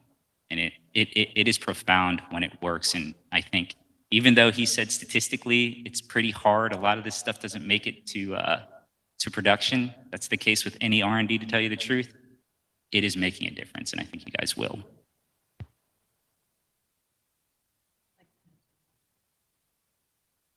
I'd like to add to that as it relates to the entrepreneurial side. Just as you stated that, in the R&D aspect, a lot of these models may not actually make it in terms of full production. That's certainly the spirit of entrepreneurship as well. And an entrepreneur will try many, many, many different things, adding slight or something pretty significant to something existing oftentimes. And so AI can help you make those types of decisions and cut down on some of the failure rates, especially in the entrepreneurial world where you're either bootstrapping or doing some major fundraising. And so again, when we look at this from an entrepreneurial lens, you have some opportunities to leverage that technology to make better decisions as you continue down the entrepreneurial journey. Just to add a few more options to what's been said so far, there are some who might not want to be a data scientist, but you still want to touch the AI space. And there are a number of areas that you can still get involved with. Intelligent automation is very popular, using tools like UiPath or Power Automate that has AI built into it. The models already exist. We can use that to solve problems. Chatbot designers, right? Virtual assistant agents are very popular right now. So being able to have that conversation, use AI like semantic analysis to identify when the user is getting angry and maybe you should transfer them to a live person. Data analyst. So there's kind of a space called, they sometimes call the AI engineer. You can still be involved in the AI space even if you don't have that machine learning background. There's a place for everyone. Excellent feedback by the panel. What you all are saying, is it related to algorithms? I'm hearing coding a lot in statistics. So are the future jobs related to coding and algorithms? Can anyone share some feedback on that? I think if you, depends on the specific functions. So I think you need to understand the code and what coding can do. You don't necessarily know how to code. Does that, hope that makes sense. Interesting, thank you. Going to the actual job search itself, it's one thing to know about a function in the field, but then how to go about searching and finding the job to actually apply for. So I'm going to start with Crystal. And as candidates conduct their job search, what should they keep in mind in regards to displaying their soft skills, technical skills, and professional skills? To kind of balance those technical skills, it's nowadays really important to balance it with your soft and professional skills. I know when I came out of college, if you could code, that's all they cared about. But now, can you talk to the client? Your PowerPoint, Excel, can you create reports? And especially when it comes to data and analytics, data storytelling is a very important skill. Can you effectively communicate the insights that you've gathered to your manager or to your client so that they can make good decisions? I think those are all really important items that people need to have on top of that. So I'm going to point over to Nathan. You were mentioning about having $500,000 and still not having enough to hire enough people, right? So how important is it to have those hard skills versus soft skills? Okay, so definitely agree that the soft skills are really important. You have to be able to work within a team. You have to be able to communicate in a way that makes business sense, right? All of you guys, you're going to work on technical projects, but they won't ever see the light of day or even be green lighted for you to work on them if you can't make a business case. So that will be something that you guys will have to, if it's not taught here, you'll learn that very quickly. The first time you throw a good idea out there and somebody asks, what the market model is in the forecast.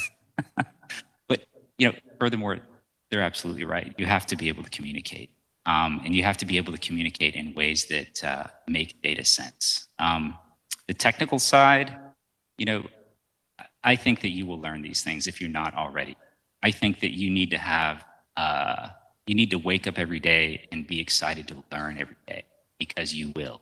You will be surrounded by teams that will teach you not only how to do your job, but you will learn about the businesses, and you will learn about how they make money. You'll learn about how they're losing money, and you will learn about how to make a positive impact. And I think that's going to be the most important thing every day, is if you learn.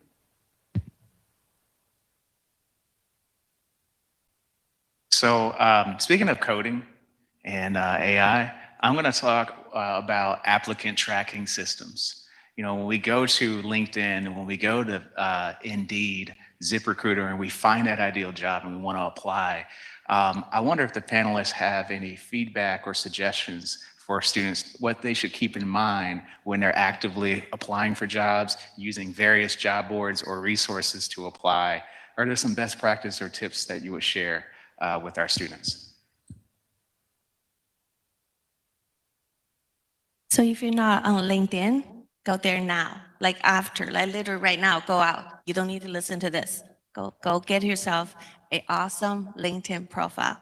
Because especially in the past 2 years, and the pandemic, and LinkedIn is supercharged. Everybody, anybody you know is on LinkedIn. You need to go on there to build your profile because everybody will look at it. Every single recruiter will look at it. And you need to make it up to date and make sure all your skill, and there's all, just Google how to make your LinkedIn profile awesome.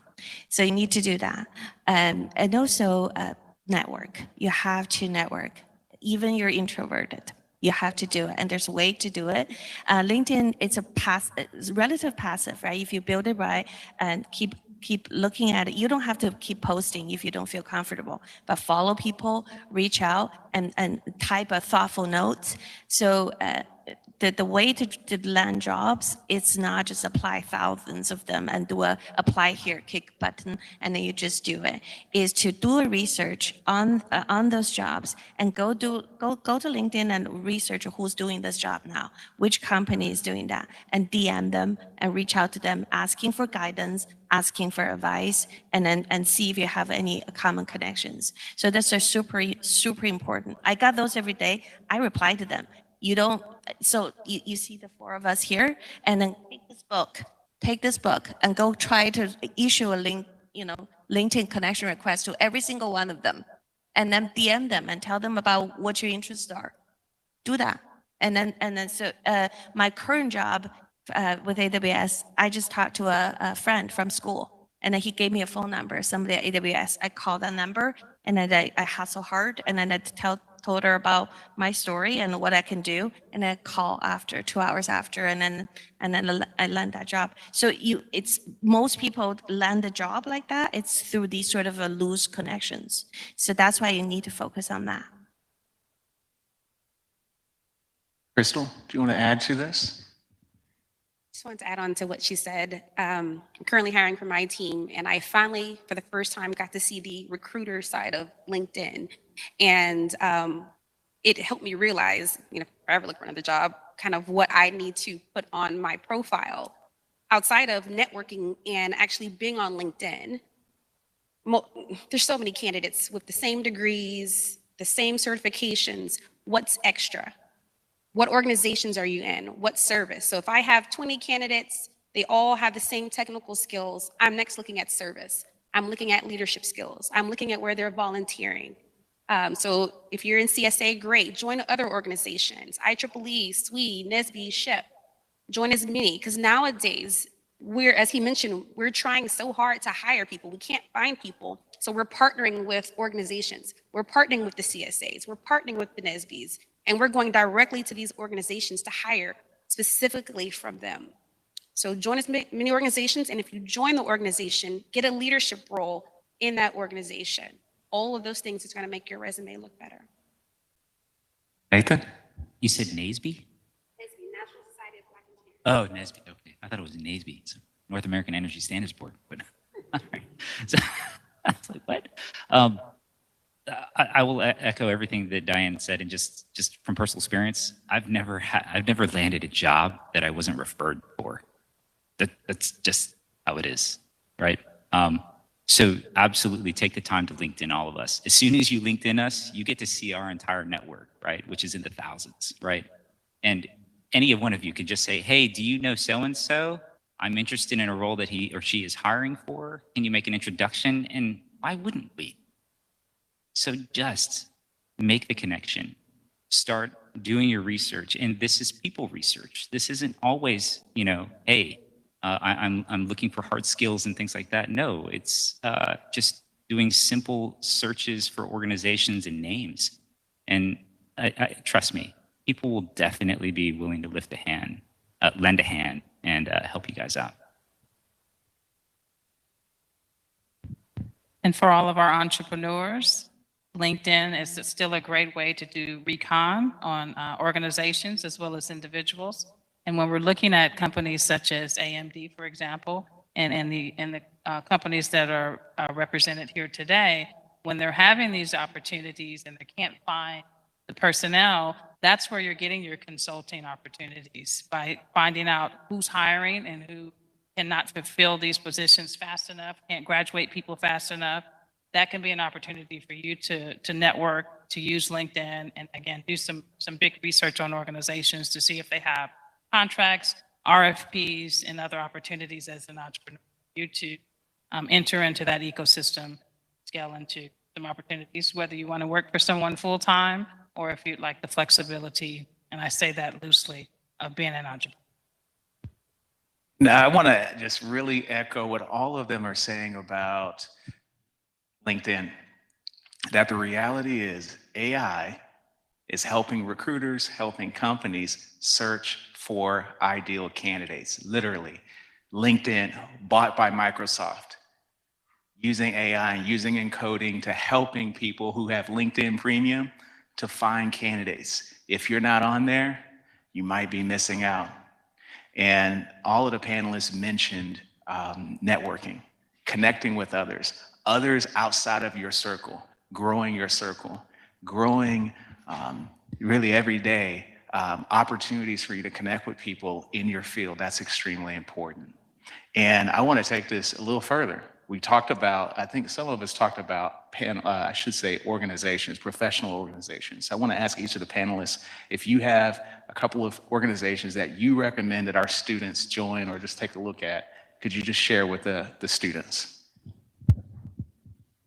So Crystal said, SWE, Society of Women Engineers. So I'm a long-term member of that since students. So that's a really good one. This year, Society of Women Engineers National Conference is actually in Houston. So, and go there. It's in October, and it's the biggest recruiting event at this conference. Everybody is there, have a desk and recruit. So even you're not an engineer, go there. Just register, society, guys, go. Like it's even a Society of Women Engineer, because all the company will have AWS will be there, Microsoft, Tesla. Like last year I was there in Indianapolis. Everybody's there. It's a recruiting event. Sweet. National Conference, Houston this year. The other one for women is in Houston. It's a really good one. So I'm actually a board advisor for that. It's called Women Energy Network. Women's Energy Network. It's a global organization and for professional women. It's got very, very high quality members, and there's board members. There's directors, VPs of all these major companies in Houston. So called WEN, W-E-N. If you forget women's energy, or go on my LinkedIn page, is there. Organizations that I would encourage everyone to consider joining, probably PMI, the Project Management Institute. You tend to have a real mixed environment in terms of engineers, folks with, again, project management, the tech side, of course, being the oil and gas capital of the world. There's chapters throughout the city, and I think that's a good piece. Sometimes you might need to move away from clusters of folks who have some of the same skill sets so that you have an opportunity to stand out. And I would also encourage folks to join any of the chambers, especially as a student, because you can come in typically at a cheaper rate, and we like to all conserve and keep extra money in our pocket whenever possible. And that gives you an opportunity to network with business owners. And there's lots of galas and other pieces where you start to continue to polish your professional skill set and network with folks. And so there's lots of societies and pieces, but definitely consider, again, PMI and any of the chambers which are located geographically across the city. And some of them are even available on a national level as well. Thank you. My background's a little more engineering. So a lot of the organizations that I'm in are ones that started in college. So IEEE, and SWE. Even in college, I was in the Society of Professional Hispanic Engineers, National Society of Black Engineers, and then another one that people might think it's more social, but sororities and fraternities. I'm a member of Sigma Gamma Rho Sorority Incorporated. There's, thousands of us in Houston. And if I need a job, there's even a more personal touch in trying to help me find a job. So that's another place where you can get involved. I guess in Houston, there's two that I definitely pay a lot of attention to. So there's HEADS, right? Anybody know Houston Energy Data Science? Yeah? No? Well, look them up. We have great happy hours and a lot of fun, but we also have a lot of talks about data science, and it's full of data scientists. And then I think another one that is a lot of fun, but a little bit smaller and a little bit more old-fashioned is the Society for HPC Practitioners. It's small, but the annual conference might be 100 people, but you'll find the head of HPC for Google there. You'll find the head of HPC for TAC there. You'll get to network with people that make a lot of decisions. So, want to say that many of the organizations they mentioned have student memberships, and the student memberships are very, very nominal in cost. Some of them are even free. So really challenge you to go out there and take a look at these professional associations. I want to just add one thing. It's intimidating when you go this quote unquote networking. So the reason I think is intimidating is because it's misunderstood. So the networking, when people think about, is go to happy hours or go to this, you don't know one, and you pass out business cards or you're asking for things. That's wrong, because most of us is not natural to go ask for people for favor.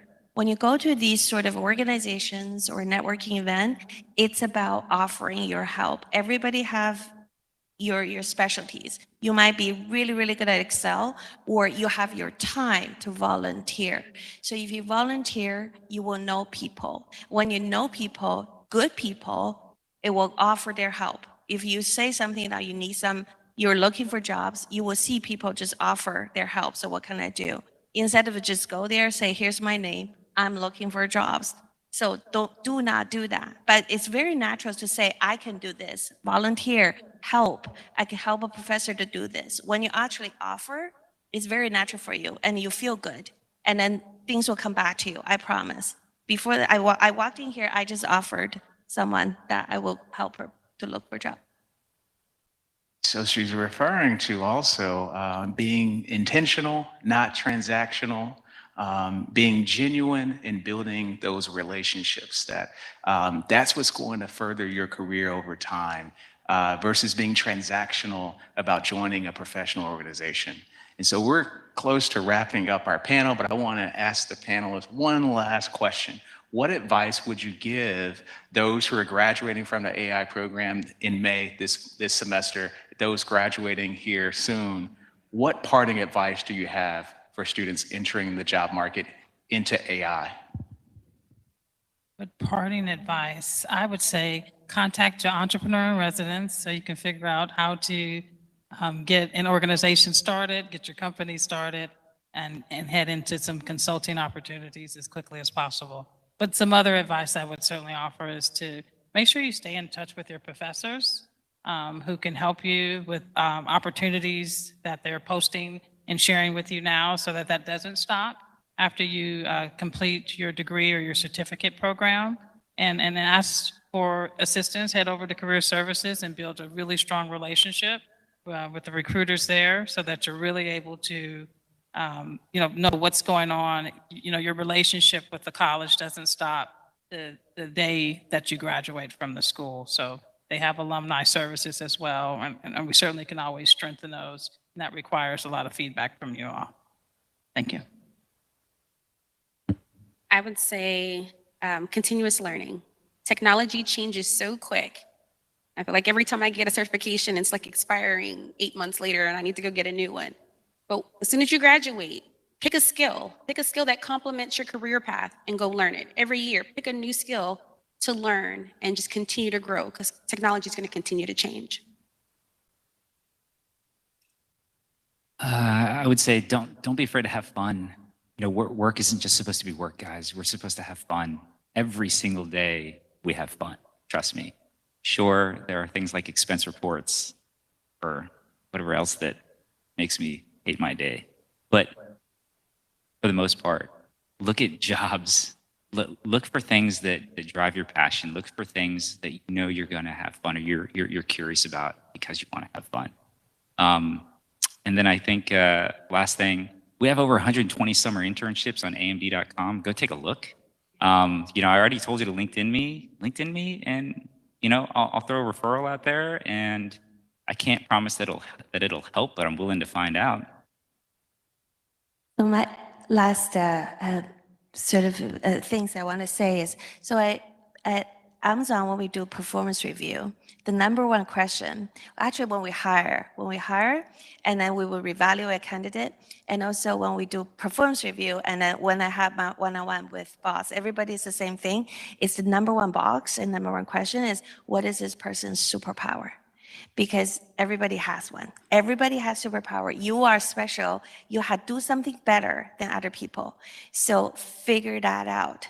Once you figure that out, and to build on Nathan's point, you will have fun because you try to find job, forget about what's hot, what's popular, what you want, what you can do better than other people. That's your superpower. Find a job that can actually emphasize that superpower, and then you will have fun, and then it will drive a passion, and will just back and forth reinforce. You'll make more money, you're happier, marry somebody prettier, just, you know, so that's find your superpower. It's very important. Can we get a round of applause for our panelists, guys?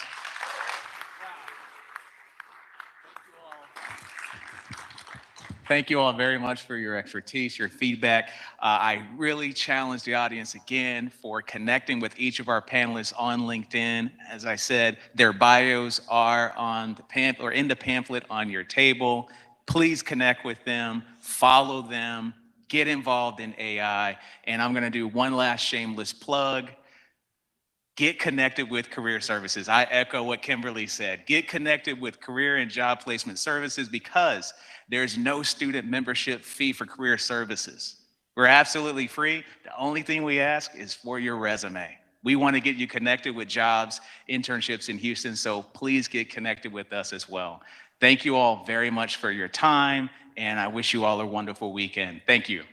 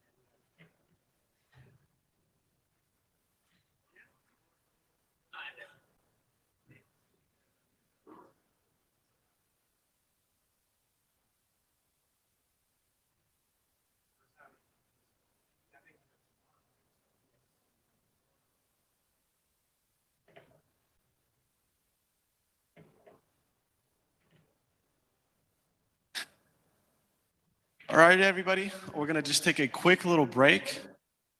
For all you gamers, you might want to stick by because we're having a gaming panel soon, so thank you so much.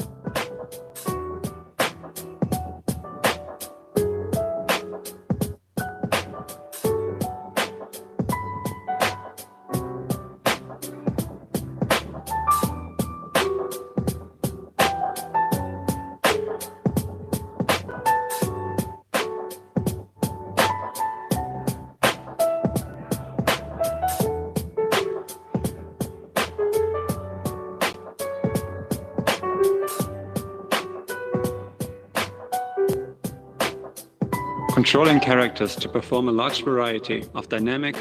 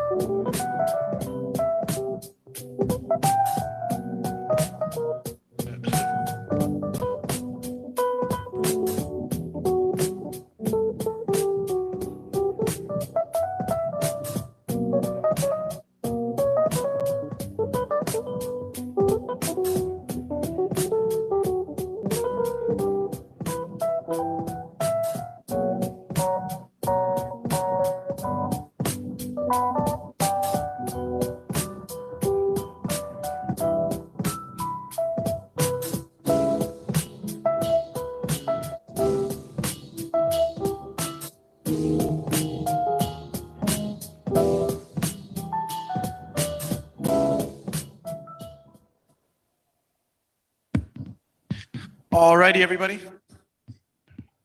In the next couple minutes, we'll have Dr. Goal as well as Dr. Jin. They have an exciting gaming and AI panel. So give it up for Dr. Jin and Dr. Goal.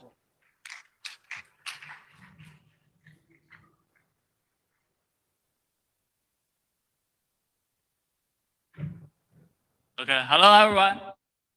I'm Obojin, PhD. I'm right now assistant professor in University of Houston, Victoria. And my research area is computer graphics, artificial intelligence, deep learning, computer vision, so modeling. And today I want to share AI in actually in video games. So first of all, I want to ask how many of you usually play video games? Like for for like once a week or every day or every day? Good. That would be great. So actually, I think the computer games is our future, since if we change the world to another like metaverse, it will be higher level of the thing. And so today I want to introduce first of all, it's the traditional AI in games. And another thing I want to mention a little bit about reinforcement learning that currently used to train the AI or help computer to play computer games. And then I will talk some applications that utilize the artificial intelligence technology help to make the games better. And so in general, when we talk about artificial intelligence, it's usually concerned with the like computer vision, NLP, a lot of try to use use computers to help us to solve a complex task. But in computer games, actually, when we talk about AI, it will be it will connect with like NPCs, like some crazy bots. So when I was like little, I played Mario game, Super Mario. The AI actually is the enemies in the game. But when I grow up, I noticed that those kind of thing is actually not AI. They are actually designed by rule-based design. So it's some lines of coding to let the enemy move around to try to stop you finish the level. That's all about the AI in computer games. And so this is a search tree usually used in recent video games to design the AI, the NPCs. And also this kind of multicolor search tree algorithm also used in training, help us to train reinforcement learning. And so this is one traditional AI design, and another one we usually use the state machine. And this kind of technology also used to create animations of characters in game engine. So I'm pretty sure that almost all of the computer games right now, the AI inside that are designed by these two technologies instead of reinforcement learning. So since the deep learning is really unstable, we cannot predict what the agent can do. Actually, there's a joke talked about one person want to train a robot to, in a puzzle game to find the shortcut to exit the puzzle. And he designed several awards, several penalty. And after like hundreds, thousands of epochs of training, the AI decided to kill itself. So it's really unpredictable. And to me, like when we mention about deep learning, it's usually like matrix multiplication. Since we use computer to calculate the value, it will be much more faster than we calculate. And here I want to mention a little bit about reinforcement learning. That it's really we want the agent learn from the task. So we design some awards, and based on the state, the AI the agent can find the best one for him for her to finish the task. And this is the training steps. Actually, the agent have action and in the environment, and we have we designed the reward, and based on the state, we decide if we give some good thing to the agent or bad thing, like we add some values or minus some values, and then the AI gonna learn by itself to get much higher reward.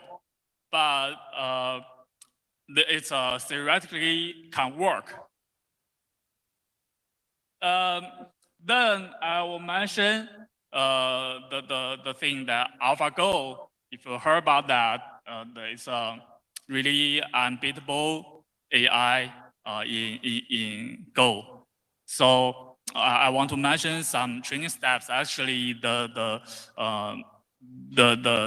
steps are a little bit easier.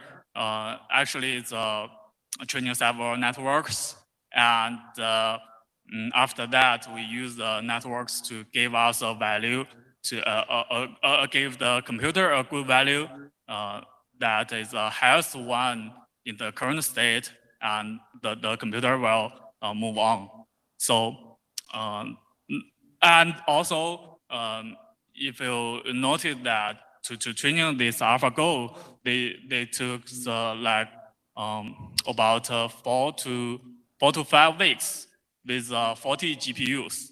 And when they play the game with a real player, they actually utilize the 40 GPUs. So I personally think it's kind of cheating, since it's really, really hard for a person to like calculate multiplication of like given 2, 3 times 3 matrix. But it will be like in milliseconds for computer to calculate to get the result. And they even have 40 GPUs. So you can notice the fast. It's really, really fast. And to train the AlphaGo, the first step is actually train this SL policy network. So they call it like self-learning, but actually it's a couple of layers of convolutional neural network. We gave the pad, the image of the goal, and we predict the probabilities of each step we'll take based on the data we use to train this network. And another network is this rollout policy. It's just a lightweighted previous policy.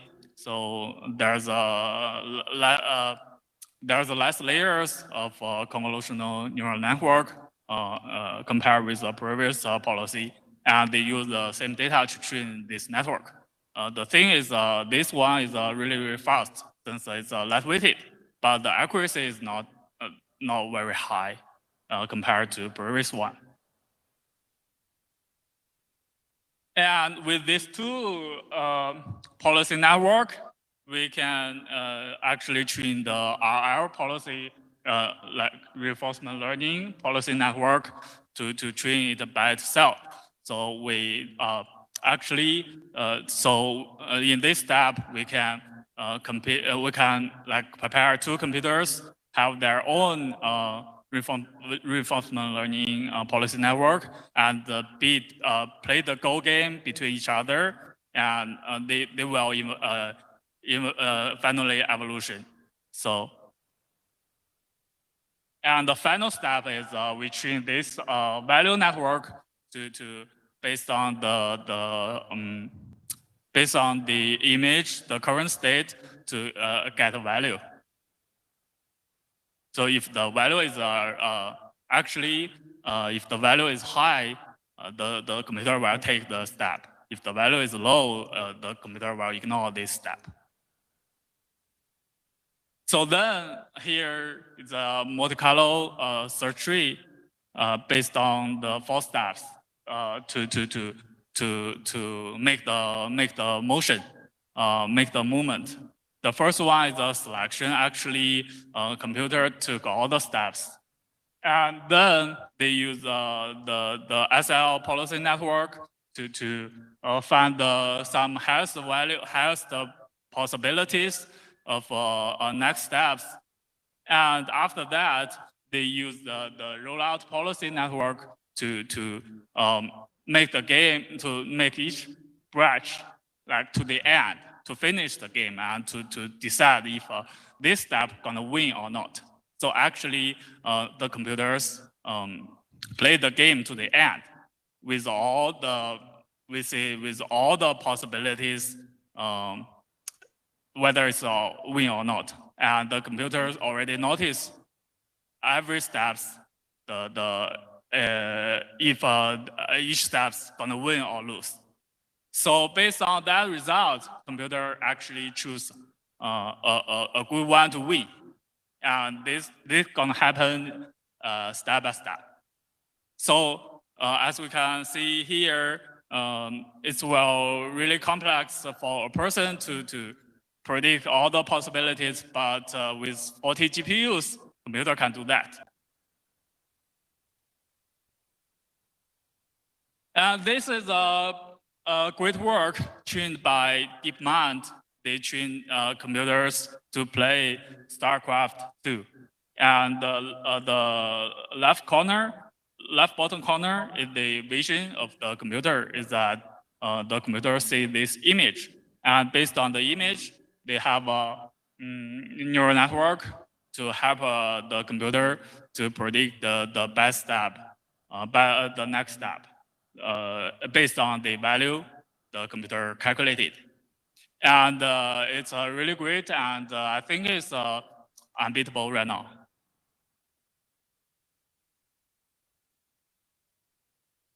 And Dota 2 is another application trained by OpenAI. I personally is a big fan of Dota 2. And as you can see on the left is our player's vision. We have, when we play the game, we have to notice all the states, like where the enemies, what the items we should buy, how many gold we have right now, and like we also have to predict if we're gonna based on the mirror map in the left corner. And but for computers, they see different. It's right hand side.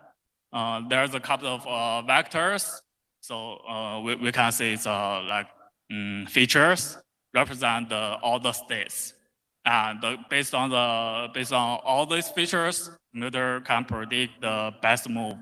And I remember I saw the game that they trained 5 AIs to beat the world championship team, and the result I think is 3 versus 1 or 1, I think.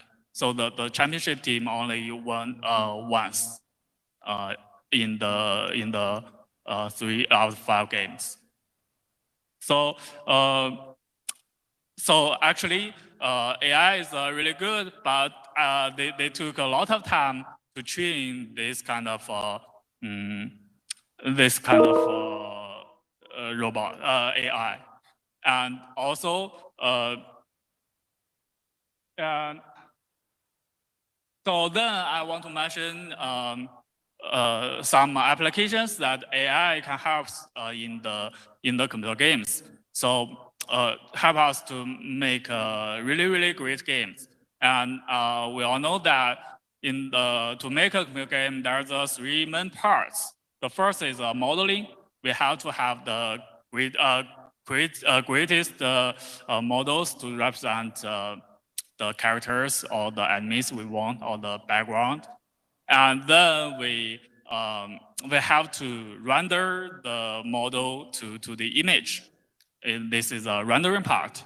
And the last part is animation. We have to make the objects move around so we can play. And all the things I mentioned here should be calculated in real time.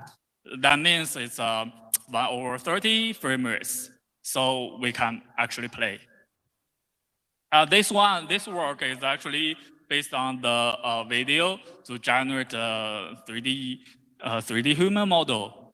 And you see, even though the accuracy need to be like increased later on, but actually the humans have really details, and they calculated in real time.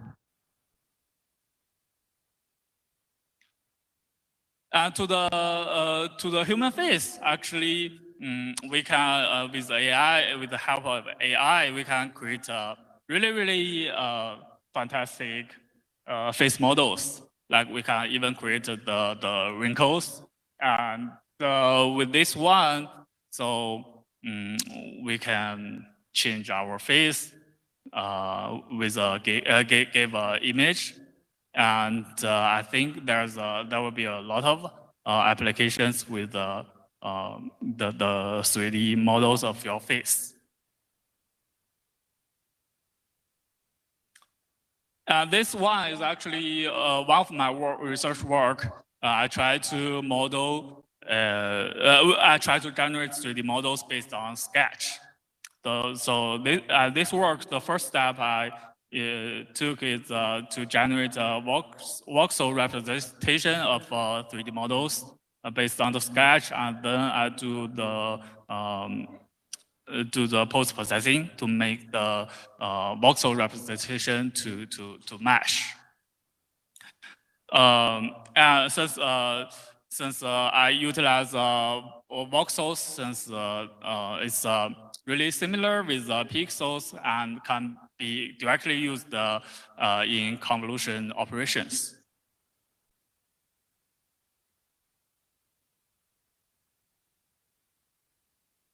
So this is another result.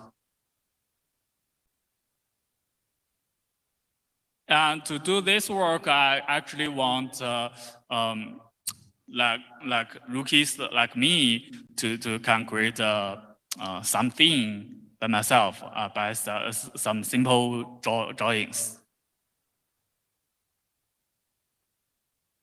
And later on, I try to increase the details of 3D models.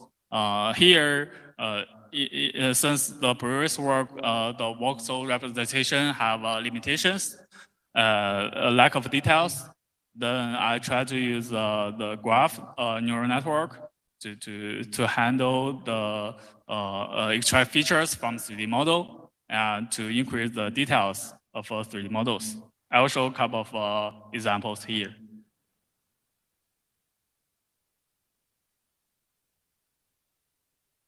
But this kind of work actually only take simple lines, since it's really hard for a computer to understand the features of drawings. And from 2D to 3D, there's actually lack of information, since a 2D image can be represented with thousands of 3D models, the same image. And also, if we change the view to look at the 3D model, it will be different.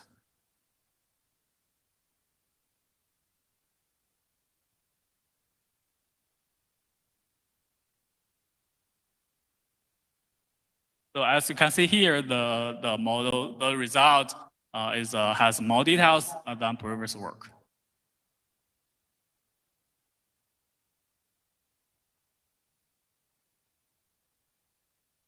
And the generated mesh can be directly used by artists later on to polish the theme.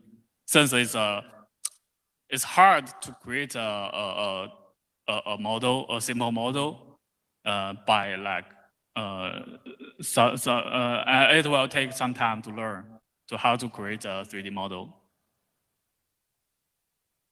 And in rendering, actually, we utilize AI to do super resolution. This is the work of NVIDIA. They did it. They utilize the deep learning technology to do super resolution to make the image quality higher than previous one in real time. And same thing, they also utilize the deep learning network to do super sampling to make the result much better in real time. And animation, actually, I put two works. This one is a SIGGRAPH work, and that try to train to generate the basketball players' animation based on some motion capture data.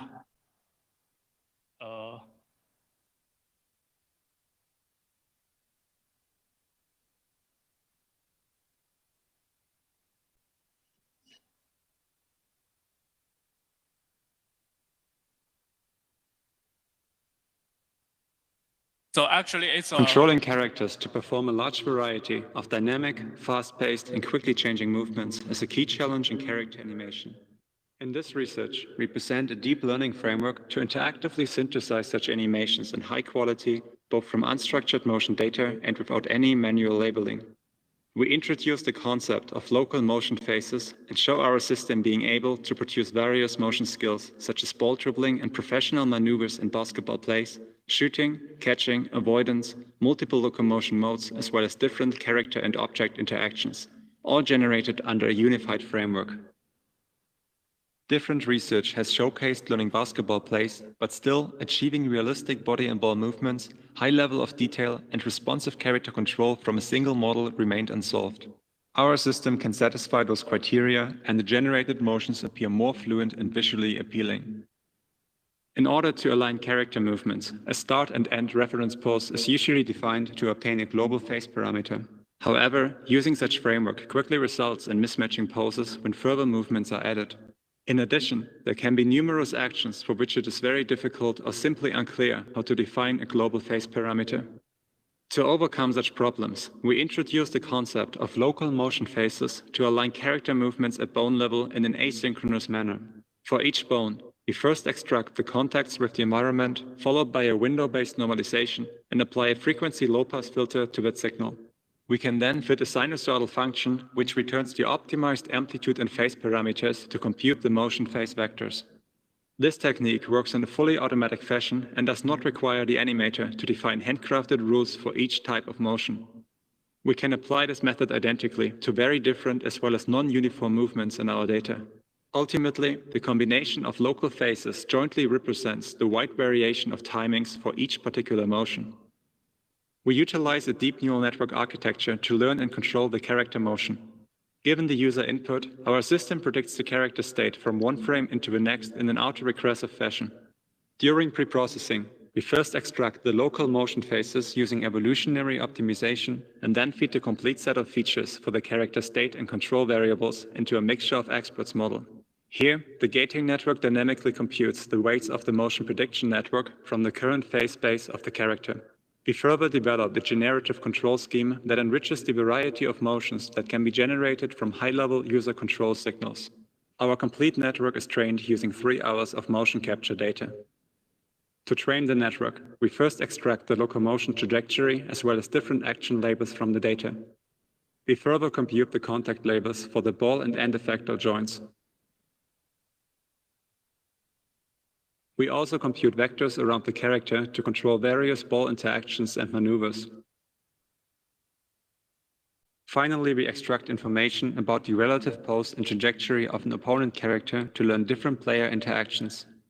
After training, the user can freely control the character locomotion from slow to fast movements, smooth turning, as well as quick spinning maneuvers.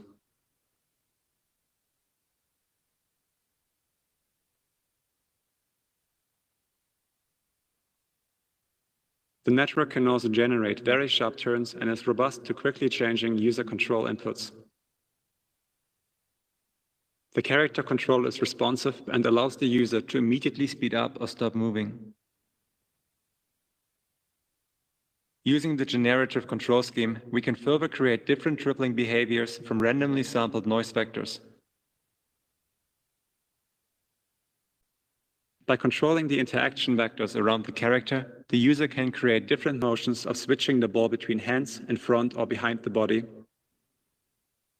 We can also create professional dribbling maneuvers by controlling these vectors in a more advanced fashion. The character can also combine such actions while avoiding obstacles on its path. When instructing the character to hold the ball, the network creates a smooth transition and allows the user to freely move the ball around.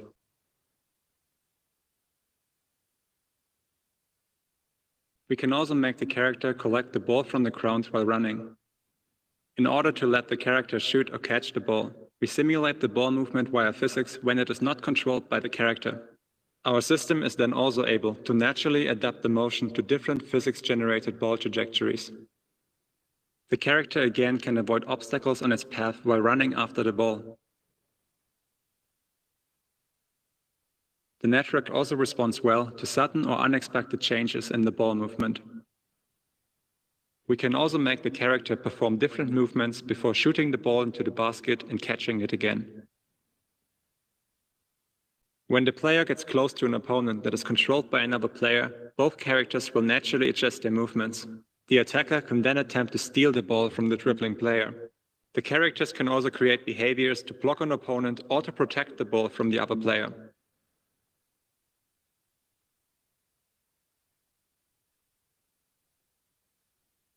Also, when holding the ball with a near opponent, the character will try to keep the ball at a safe distance. Comparing the phase function neural network that uses a global phase to align character movements with our system, it shows difficulties learning the asynchronous movements among different parts of the body. This results in stiff movements during various detailed animations. Using an LSTM is another candidate solution for learning such time series data. However, those tend to suffer from strong unresponsiveness or missing detail for dynamic character control.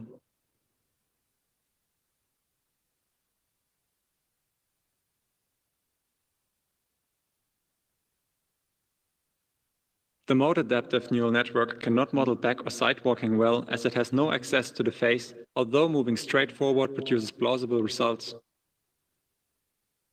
We now show the learned correlation between the local body faces and movements of the body parts. While deactivating the lower body faces eliminates locomotion but still enables interactions with the ball, the opposite can be observed when deactivating the upper body faces.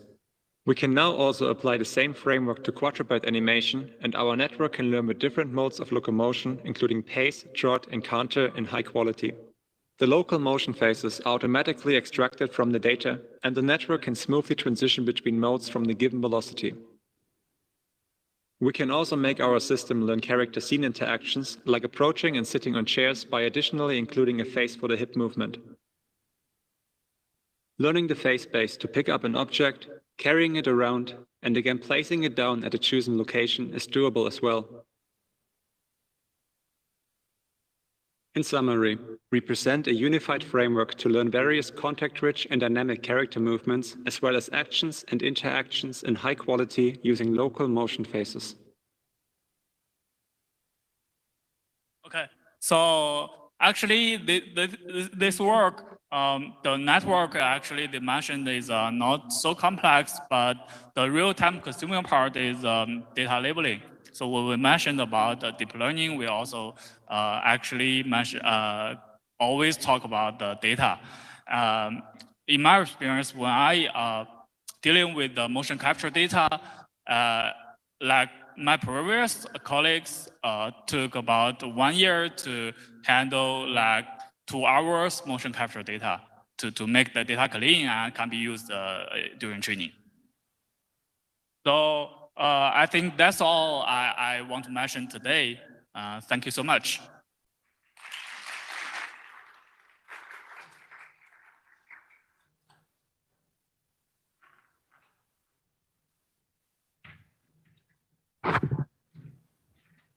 Alrighty, everybody. It's been a long day, but we're coming to an end. We really only have one panel left. But actually, before that panel starts, we have a quick little video, just about a minute long, and right before we begin. So take it away.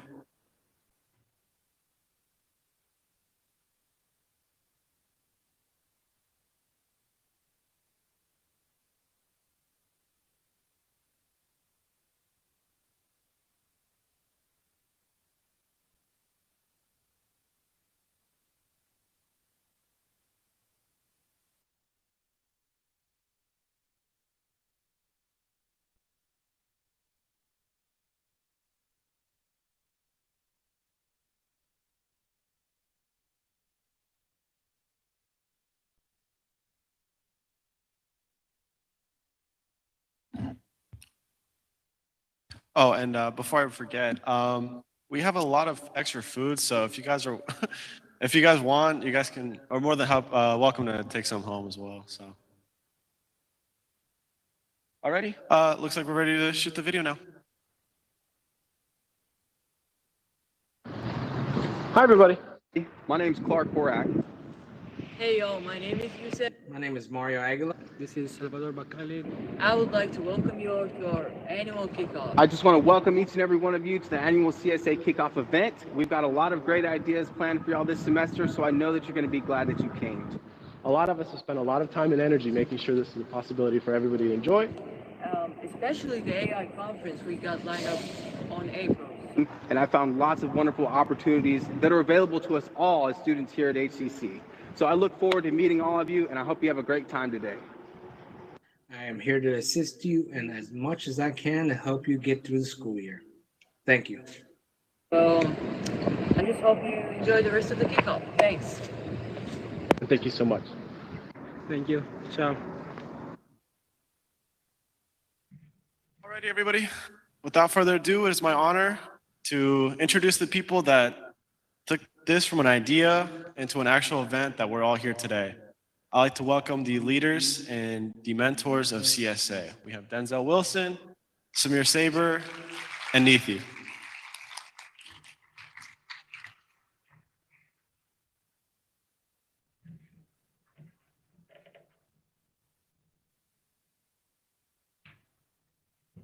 All right, I wasn't supposed to be the one up here, but I had to just commend these two right here and our board for all the work they've done. Just as you know, we started this back in January, and this man right here, Denzel, had a big ambition to have a 2-day conference, and I already knew that it was going to be very tough to pull, but we did.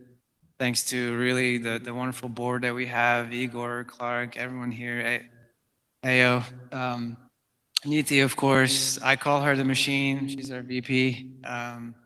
Nonstop meetings that we've had, we have the Signal chat, and I don't know how many messages we had on there, maybe like, 100,000.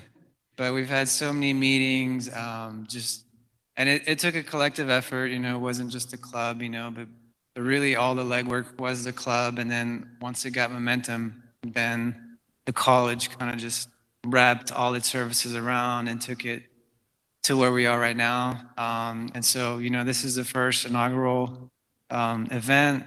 We thank you all for being here. Tomorrow is a big day too. We have the industry day, but the club itself, we started in 2019, and we actually had a lot of momentum. We were ready to do a big student kickoff and really have all the clubs come in, and then COVID hit, and it really kind of demotivated us. And until Denzel came, because we were transitioning our board. I don't know if Monica's still here, but she was past president. She was on the student panel earlier. So yeah, we were not motivated at that point, and Denzel kind of brought a lot of the board members that are here together. It was a time when we all kind of needed that lift and that uplift, to really keep going. So that's why he's a leader. And if we have any more recruiters here, if you don't pick them up anytime soon, someone else will.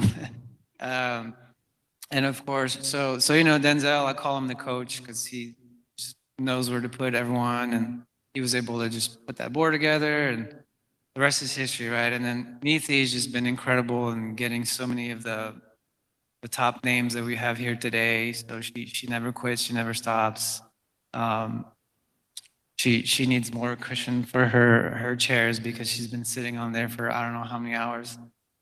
So yeah, I just want to make some comments, and really again, thank you all for being here, and I'm really proud of the team and everyone else that helped us, Ray and all of the AV team and both Rays, and Zen too.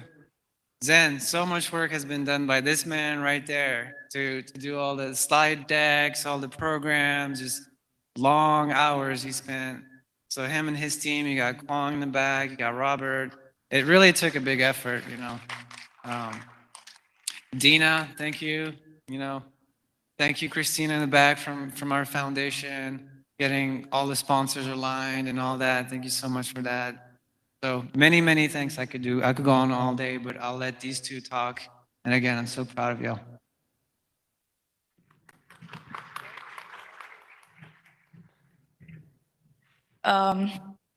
No words to say. Thank you, everyone. This is a great honor. I'm very delighted. Firstly, I would say thanks to HCC, because if I was not in HCC, this opportunity would have never come for me. So firstly, I say thank you for HCC for giving me the first AI degree in the whole state of Texas. And then this opportunity to organize for the AI conference. It was a relentless effort. Once when Denzel told me in November, said, okay, we will plan. But once it started in January, I was dreaming a lot, like this day will definitely come up. So it's almost like sleepless nights, and then what a great effort we did as a team, like so many ups and downs, and then almost sitting for around 4 to 5 hours in the night with Zen, Samir, and Denzel. It's a great effort. And I was almost sitting around 20, 22 hours continuously without even taking a break to get everything onto the table, get everything going. I worked with a relentless team. I would say the greatest team I have ever worked with, the CSA board and the task force. They have almost put up everything together. We were on the foot all the day, all the time, all the night. So that was a great memory. I really feel that Zen, I would be missing the night which I used to work with you and Samir. 4 a.m., 5 a.m. in the night, we just get messages and sit for hours together in the meeting. I'm so glad that we all could put this together. This day has come up right now. Our dreams have come up. So thanks, Denzel and Samir, for this opportunity. And it's a great conference. It's going really great. I myself have received a lot of appreciation from morning, from many of the panelists, audience, and all wow, this conference looks great. And they wanted to do many more conferences with us. So this is a great appreciation for us. What else can we get more than this? So tomorrow is a great day. Don't miss it. We have a lot of industry people, a lot of attendees, a lot of academics. So don't miss that. And I'm very proud to say that I'm a vice president of CSA. I'm an AI graduate from HCC and DIT. And then thanks to Dr. Badillo and the task force who have helped us a lot, Christina and the whole task force and the CSA board. I must say, everyone from the board member, everyone was sitting with us till late nights. It's these months where we didn't even realize when the months passed on. It was just like seconds for us. So it was a great effort, and this is how we see the success right now. I'm so happy to see this conference going on very good. Almost received the appreciation from everyone who have attended since the morning. So that is the biggest achievement for me rather than anything else. Thanks so much for this opportunity.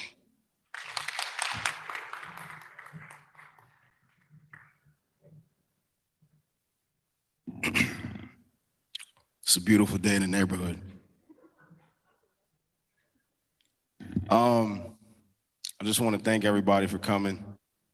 This really means a lot to us. We worked hard for this.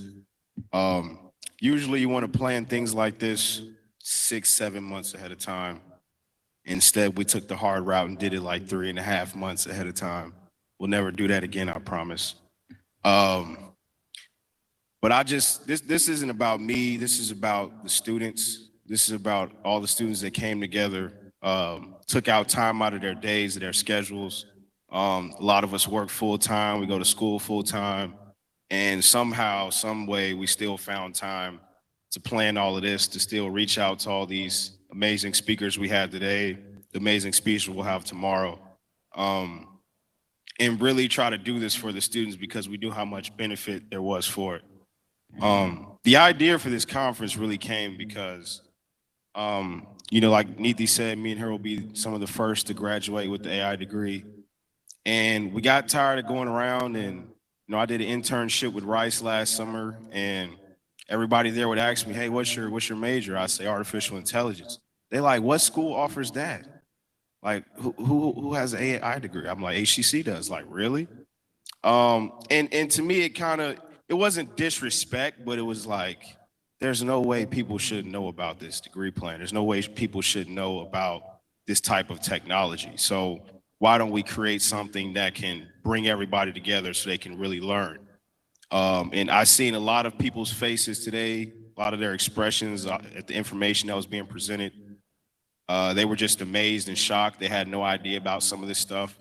And that's what it's about. It's about learning. It's about trying to learn something new every day. It's about pushing yourself. It's about testing yourself. And I can't thank this college enough because, people don't know 5 years ago, I was sleeping in my car. I didn't know what I was going to do. I was in a whole nother state. And I came to this city and it changed my life. It helped me realize things that was really important to me the whole time that I thought wasn't important, but it was important. It's important to get education. It's important to get involved in the community. It's important to join these student organizations. And it's important to lead. A lot of people don't think they have it in them, but they do. They just haven't taken that jump. They just haven't taken that leap of faith. And it's important that, everyone understands you do have the power to change your life. I know people say that all the time. It's cliche. You can do anything you want to do, but honestly, it's about really taking your life into your own hands and figuring out what will work for you and what lane you should be in and just sticking with it and doing it to the best of your ability. It's about becoming the best version of yourself. And this college has helped me do that. And this program has helped me do that. I think Dr. Brown, I remember when I was, COVID had just ended and I was thinking about going back to school, lost my job due to COVID. I was working in oil and gas and I was like, I need to go back to school. And I was gonna do the old, computer science degree, but I seen AI and I'm like, hey, maybe I should check this out. And I reached out to Dr. Brown and he, gave me the rundown, said, hey, this would be great for you. And I took that opportunity to say, hey, let me create my own opportunities. I tell people this story about the Rice internship. I would have never got it if I wasn't an AI major. The only thing that separated me from everybody else in the application was mindset AI. So they seen that, they gave me a chance. All I had to do was kill an interview and I did, and it opened so many doors for me. So I want to give that same opportunity to other students. That's what the CSA is about. That's what we do this. That's why we try to plan these events, because we want students to get value. We don't want HCC to be left out. Don't ever think less of yourself because you're a community college student. And I mean that from the bottom of my heart. You can do anything from anywhere. And we proved that today, and we're going to prove it again tomorrow. We're going to keep working And we really hope students take heed to the messages that have been put out today. And we really hope we can help students take that next step. So from the bottom of my heart, thank you all for coming. I hope to see you all tomorrow for Industry Day. Thank you to everybody that helped put this together, all the CSA board members, the faculty, the sponsors, people who worked on this when they didn't have to. They had other family obligations, they had work obligations, but they still find time to make sure we put this together. So actually, could all the CSA board members come up here and take a final bow with us, please? And get them a round of applause while they're coming up.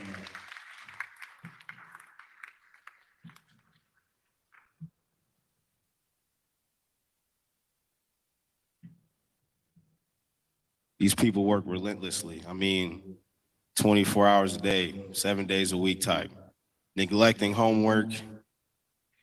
I hope our professors forgive us, but I'm really proud of everybody up here because we couldn't have did it without them. So we're gonna go ahead and close out. We're just gonna take a final bow out of here, and I hope we really get to see you all tomorrow.